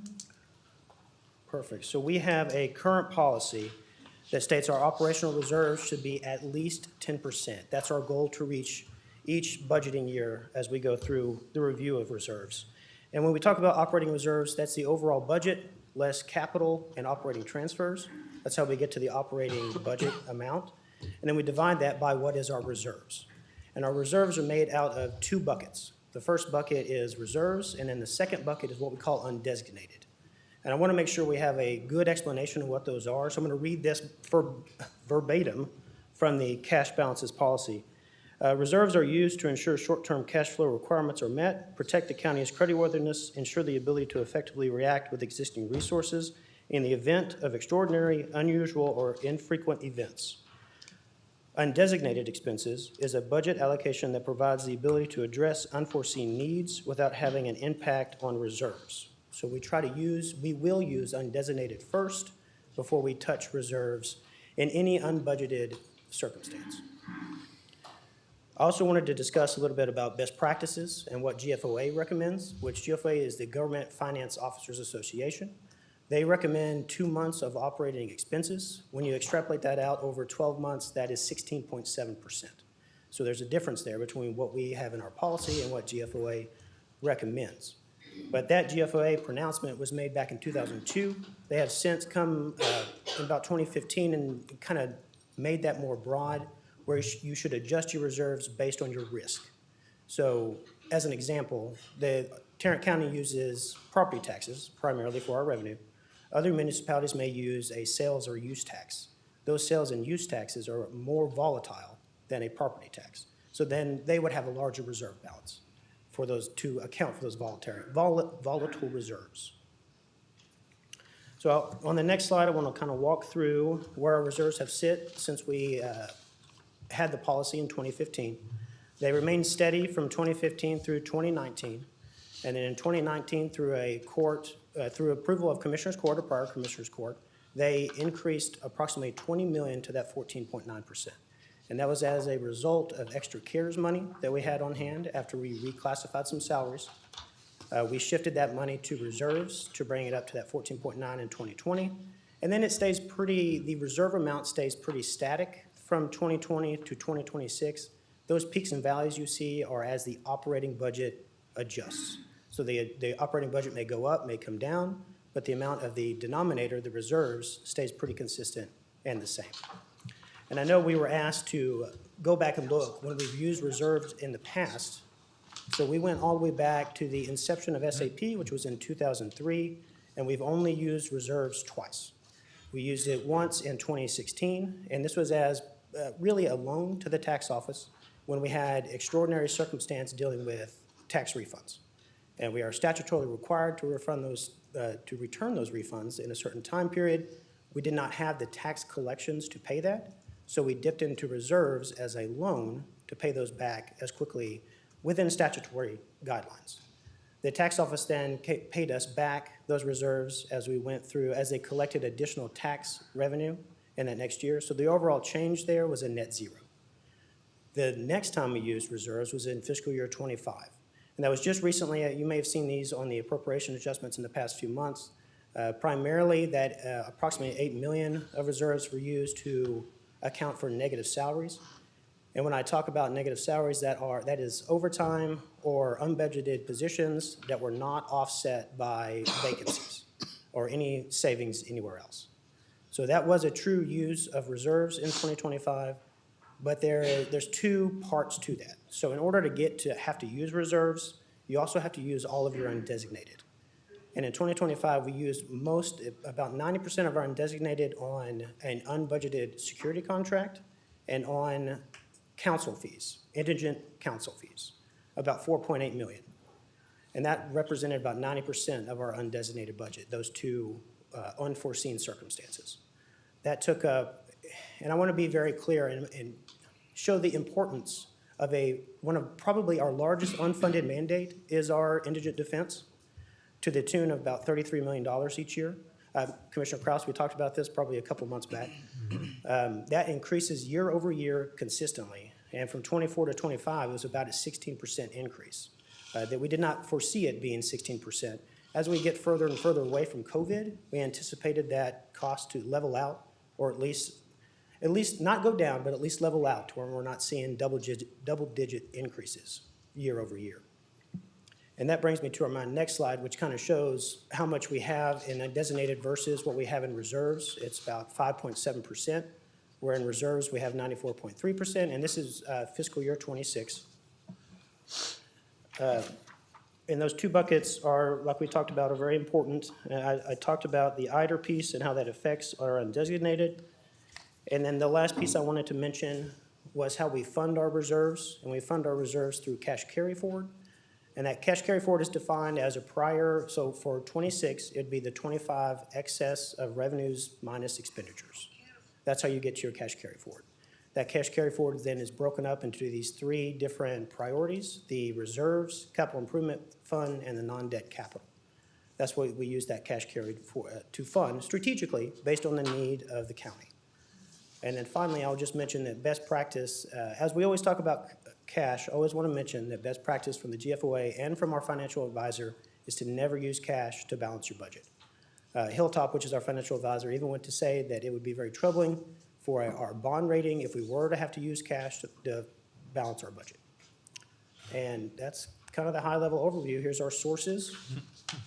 And then I'd be happy to ask or answer any questions. All right, questions for Matt? Thank you, Matt. Of course. This is Great, too easy. thorough, I didn't expect that. Quick presentation. So we've dipped into reserves recently, right? $7.78 million, correct? For what? To pay what I call negative salaries. Say again? Negative salaries. So that's salaries in excess of savings. What department? Primarily, every department has some, but the primary cost was the sheriff's office. Okay. So, but we used, hopefully I'll get this right, Helen. We dipped into FY '25 reserves. Right? Correct. Okay. But we did it in November of 2026 or December? Thank you. Okay. Yes, ma'am, and that's as the Hang on, auditor. yes, ma'am. Oh, sorry. Did she just say you dipped into it in November of '26 and you said yes, ma'am? I'm sorry, November 2025. 25, fiscal year 25. 26. Yeah. Fiscal year 26, but year November of 26. 25. Yeah, sorry about that.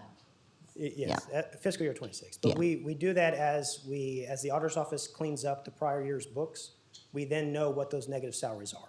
And that's when we account for those negative salaries, is at the end of the close of the fiscal year. And what was the reason? I mean, we didn't have the money budgeted, we didn't have it in operating? Correct. We did not anticipate the amount of overtime that we would need to pay for the sheriff's office. Okay. Do you anticipate going into reserves again? No, ma'am, not for negative salaries. 'Cause we Not have for negative salaries, for anything. Be careful, because remember, you guys came to my office and briefed me on some stuff. Yes, ma'am. Um, And that's dealing with group insurance. And there's a possibility we may have to dip into reserves to cover a funding shortage of group insurance. at about how much? It's hard to tell now, depending on how it fluctuates throughout the year, but it could be 10 million, could be 2 million, depending on how the year finalizes. All right. So it's clear we're dipping into reserves. That's bottom line. I contend that's what you get when you go below the no new revenue rate.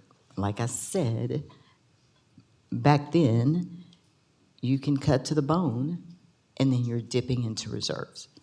I don't know if we'll be able to replenish like you did in 2016, but it's just the beginning of the fiscal year, essentially, and I'm very concerned that we'll have to dip into reserves more. And so I would like regular I would like this to be a regular briefing item. I was gonna say it didn't have to be every meeting, but hell, we only meet once a month. Um, Well, we'll talk about it, but I want the public to be up to date on how we're spending and how we're managing this county's money. Dipping into reserves in the first quarter is scary, and anticipating going to reserves again is concerning. And so everybody needs to be aware of that. That's all I have. All right, any other questions for Matt? Just one more clarifying question. Even with the negative salary outlay that we had, about that $8 million, we still had 15.8% of our budget, reserves as a percentage of our operating budget. Is that correct? Budget for at the beginning of the, yes, sir. Yeah. Yes, sir. Perfect. Thank you. But, okay.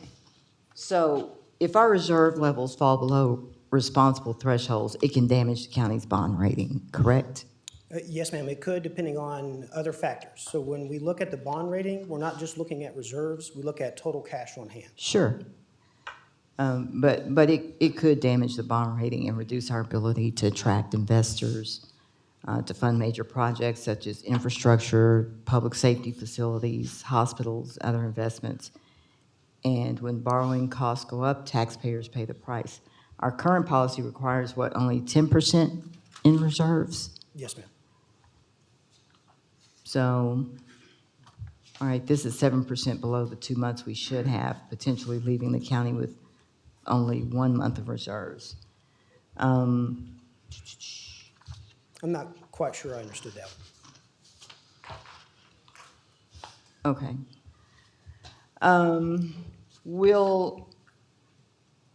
I think I'll just keep this on the agenda so that we're updated about what's happening with this budget, with our operating, with reserves, all of it. Yes, ma'am. Thank you. All right, Thanks, Matt. we are in recess now until 3:05.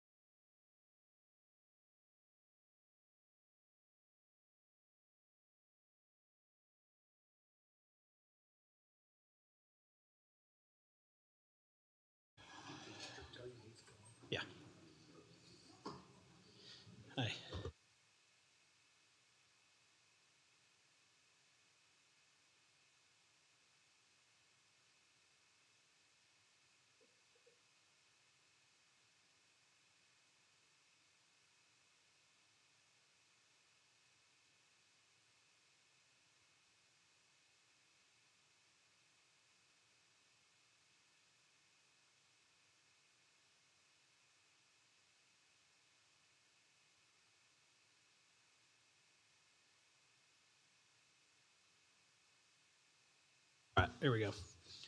All right, we're back from recess.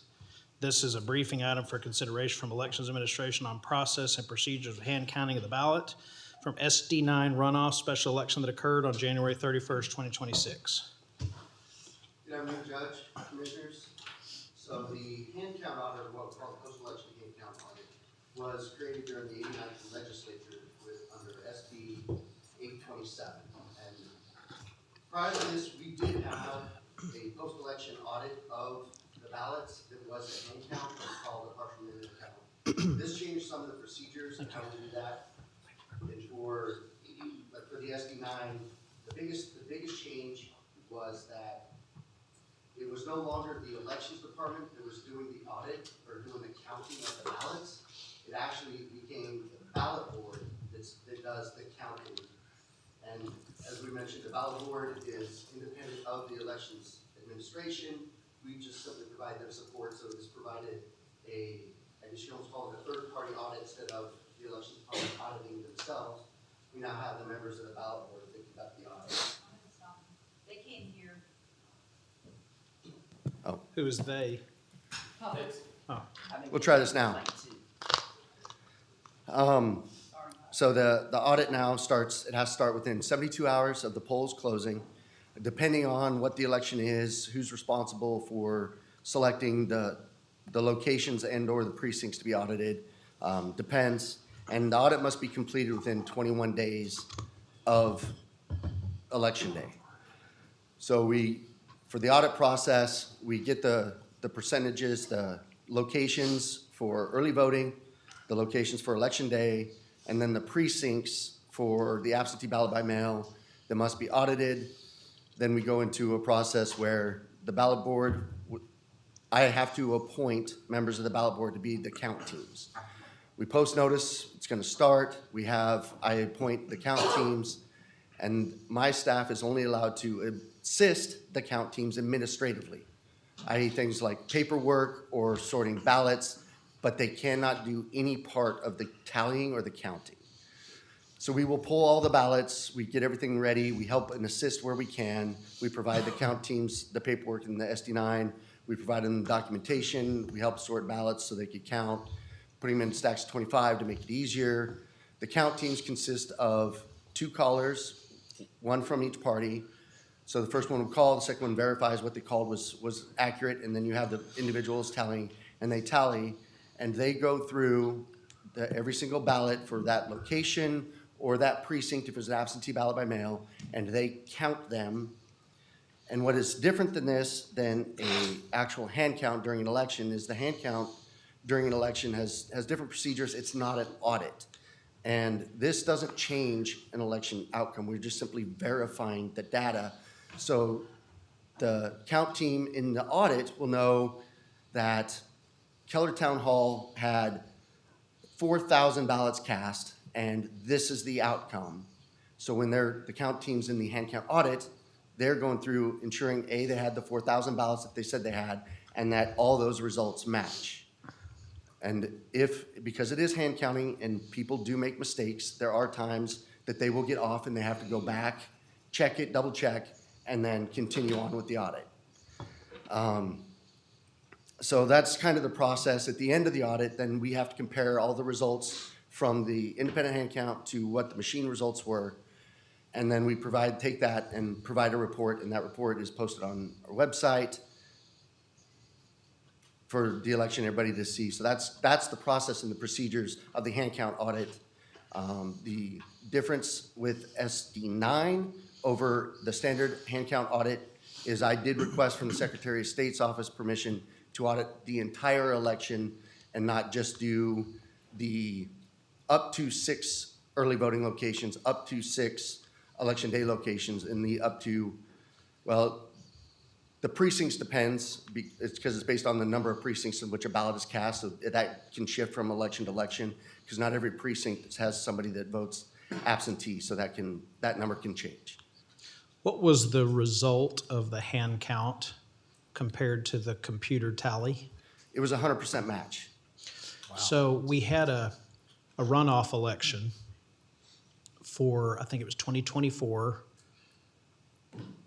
I think it was runoff. Maybe it wasn't a runoff. It was a constable in the Republican primary in 2024 race. There was a recount. I can't remember if it was a runoff or not. In fact, I don't think it was. There was a recount, and there was a hand count done during the recount. And my understanding is multiple times during this recount, they couldn't get to the same numbers as in the computer or sitting there hand counting it themselves. Do I have that right? That is correct. It was, I believe, around 22,000 ballots that they were attempting to hand count, which is different than an audit. Okay. And they did come up with different results than what the machine had come up with.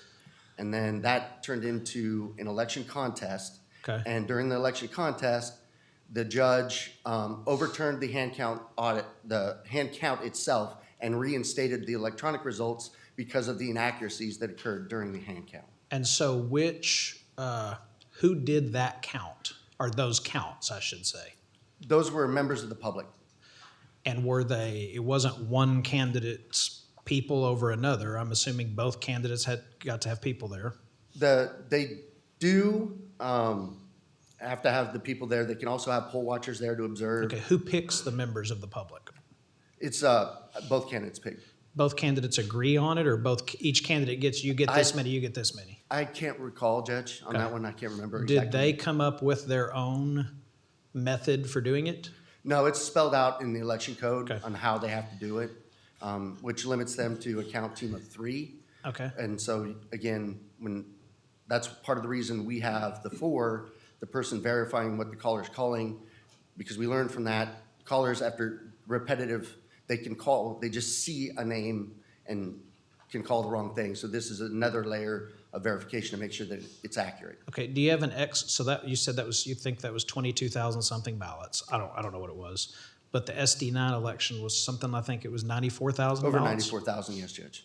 Do you have an explanation as to how one with whatever that would be, 20%, 18% maybe, had multiple counts go wrong, and this one matched the machine verbatim? It's the difference in how the procedures are done between the hand count and the audit. The audit allows for the verification steps and the things and the extra measures we put in place to ensure that it's accurate that just aren't allowed for in the law. They only get to have a count team of 3. Even if they wanted to have 6, the law says 3. So that creates some of the issues and some of the inaccuracies. So what was your rationale for wanting to do the whole thing? Right during this time, had been some claims, some allegations of the machines creating inaccuracies. And going into the 26 Let me just election stop you year. real quick. When you say claims or allegations, I mean, there were in fact some things that came out wrong, were there not? There were three claims specifically during this time. 2 of them, the ballots, it showed, there's images, right? One, there was a line that went through multiple candidates, which created what's called an overvote. During an election, that one, even if that had happened, the ballot board would see that. They get notified of the overvote. They would see that it appeared like there was a hair, maybe, that it was picked up in the scan, and the ballot board would be able to determine voters' intent. The other one, the scan itself had picked up a single mark inside a box, and it counted that as a vote. And so that is an issue. It counted a vote that it should not have. And the thing is going into the elections, how often is this happening? Is this a real problem, or is this just something that was a very random occurrence? But in order to find out going into the election year, do we have a problem? Because if there is inaccuracies in the equipment, not only do I want to know, but I'm going to have to brief you all on, hey, our equipment's counting votes that it should not be counting, and we have a problem, and what do we want to do about this? So it was an opportunity, so we had to investigate the issue regardless. If I were to use county resources to create a 94,000 ballot sample to check the accuracy of the machines, it would be far more expensive than just using this election, that the ballots were already created, they were already cast. The ballot board members make $15 an hour. during the count team, whereas our staff makes significantly more than that. So it would have been much more expensive to investigate it using our resources versus just using the tool that was already available. So another question I have for you, and I guess it's somewhat related to this, I guess you would call it that. I feel like I've heard in the last 2 elections, the SD9 runoff and then the primaries, it seems like I've heard more discussion about having to reboot, things getting spoiled, printer not accepting ballots. And I don't know if I'm just it's getting to me more or if there actually were more. Can you tell me if let's just say the primary, for example, elections, were there more machine issues with machines have to be rebooted and not accepting ballots than there usually is? It's hard to say there's more, because during the primaries, we use more equipment. So that even at the percentage, and I don't know, we haven't had a chance to go through all the data yet to look at the percentages. But just because of the amount of equipment that we had out being used, even if it's the exact same percentage, it's more, right? I will say that the spoilage of the ballots this election, just off of not having had a chance to go through the data yet, seemed high. So that is something that we're going to be looking into when it comes to the ballots themselves that were getting spoiled. And it did seem to be the 2-page ballots that were having the issue.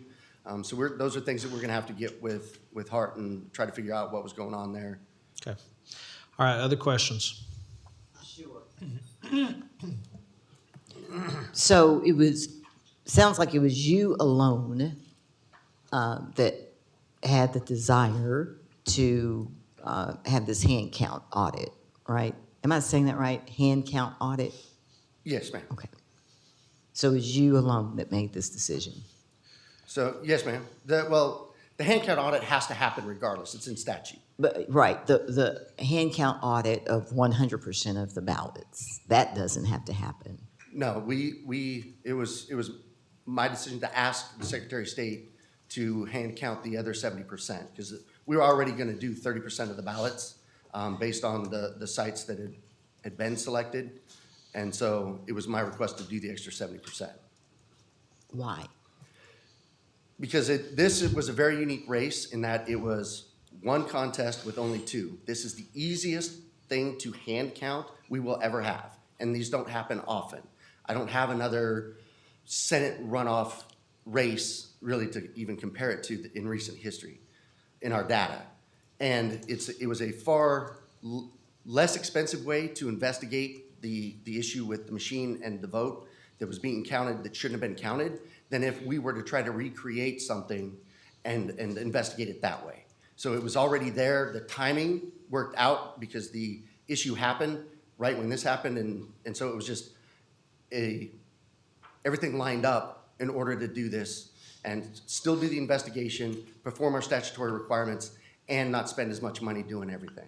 When you explained it to me, you said that having these issues where it counted votes and it overvoted, you wanted to know if there was a problem and that this would be the easiest, fastest way to figure it out in a real election. Was it surprising to you that the hand count audit matched the machine? And was it surprising to you that there was no other issue in the machine? No, it's not surprising to me. I'm in my 3rd year now, and I lost count of the elections at this point. So we've seen a lot.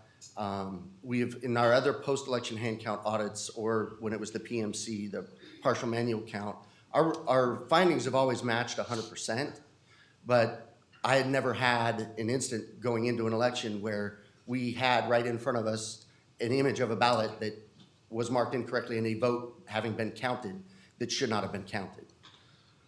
So, okay. Back to I had a list of questions.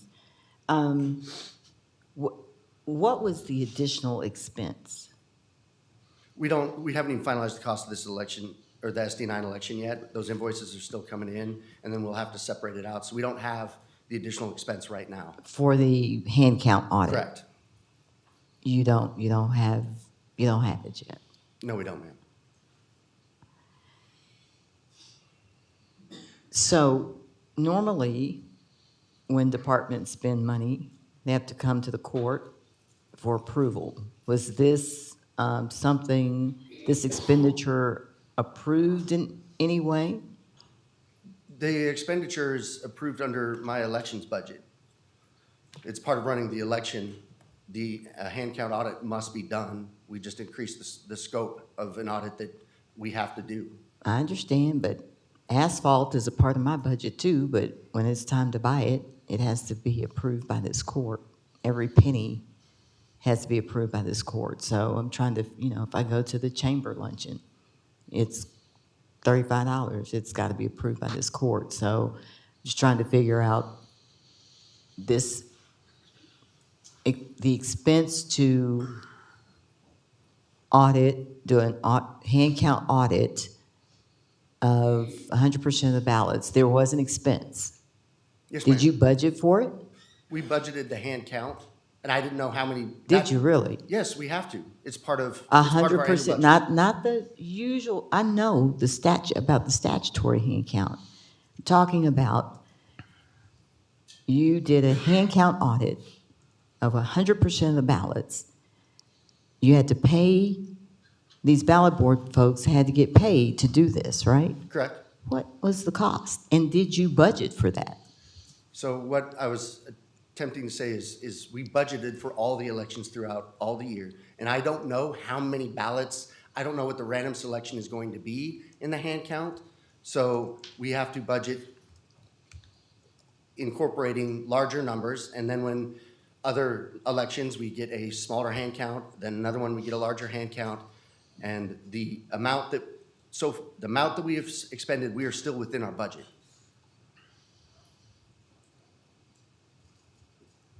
When I buy asphalt, I'm still within my budget, but I have to come to court to get it approved. You understand what I'm saying? I understand what you're saying. and- Everybody has to get whatever they want approved by the court, even if we budgeted for it. So quit playing. I mean, good Lord.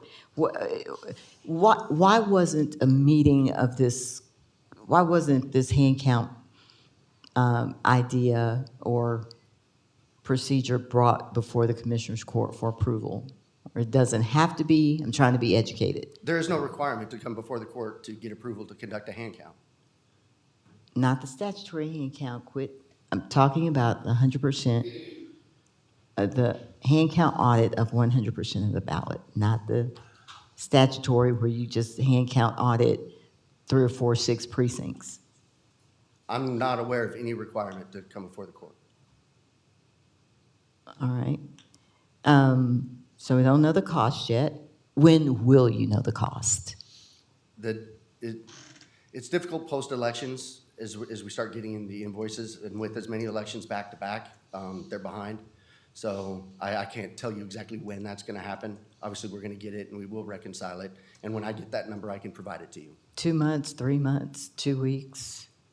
I don't know, ma'am. When I get it, I'll provide it to you. So is it your conclusion that with this extensive audit, counted 100% of the ballots, we no longer need to have this increased expense for future elections? Do we need to so it sounds like there was a 100% match, is what I Correct, ma'am. heard you say. So no problems, stuff matched, I think you mentioned 2 or 3 problems. All right. So is it your professional opinion that Tarrant County elections are safe, accurate, and can continue as is? Yes, ma'am. All right. Do you expect that we might be hand counting 100% of the ballots for November? No, ma'am.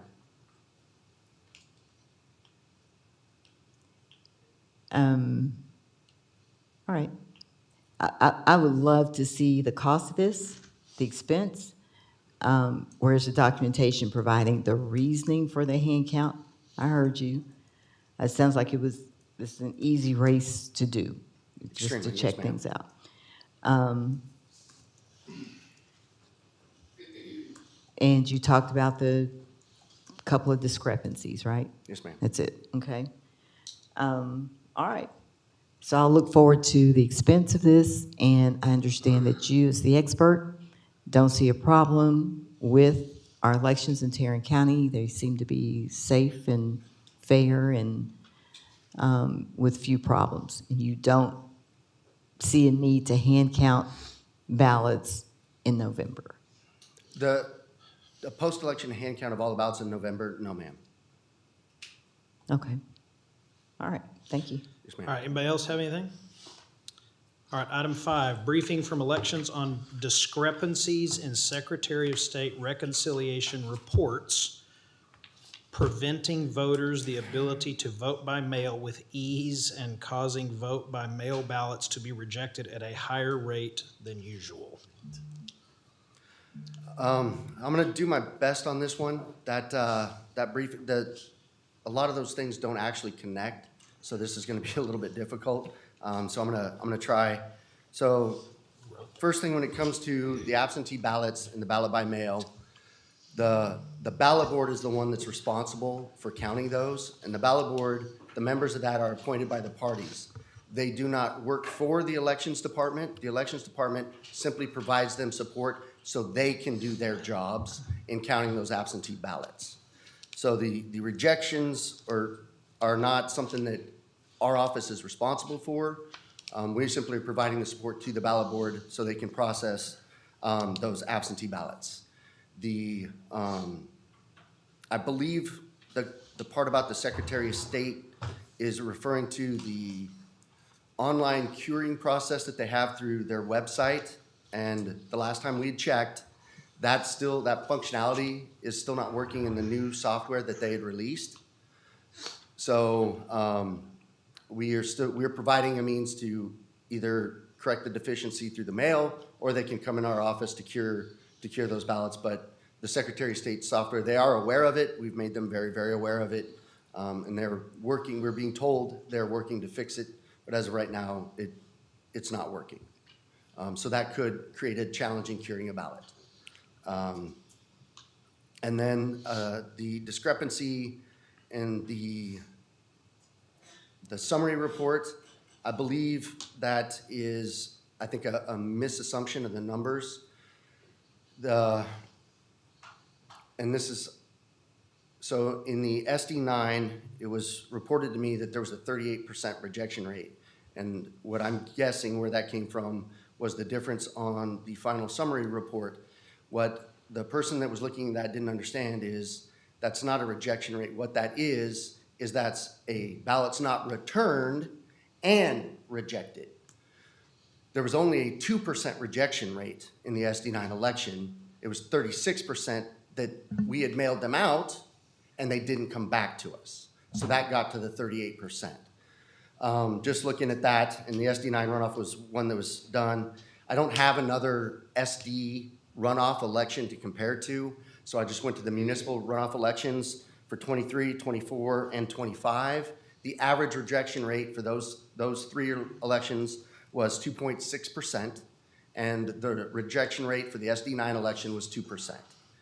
And then I believe the November 25 election was also brought up as having a high rejection rate.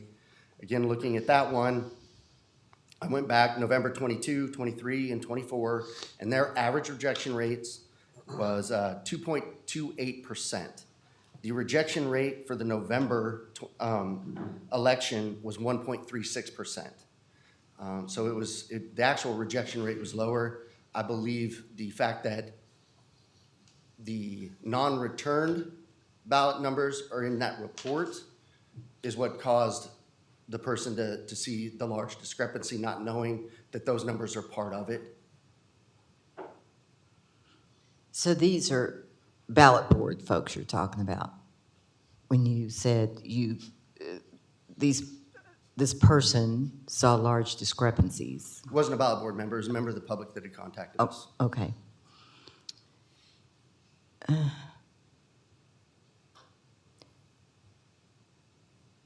Okay, I'll get there. I have so much for you. Can your office provide a full breakdown for the election showing mail ballots issued, mail ballots returned and counted, mail ballots returned but rejected, mail ballots not returned, and mail ballots surrendered at the polls? I can email it to you. If you could please send the email, we can pull the data. Most of that's available on our website now.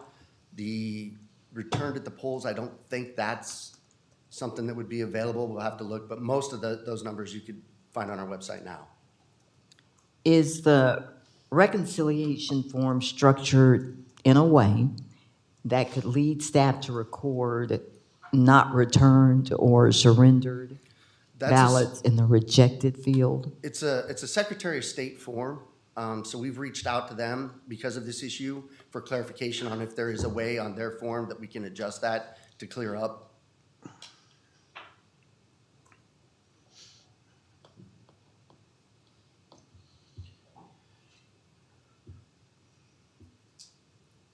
Anything else?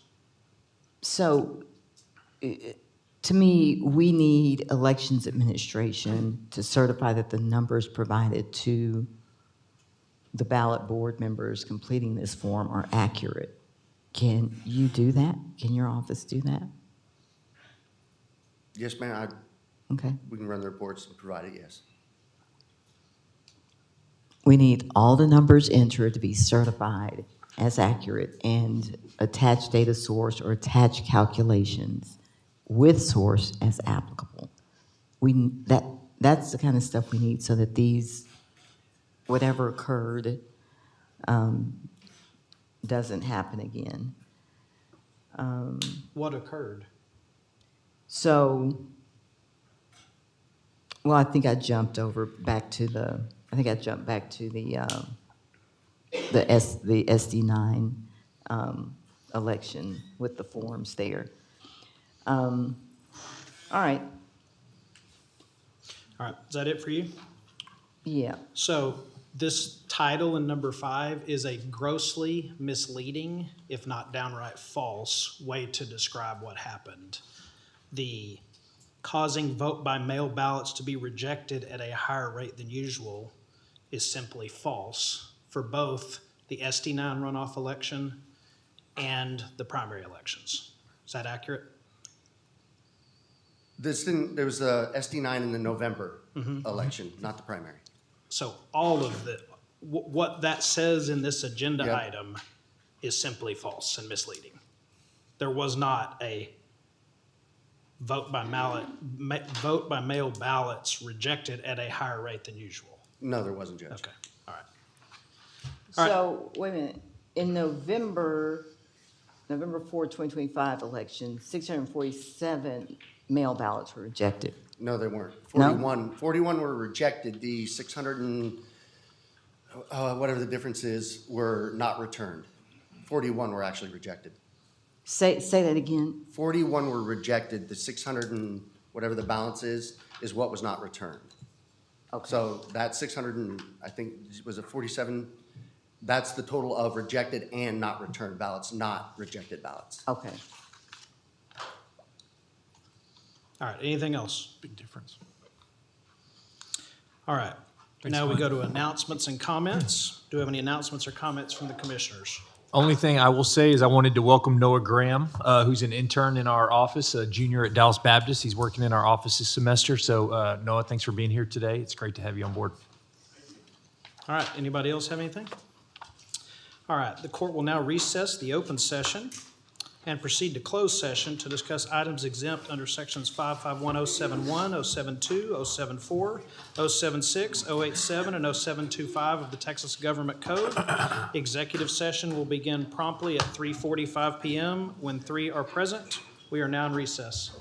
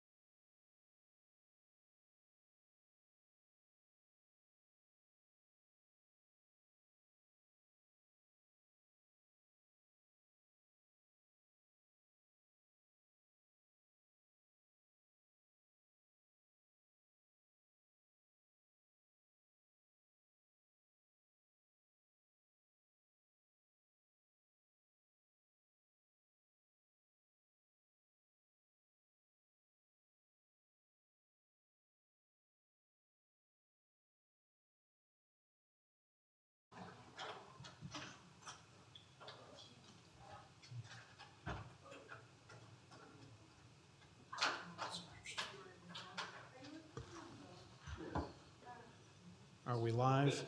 All right, we're back from executive session. No action is necessary at this time. Thank you for watching and being here. We are officially adjourned.